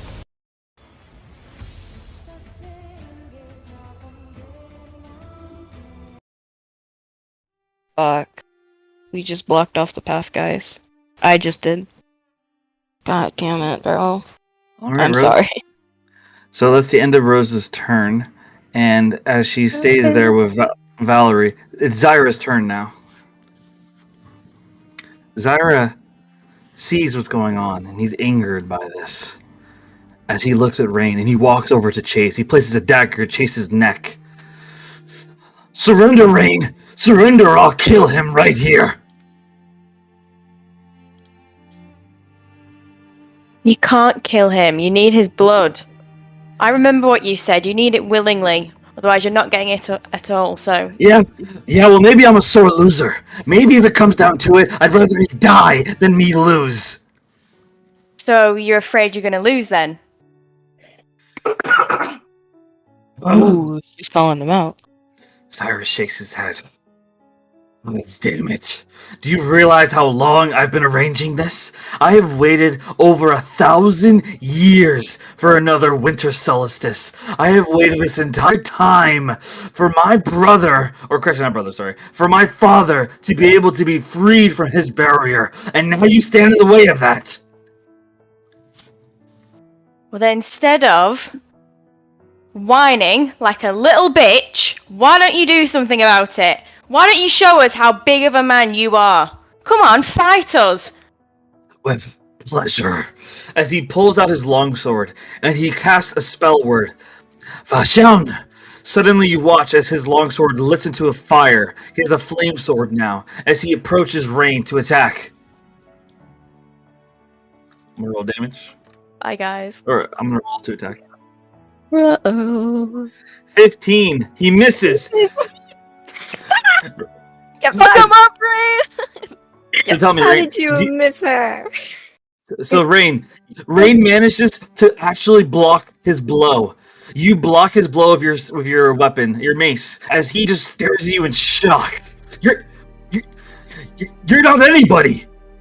You're just the crush of a prince. You're not supposed to be anybody in my way. I never once considered you in any of my plans. So how are you standing in my way now? I guess I'm just lucky. And I just kind of smile, kind of feeling powerful for the first time, like, in my life, feeling quite powerful about this. Come on then, let's go. Syra just stares you down, angry. Abigail, it's your turn. You stand there, alone in the corner, lava pooling around you, Penance standing on top of the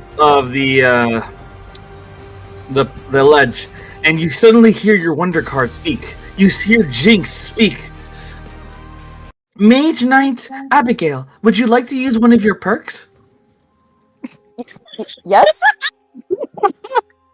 Well, Sorry.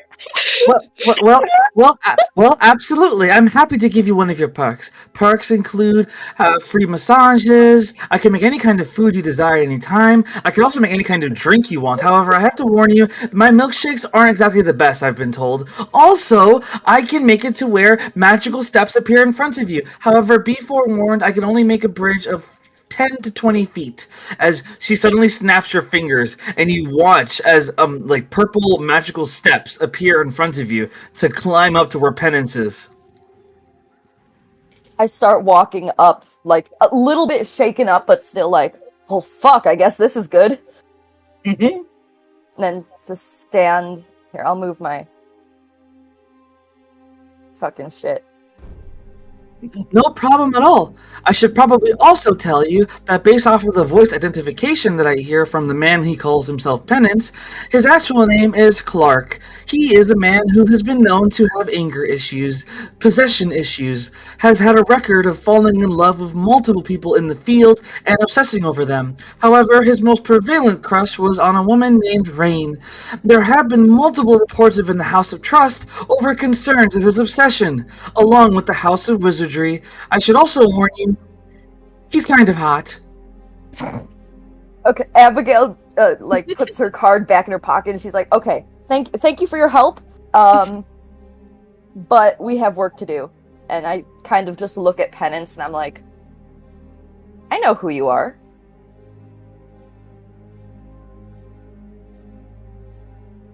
Out of curiosity, did Rose hear that? No. Oh. So Abigail stares down Penance, and he just stares at her back. It doesn't matter what you know. All that matters is where you're going, and that's down. As he just faces you off, angry. Do you do anything, Abigail? Ooh. I would like to put a shield around myself, just for warding. Okay. Would that take up my actions?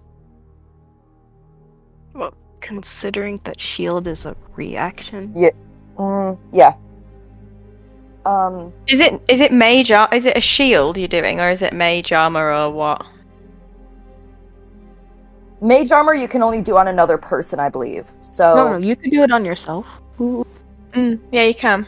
That's what I mean. If you're doing shield, I think that's a reaction, rather than if Captain wants to flavor it, then sure. Oh shit! Yeah. Oh shit! Yeah, it is a reaction. Okay, yeah, I'm gonna cast mage armor on myself. All right, very nice. So you cast major armor on yourself. Mm-hmm. Is there anything else you'd like to do? I'd like to just stare at him and be like, "I'm so happy that you're gonna be." Never mind. I can't think of any good comebacks. No, you're good. So it's now Zaref's turn. Zaref looks at Hestia, and he looks at Rain. I want to go with you, but we have to help her. As Zaref looks at Rain, we can't leave her. She's. I was scared of her before, but I was wrong. She has a good heart. Her and her fiancé deserve to live. I'm not going to leave her. As Zaref looks at Rain, fighting against Zyra. You just see Hestia put a hand on his shoulder and then she gives him a smile and says, "If that's what you want, we'll do that." But Amelia just stares between the two of you. Shut your mouth! Do you have any idea who you are? You are destined to be the immortal emperor, boy. And as she says this, Zaref looks at Hestia. Do I have permission to be what I want to be? Of course, sweetheart. You and Dolores. You can be whatever you want. Well then, I want to be the one that makes sure people like you don't get away with evil deeds. As he looks at Armelia, and his eyes glow dark as he looks at Armelia. Maybe I am destined to become this immortal emperor. Maybe I am destined to become a murderer. But even if that's so, it won't be because I want it to be. But do you know what I do want? I want people like you, people that enjoy the suffering of others, to stop making it happen. And maybe to make that happen, I have to be like you. As his eyes turn black and he stares down Armelia. Kneel on the ground. Armelia kneels on the ground in front of you two. Crawl to the lava and fall in. Armelia begins to cry. No, please, no, please. As she begins crawling towards the lava. Hestia is going to hug him and push his head in, so he couldn't see her do that. Armelia keeps crawling towards the lava. And suddenly she falls into the lava. Gone.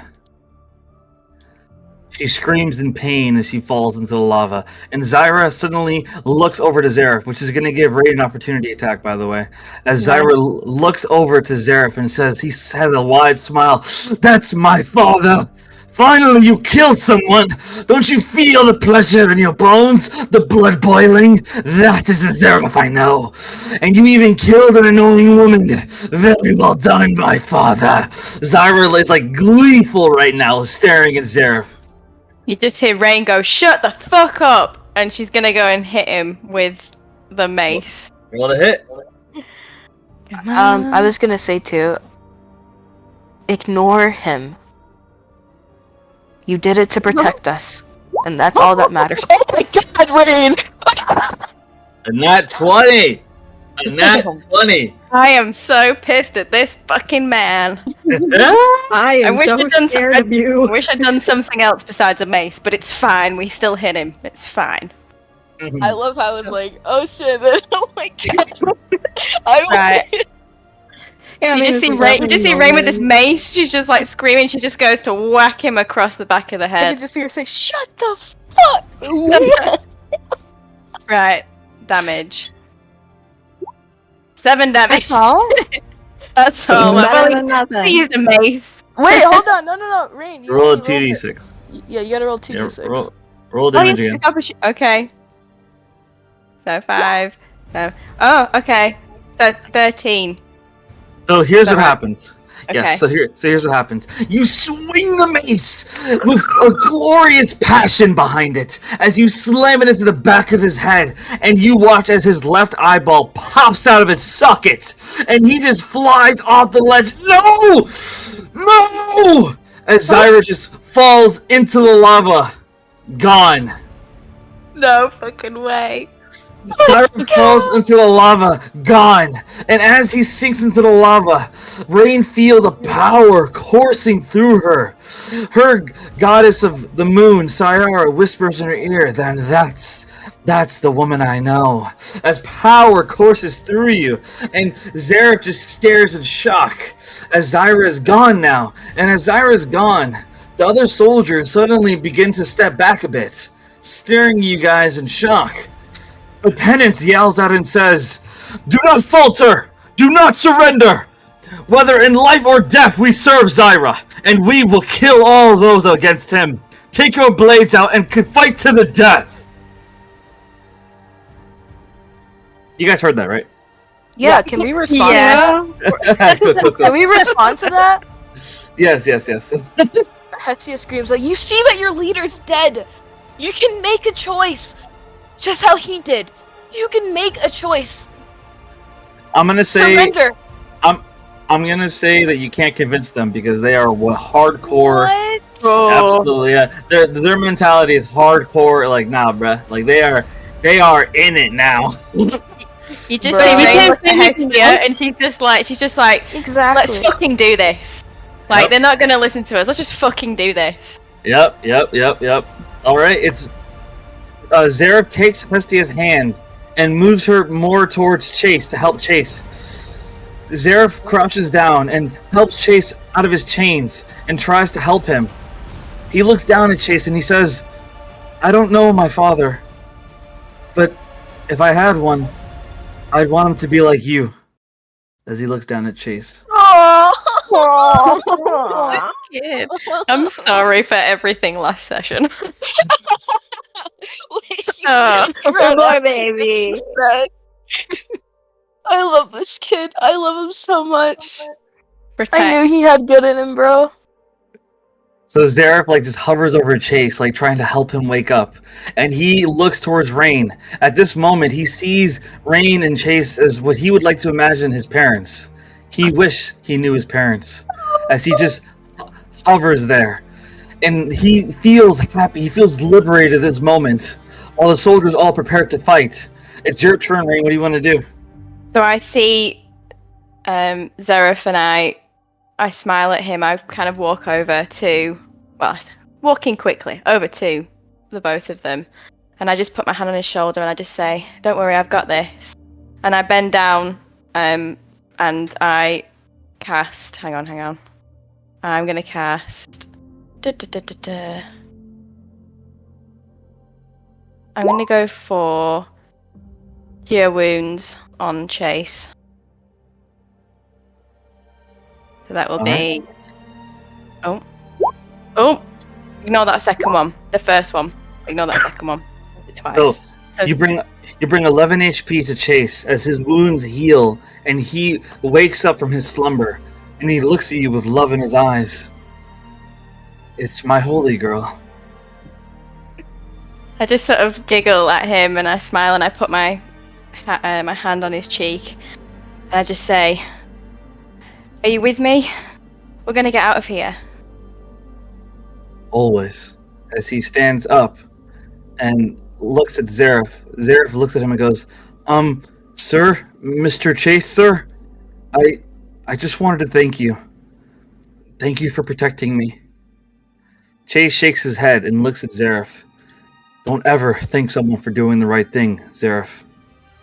Only remember to do it yourself. As Zareth smiles at Chase with a true nod of respect.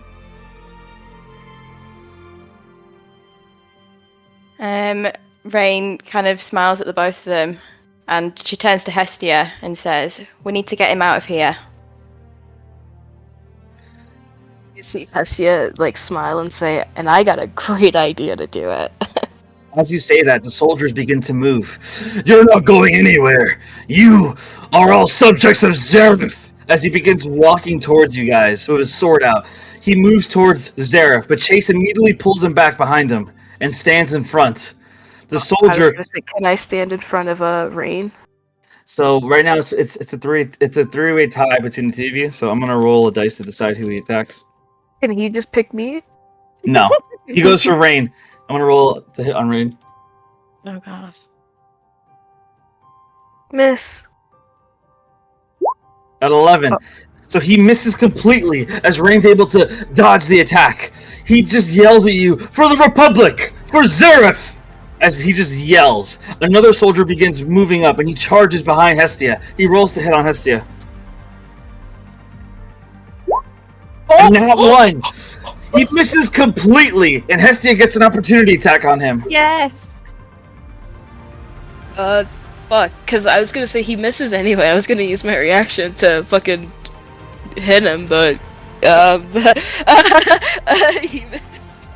okay, opportunity attack, I guess. I'm just gonna waste a key point. Yeah, I'm gonna waste a key point and use flurry of blows. So I get to attack twice. This fucker's gonna die. Ooh, that's 24 to hit. Here is 8 damage, and since I used a key point, Dance of the Fire activates, so 8 plus 4 extra fire damage, so 12 damage. Here's the second attack. And here's the next one. And another one. And another one. one. No. Here's that damage. Oh, 8 plus 4 again, so 24. How do you want to kill him? Yeah. As soon as like she sees it, like she it's like weave, and then she goes in, winds that punch in, and then you can see like flame start to emit from the punch, and she uppercuts him for that first one, and then she what's it called again? Turns and then does a kick, trying to send him towards the lava too. All right. With fire. Good shit. Very well done. So after that, the soldiers keep moving, and 2 of them begin marching towards Abigail next to Penance. But they keep their distance because of the lava on the side. Fuck. And 2 more soldiers march straight towards Hestia and Rain. And they attack each of them. A 17 on Rain. It hits. Mm. Rain takes 6 damage. I'll take it. Okay, that's not bad, Rain. You just hear it go. Ah! The other one swings at Hestia with a 9 and misses. Yeah, reaction.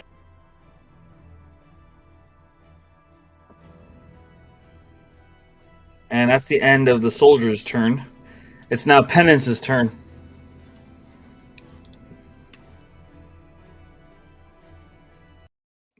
Penance looks at all of you. And he looks at Abigail, and he takes a step forward towards you, Abigail. Why do you resist? I know your story. You were abused by your own family.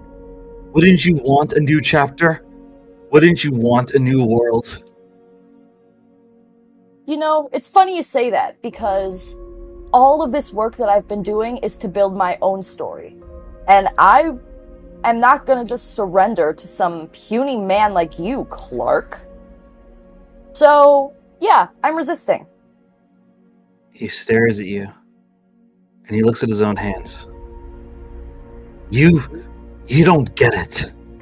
You never loved like I did. You never felt the way I did. I was always the good soldier, the one following orders, trying to make this place better. And what did I get for it? I got to see a woman get a man who is less than scum. If you don't want a new world, that's okay. I'll give you one anyway. As Penance raises his hand and points his hand at you to cast a spell. Can I do a reaction or not yet? Not yet. I'm choosing his spell list. See what he wants to use on you.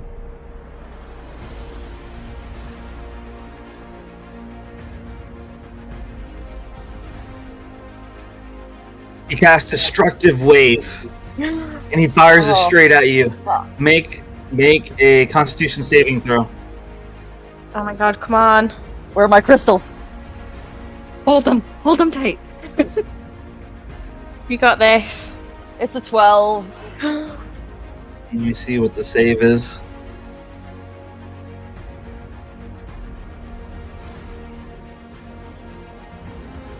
The save is a 12. You passed the save barely. Oh my god. Yes. You passed the save barely, so you will take half the damage. Jesus. Oh, it was gonna blow you back into the lava. My heart was like in my chest.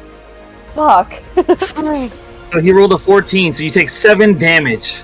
Oh boy. And as you take 7 damage, you feel yourself getting blown back by the wave. Your feet shifting on the edge of the platform. Roll a strength save. Come on. 18. With an 18, you barely hold on to the edge. You are on your very last crisp of strength as you try not to fall into the lava, to fall into your death. And as you do, you suddenly see your life flashing behind your eyes. You see Radon helping you as a child. You see yourself living an average little girl life, playing with your friends, enjoying food of your family. You see your mother standing before you, a knife behind her back. You see Cleo taking you in his arms, training you to be a killer, but a hero at the same time. You see all the mistakes you've made, all the pain you've gone through. And you realize that despite it all, you're still alive. And you're still fighting for who you are.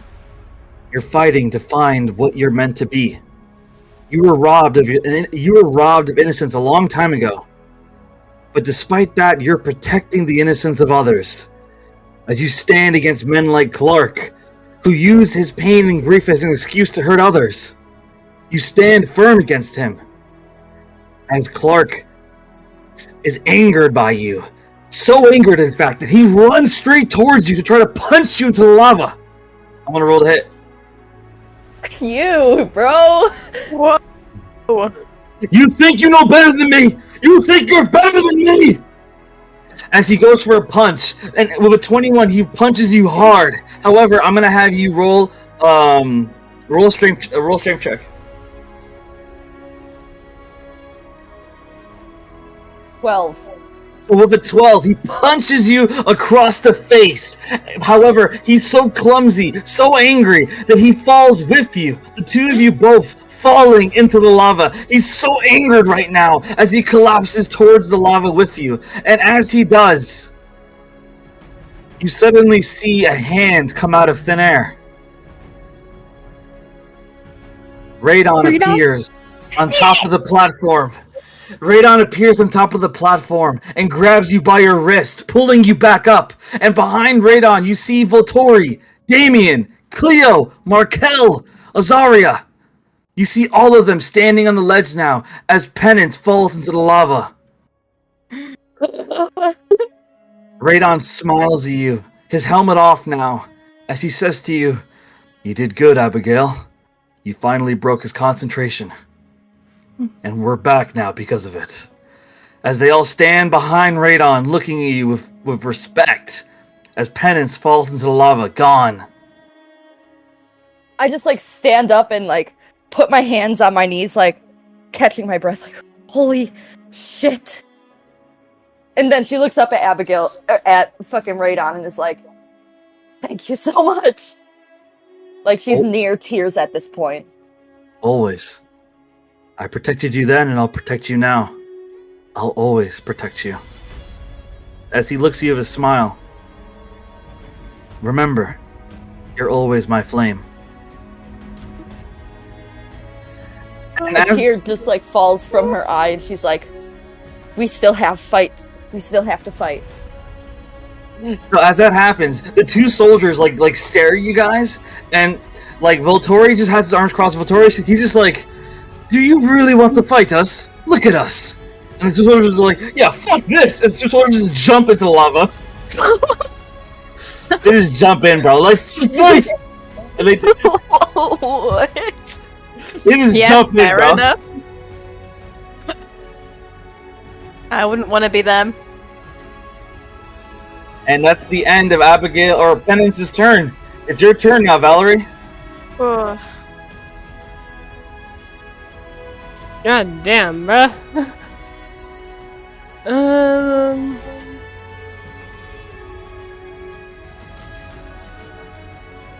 Well, our first plan's not gonna work. Sorry, I should have been thinking of this ahead of time. Actually, Valerie's just gonna look over at Rose and be like, "Oh, I can watch Dolores. You go get them." Like gesturing towards the other soldiers around Hestia. You sure? Like she's still like Valerie- holding Dolores. Valerie would nod, be like, "I'm sure." All right. And she kind of is a little bit hesitant because she knocked Dolores out, but To she's help like, her and us, but okay. but she's like choosing, like, okay, I'm gonna trust you in this moment. And she passes Dolores off very carefully, like almost like support the head. So She's Rose, gonna as take- sorry to interrupt, Valerie, I'm sorry. As Valerie and Rose are doing this, suddenly it's a new round. As Zyra uses the reaction, you see Zyra rise above the lava. You watch as his skin, which is currently burnt through, you only see Zyra's face. The rest of his body is literally a skeleton. But you watch as the flesh, the skin, all heals itself back together as he hovers above and looks at all of you. You really thought it'd be that easy? You really thought you could kill me? As Zyra just stares at all of you, and you watch as he raises his hands up, and you watch as lava raises up behind him. The lava goes up 50 feet as he raises it up, and he's like charging it right now. As Zareth shakes his head, he can't throw it yet. It'll take him time. We have to leave this room before he throws it. As Zareth looks at his hands and goes, "Wait a second. How do I know that?" Zyra like yells. Okay, Valerie, Rose, go and continue. Oh my god. I'm gonna take the bag carefully and put it on my back, and then just nod to Rose and be like, "I guess we should get out of here." Yeah, let's go. Yeah, I'm gonna dash and use my bonus action to dash. I'm pretty sure I could make it all the way to the door.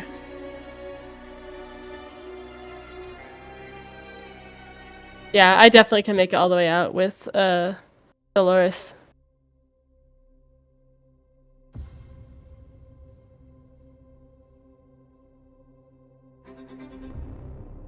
All right. So Valerie gets to the door with Dolores on her, and you manage to get to the door very easily. When you get to the door, you see that the room that had all the sorcerers and the servants of the Dark Order, the room's completely empty. They're all gone. Oh my gosh. Oh boy.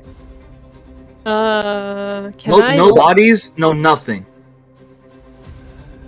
Can I roll like investigation to see what happened? Yes, go ahead.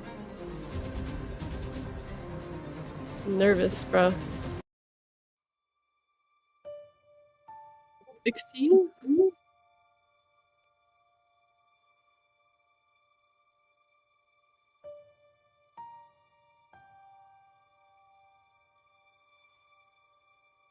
So with a 16, all you notice is a little bit of blood on the floor. But that's it.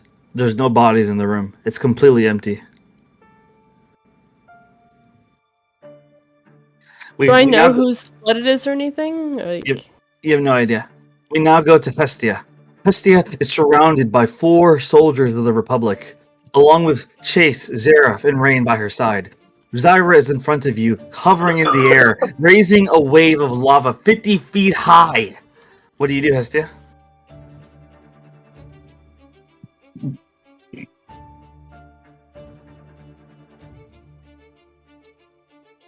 Your mic is muted. Yeah, Hestia, your mic's muted. Okay. Given the fact that Hestia could also technically use the lava, she probably just doesn't know how to do it. Could I take the risk and try it to stop it? If you try to stop it, you may fail and make it happen immediately. Maybe rethink, please. Which may result in everyone's deaths. I think we just need to run. I say do it, bro. Let me out of the room. What about the dynamite? Rose has dynamite. I have three. Oh, Hestia has it. Sorry. I was gonna say, when did this happen? Hestia has the it. dynamite? Yes, you have the dynamite, Hestia. Could I throw the dynamite? Yes, you can.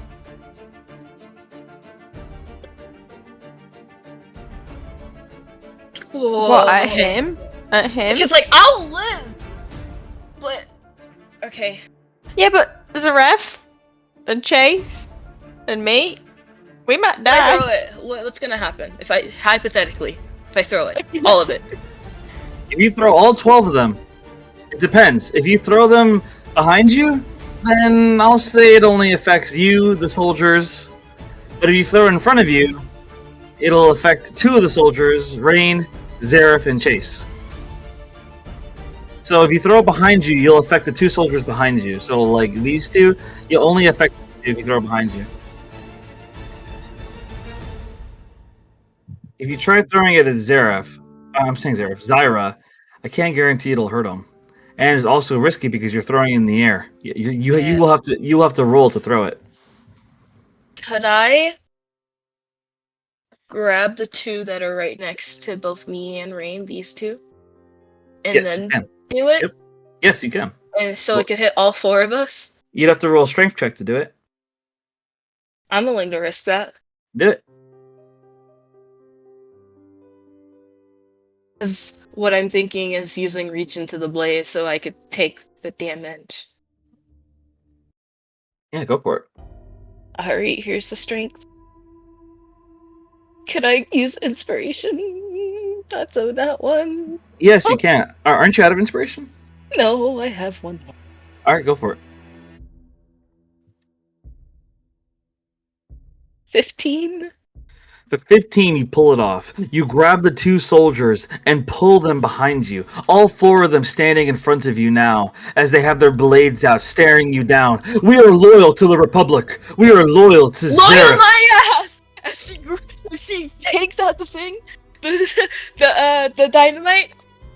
Can I just see their eyes wide in realization? And I just, and like, what's it called again?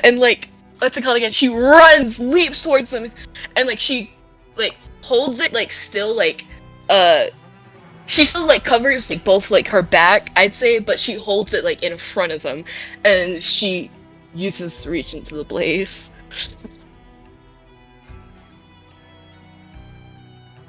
Will it work? Yes, it will. Okay, that's Let me look up my my how much health I'll get. I'll get 40 HP. Okay. Okay, I'm fine. Yeah. I'm gonna roll damage for the dynamite.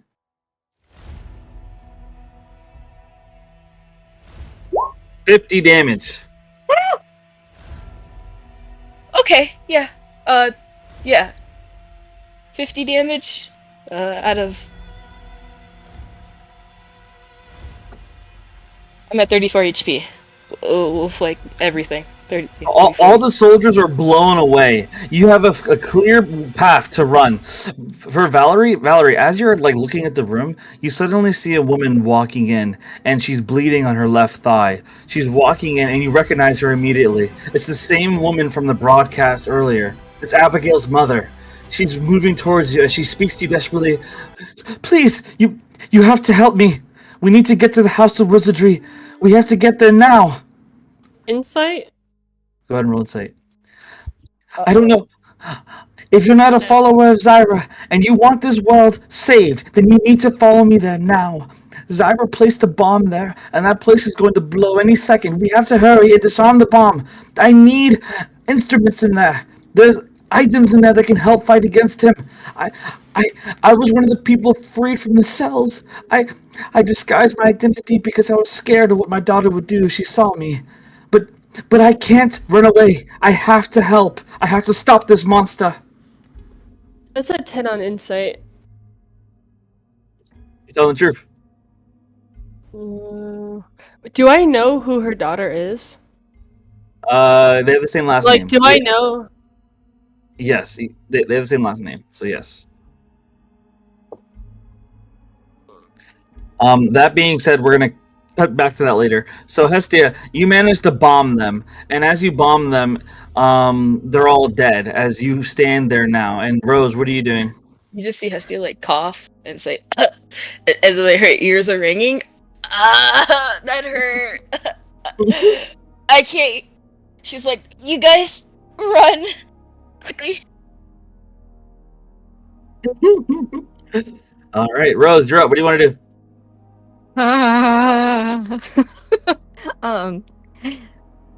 I'm going to follow after Valerie.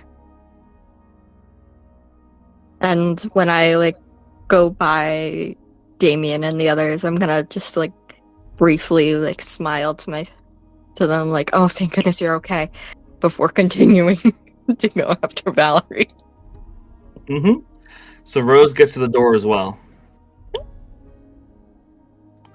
All right. Very well said. Very well said.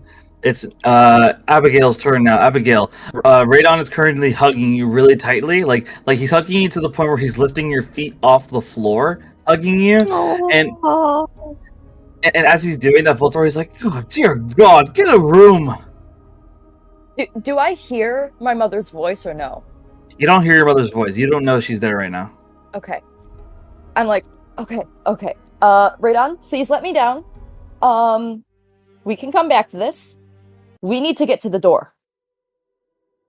Understood, my flame. As Radon places you down, and he places his helmet back on, I am now the Crimson Knight. Everyone, follow me or I will crush your skulls. As Radon just kind of jumps off the ledge and just smashes on the ground and just starts marching. Abigail runs after him and is just like, she's extremely shaken up at this point. Markel yells towards Hestia. Hestia! We'll be waiting at the door. Run fast and run true. If you die, I swear I'll bring you back and kick your ass. As Markel starts running for the door. Cleo looks at Damien. I'm sorry. She's like, what the f-? Okay. Cleo looks at Damien. My son, please take my hand and I can teleport us to the door. Damien shakes his head. I don't want to be anywhere near you, father. Huh? I was just thinking, don't trust it. Don't trust it. Damien shakes his head and goes, this may surprise you, father, but I once again am telling you I want nothing to do with you. As Damien looks towards Rose running, and Cleo smiles. Ah, so it seems that what I did worked. You met her. Damien shakes his head. What are you talking about? I arranged it, son. I arranged you to meet Rose. I knew you'd be smitten with her. It was all by my design. Another reminder that I know what I'm doing. That if you want to be happy, you need to listen to me. Damien slaps Cleo's hand away. You poison everything you touch. And now you try to play matchmaker with my life? You disgust me, father. As Damien just jumps away and walks down. He looks towards Rose, but then he looks away. In a weird way, he feels poisoned of thinking about her now, as he feels like she may be working for Cleo, as he just looks away and avoids her. Cleo Rose shakes is a bit head. hurt by this. Like, she looks at him and she's like smiling, like, oh my gosh, thank goodness you're alright. And then he just looks away from her and she just thinks back to, like, kind of Warren and then Brevin. And she's still kind of hurt. And she's like, okay, person, alright. She looks away and she turns her attention to, like, Dolores. Like, So Azaria like hovers down and Volturi follows as well. The Crimson Knight takes out the wing he took off Azaria and begins like flapping it like, this way! Come on, follow me in the wing! And Azaria's like, what the fuck, man? That's my wing you're flapping around like that! follow the wing leader. Zareth takes the hands of Chase, Rain, and Hestia, and all four of them begin to run. As the four of you all run and get to the door. Oh, Rain, what are you doing? I am running. Right. I'm not making any. Why are you saying it like that? Like I'm gonna do something drastic. Like, do you know what? This is my moment to push Zareth into the lava. I'm not like that. I've changed now. I'm like as I'm being pulled by this child, and I'm also like running with Chase. I finally feel kind of peaceful in this moment. It feels really nice. I was gonna say, I was gonna say. Hit him with a guiding bolt! Hit him with a guiding bolt! No, I'm kidding. There's no way he's gonna do any. Let's be honest. Me and guiding bolt, it's not a thing. So I'm running, getting out of there. As you run, you get into the room and you see Abigail's mother standing there. Oh, good, you're all here. You have to follow me to the House of Wizardry, please. Cleo, like, kind of frowns. Oh. I suggest we kill this woman right here and now. She's a snake in the grass. Does Abigail also see her? Yes. Okay. I'm just gonna be like, Mom? What? I thought you were dead. No, dear. I was spared.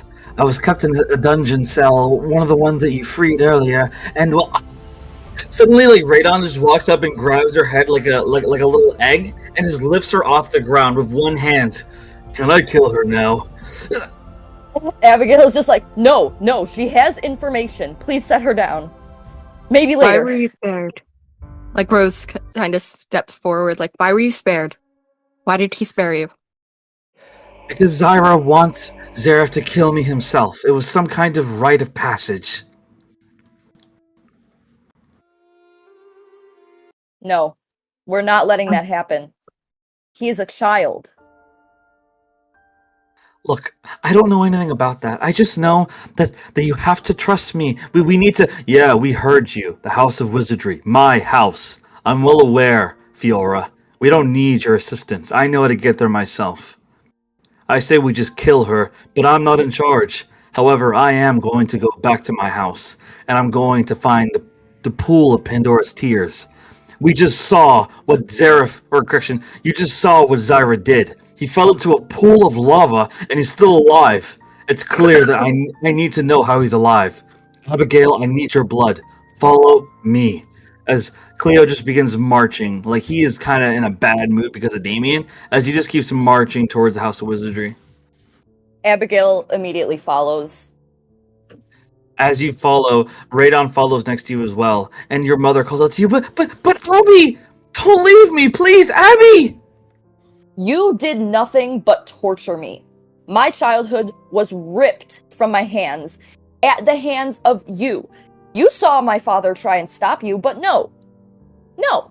It's all because your man was killed by magic, and now you want to take that out on me? You can go die. You don't understand, dear. I don't care if I don't understand. Maybe you don't understand where I'm coming from. Have you ever thought about anybody besides yourself? She looks down.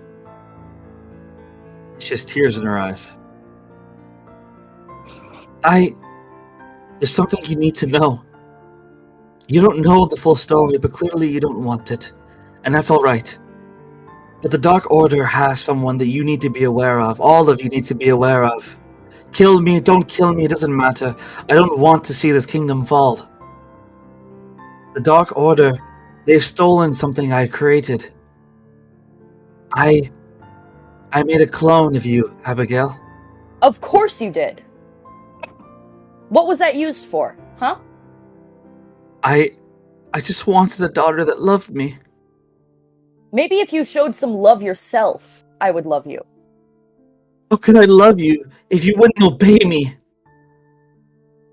Because you may be my mother, but I have my own story. I don't need to obey you, and from what you've shown and how you treated me, you don't have my respect, and you never will, unless you prove to me that you're deserving of my respect. She looks down, tears in her eyes. She just starts crying on the ground. We don't have time for this. Let's just get a move on. As Volturi begins marching forward, Radon looks at Abigail. Tell me what you desire, my flame. Whether you want her corpse on your ground, or whether you just want her tears on the ground, you decide. I follow your will. I want her to feel the anguish that she had inflicted upon me. And if that means keeping her alive and showing her the wrongdoings and what this has led to, so be it. Cleo nods and looks at Abigail. You are my brightest star, Abigail. You are the one that I trained from childhood. You are my favorite apprentice and my newly formed mage knight. And because of this, I will gift you what you desire. As he produces a black box, and he points it towards your mother suddenly disappears into smoke, absorbed into the black box. This is a prison, one that only works on those with low health. However, she will remain in this box as long as you desire it. It is a prison of your own making. It is a prison that you can make it to be any way you like, and your mother will remain inside it. Keep in mind, you can only keep one person in this box at a time. This is my gift to you for always being loyal to me. As Cleo gives you the black box. Abigail kind of bows her head and says, "Thank you." And then she looks at the box and she's like, I want to put my mother in my shoes and have her feel what I felt. You can focus on that later. But right now we need to go. As you hear shaking behind you guys, and Zyra's like roaring, as you just hear commotion going on. And suddenly you guys hear Zyra saying, "Oh, you kill my favorite new lieutenant, Penance. Do not worry, Clark, I'll bring you back to life." And you hear Zyra like chanting some kind of revival spell as you guys hear this going on in the background. And Volturi's like, "We need to get to the House of Wizardry now. We need to get to the Pandora's Pool of Tears now." As Volturi begins running. And Abigail grabs Radon's hand and runs. Radon takes your hand back, squeezing it tightly as he runs with you. Everyone begins running. What does everybody else want to do before the running starts? I think Rose is gonna kind of reach towards Damien for a second, but try and grab his hand, but almost decide against it. And she kind of pushes Valerie forward instead. Yeah. Damien reflexively pulls his hand away and kind of mutters under his breath, "I'm sorry." I was gonna say Hestia, she's gonna hold on to Zareth's hand like really tight. Like she's not gonna let him go. It's too precious. Zareth holds onto your hand, and he looks at Hestia and he says, "Hestia, I don't want to hurt your feelings. I know what the other girl said before. I don't really want you to be my mom. If you want, you could be my aunt, and maybe Rain and Chase could be my parents if you guys are offering." As he kind of like looks down, like not sure of himself, scared. You just see Hestia say, "Oh, it's okay, sweetheart. Dolores, I'm already gonna be her mom." I was like, I'm already gonna be her mom. And like in her mind, Hestia's just laying on the ground, wailing, crying. Like she's wailing, crying in her mind. But like deep down, she's like, it's okay. It's okay. She's like, it's okay, sweetheart. Meanwhile, she's being stabbed in the heart multiple times Yeah. over. Yeah. Don't worry, Rose and Hestia can go sit with a cup of tea later and cry. She's like, I'm gonna be your favorite aunt anyway. At least, long as they know I love them. Yeah. So you guys keep running, and as you're running, you finally manage to get to the House of Wizardry. After a lot of just bending legs across cement, you are running, and you get to the door. Cleo opens it immediately, and he says to Abigail, "Quickly, put your arm on top of the slab. I'll get the syringe. I'll take your blood out. You must consent to it for it to work. I'll take the blood and pour it into the pool of water. It will reveal to us a weakness of any being that I choose with your blood. I will find the weakness to Zyra, and we will kill him together." As Cleo is like just running desperately, as you guys are inside of his house now. The House of Wizardry is a place full of different rooms and different magical items and different kinds of possessions. But right now it looks messy as Cleo is running frantically. As he's running, yeah, go ahead. I was gonna say, whilst he's searching, can I just pull Abigail to the side for a second? Yes, absolutely. As you do, you hear commotion going on behind you. Cleo did put a magical seal on the door. The door is like a vault door. As he seals it, and you hear commotion in the background, you hear at least 20, 30 soldiers at the door, all making a commotion, saying, "We gotta get this door open immediately! Hurry! Zyra's orders! He'll be here any second, and I'm not gonna get killed because we're incompetent! Open this door!" As you hear soldiers just screaming behind the vault door, trying to open it desperately. Rain's gonna kind of touch Abigail's shoulder and say, "Abigail, I know you're a mage knight.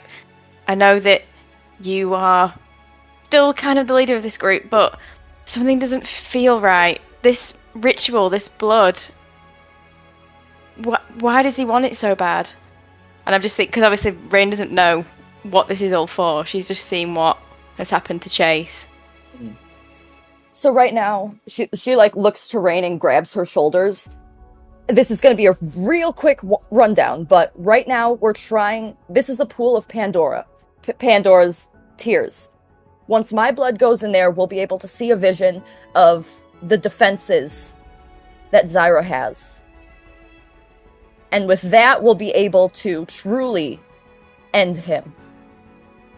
And you trust Cleo. You trust that he wants to help us defeat him.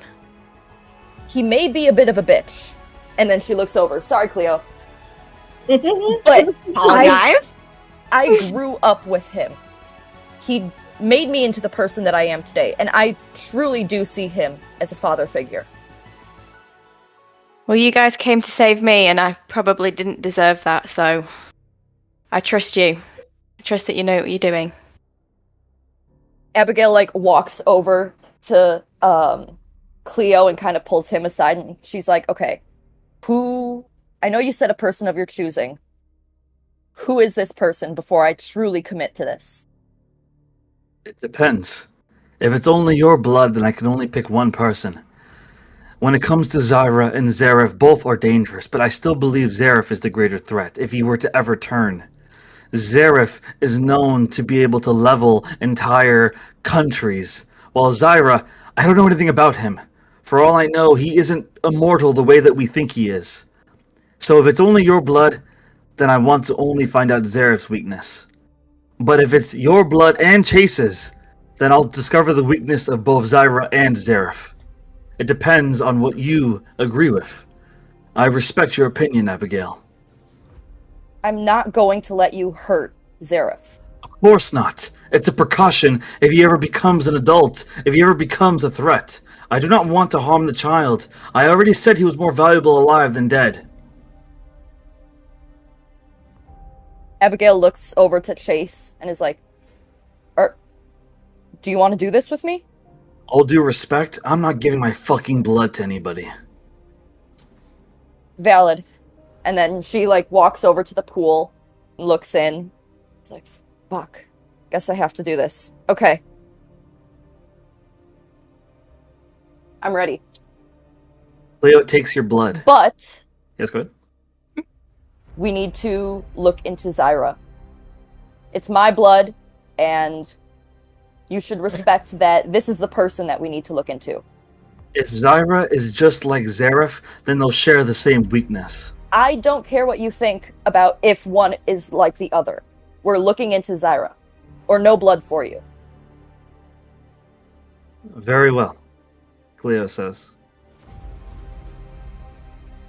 Alright. Promise me? I promise. I will not focus it on Zareth. I'll focus it on Zyra. You have my word. Okay. And she just, puts her arm out. Can I insight check him to see if he's telling the truth? Yes, go ahead. Can I do I that don't too? trust his ass. I'm gonna only allow 2 people to do it. Okay. So yes, you can as well. Insight. That's a 12. So he's telling the truth. Oh. Okay. As Cleo walks up, he suddenly stops and he realizes he has an idea. How could I possibly forget? We can discover both of them easily. As he suddenly walks over to, I'm going to draw what it looks like. I completely forgot about your sisters. As he walks over to the magical cube that holds Abigail's half-sisters prisoner. They have the blood of the Overseer as well. He walks up to the cube and looks at all of them. Hello, my dears. I need one of you to poke your arm out of this cube and give me your blood. If you do not, Cleo's voice suddenly takes a deceptive tone. If you give me your blood, I will let you out of this cube. I will let you return to your father. You have my word. Abigail pipes up and is like, if you let them out of that cube, they will kill me. Cleo suddenly he sends a message to Abigail's mind through his head. Relax, my mage knight. I would never allow them out of that cage. I am simply lying to them. Abigail, looks over to the cube and, with the best pleading eyes she has, she's like, please, you have to help us. They nod. Like the one in front says, You really promise you'll let us go? Absolutely, Cleo says. Oh, well then, just make it fast, please. As one of the sisters puts her arm out, and Cleo gets the blood from her as well. He takes your blood and one of the sisters' blood, and he walks over to the pool of tears. The girls in the cube call out, Hey, wait a second! You said you'd let us out! I was lying, Cleo says in a dark tone towards them. Now shut your mouths, as you watch a box suddenly surround the cube, sealing it again. Hey, you promised them. You think that matters? Would you want me to die? Why do you think they'd kill you? I talked to them. When I was 17, Cleo let me into his room, and he left. So I was able to talk with them, and that's how I know that I have sisters, and that secrets are being kept, and that if I ever met my father, he would kill me. But The why did he Overseer. want to kill you? Why did he want to kill you? Because I've been cast out. I'm not a part of their little group anymore. And now I'm a wizard. So they have, I guess, a vendetta against anyone that goes against them.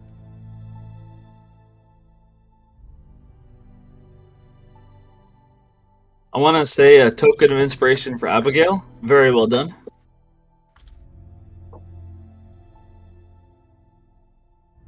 It's like, So while that goes on, Cleo stands at the pool.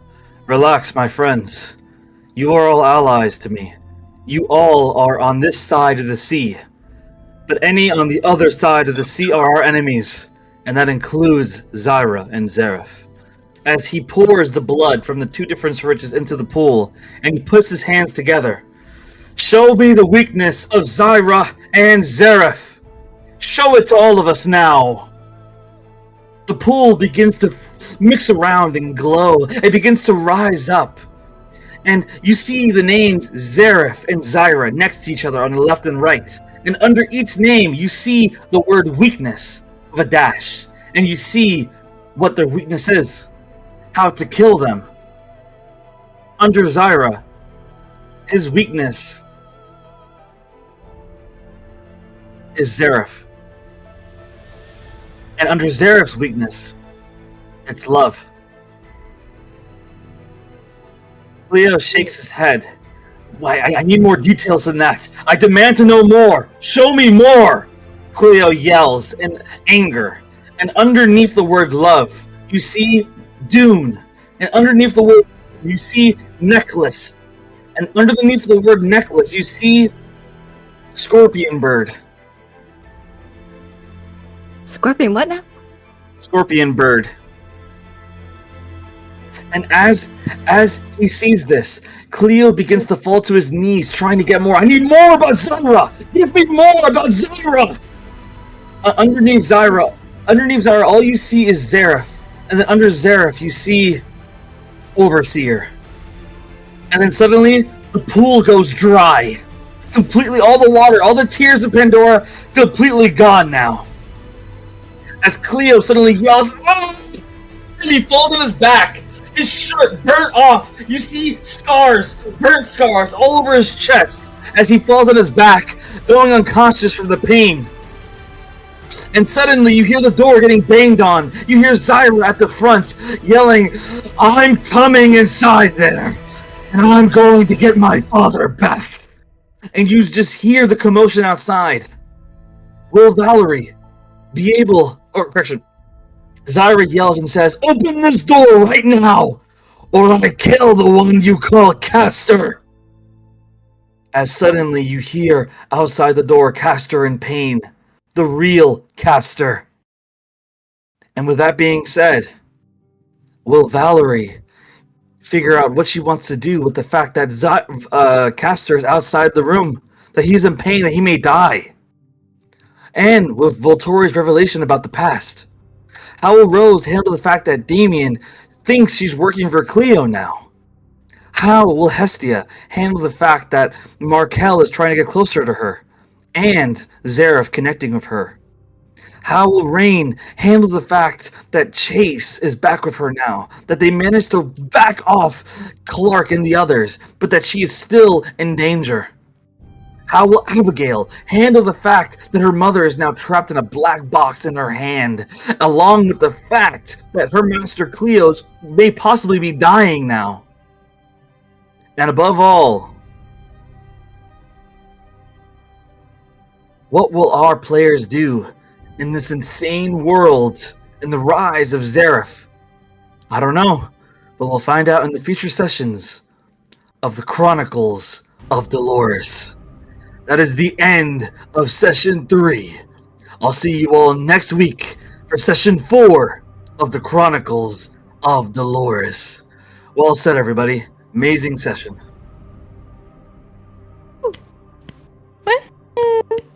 holy shit!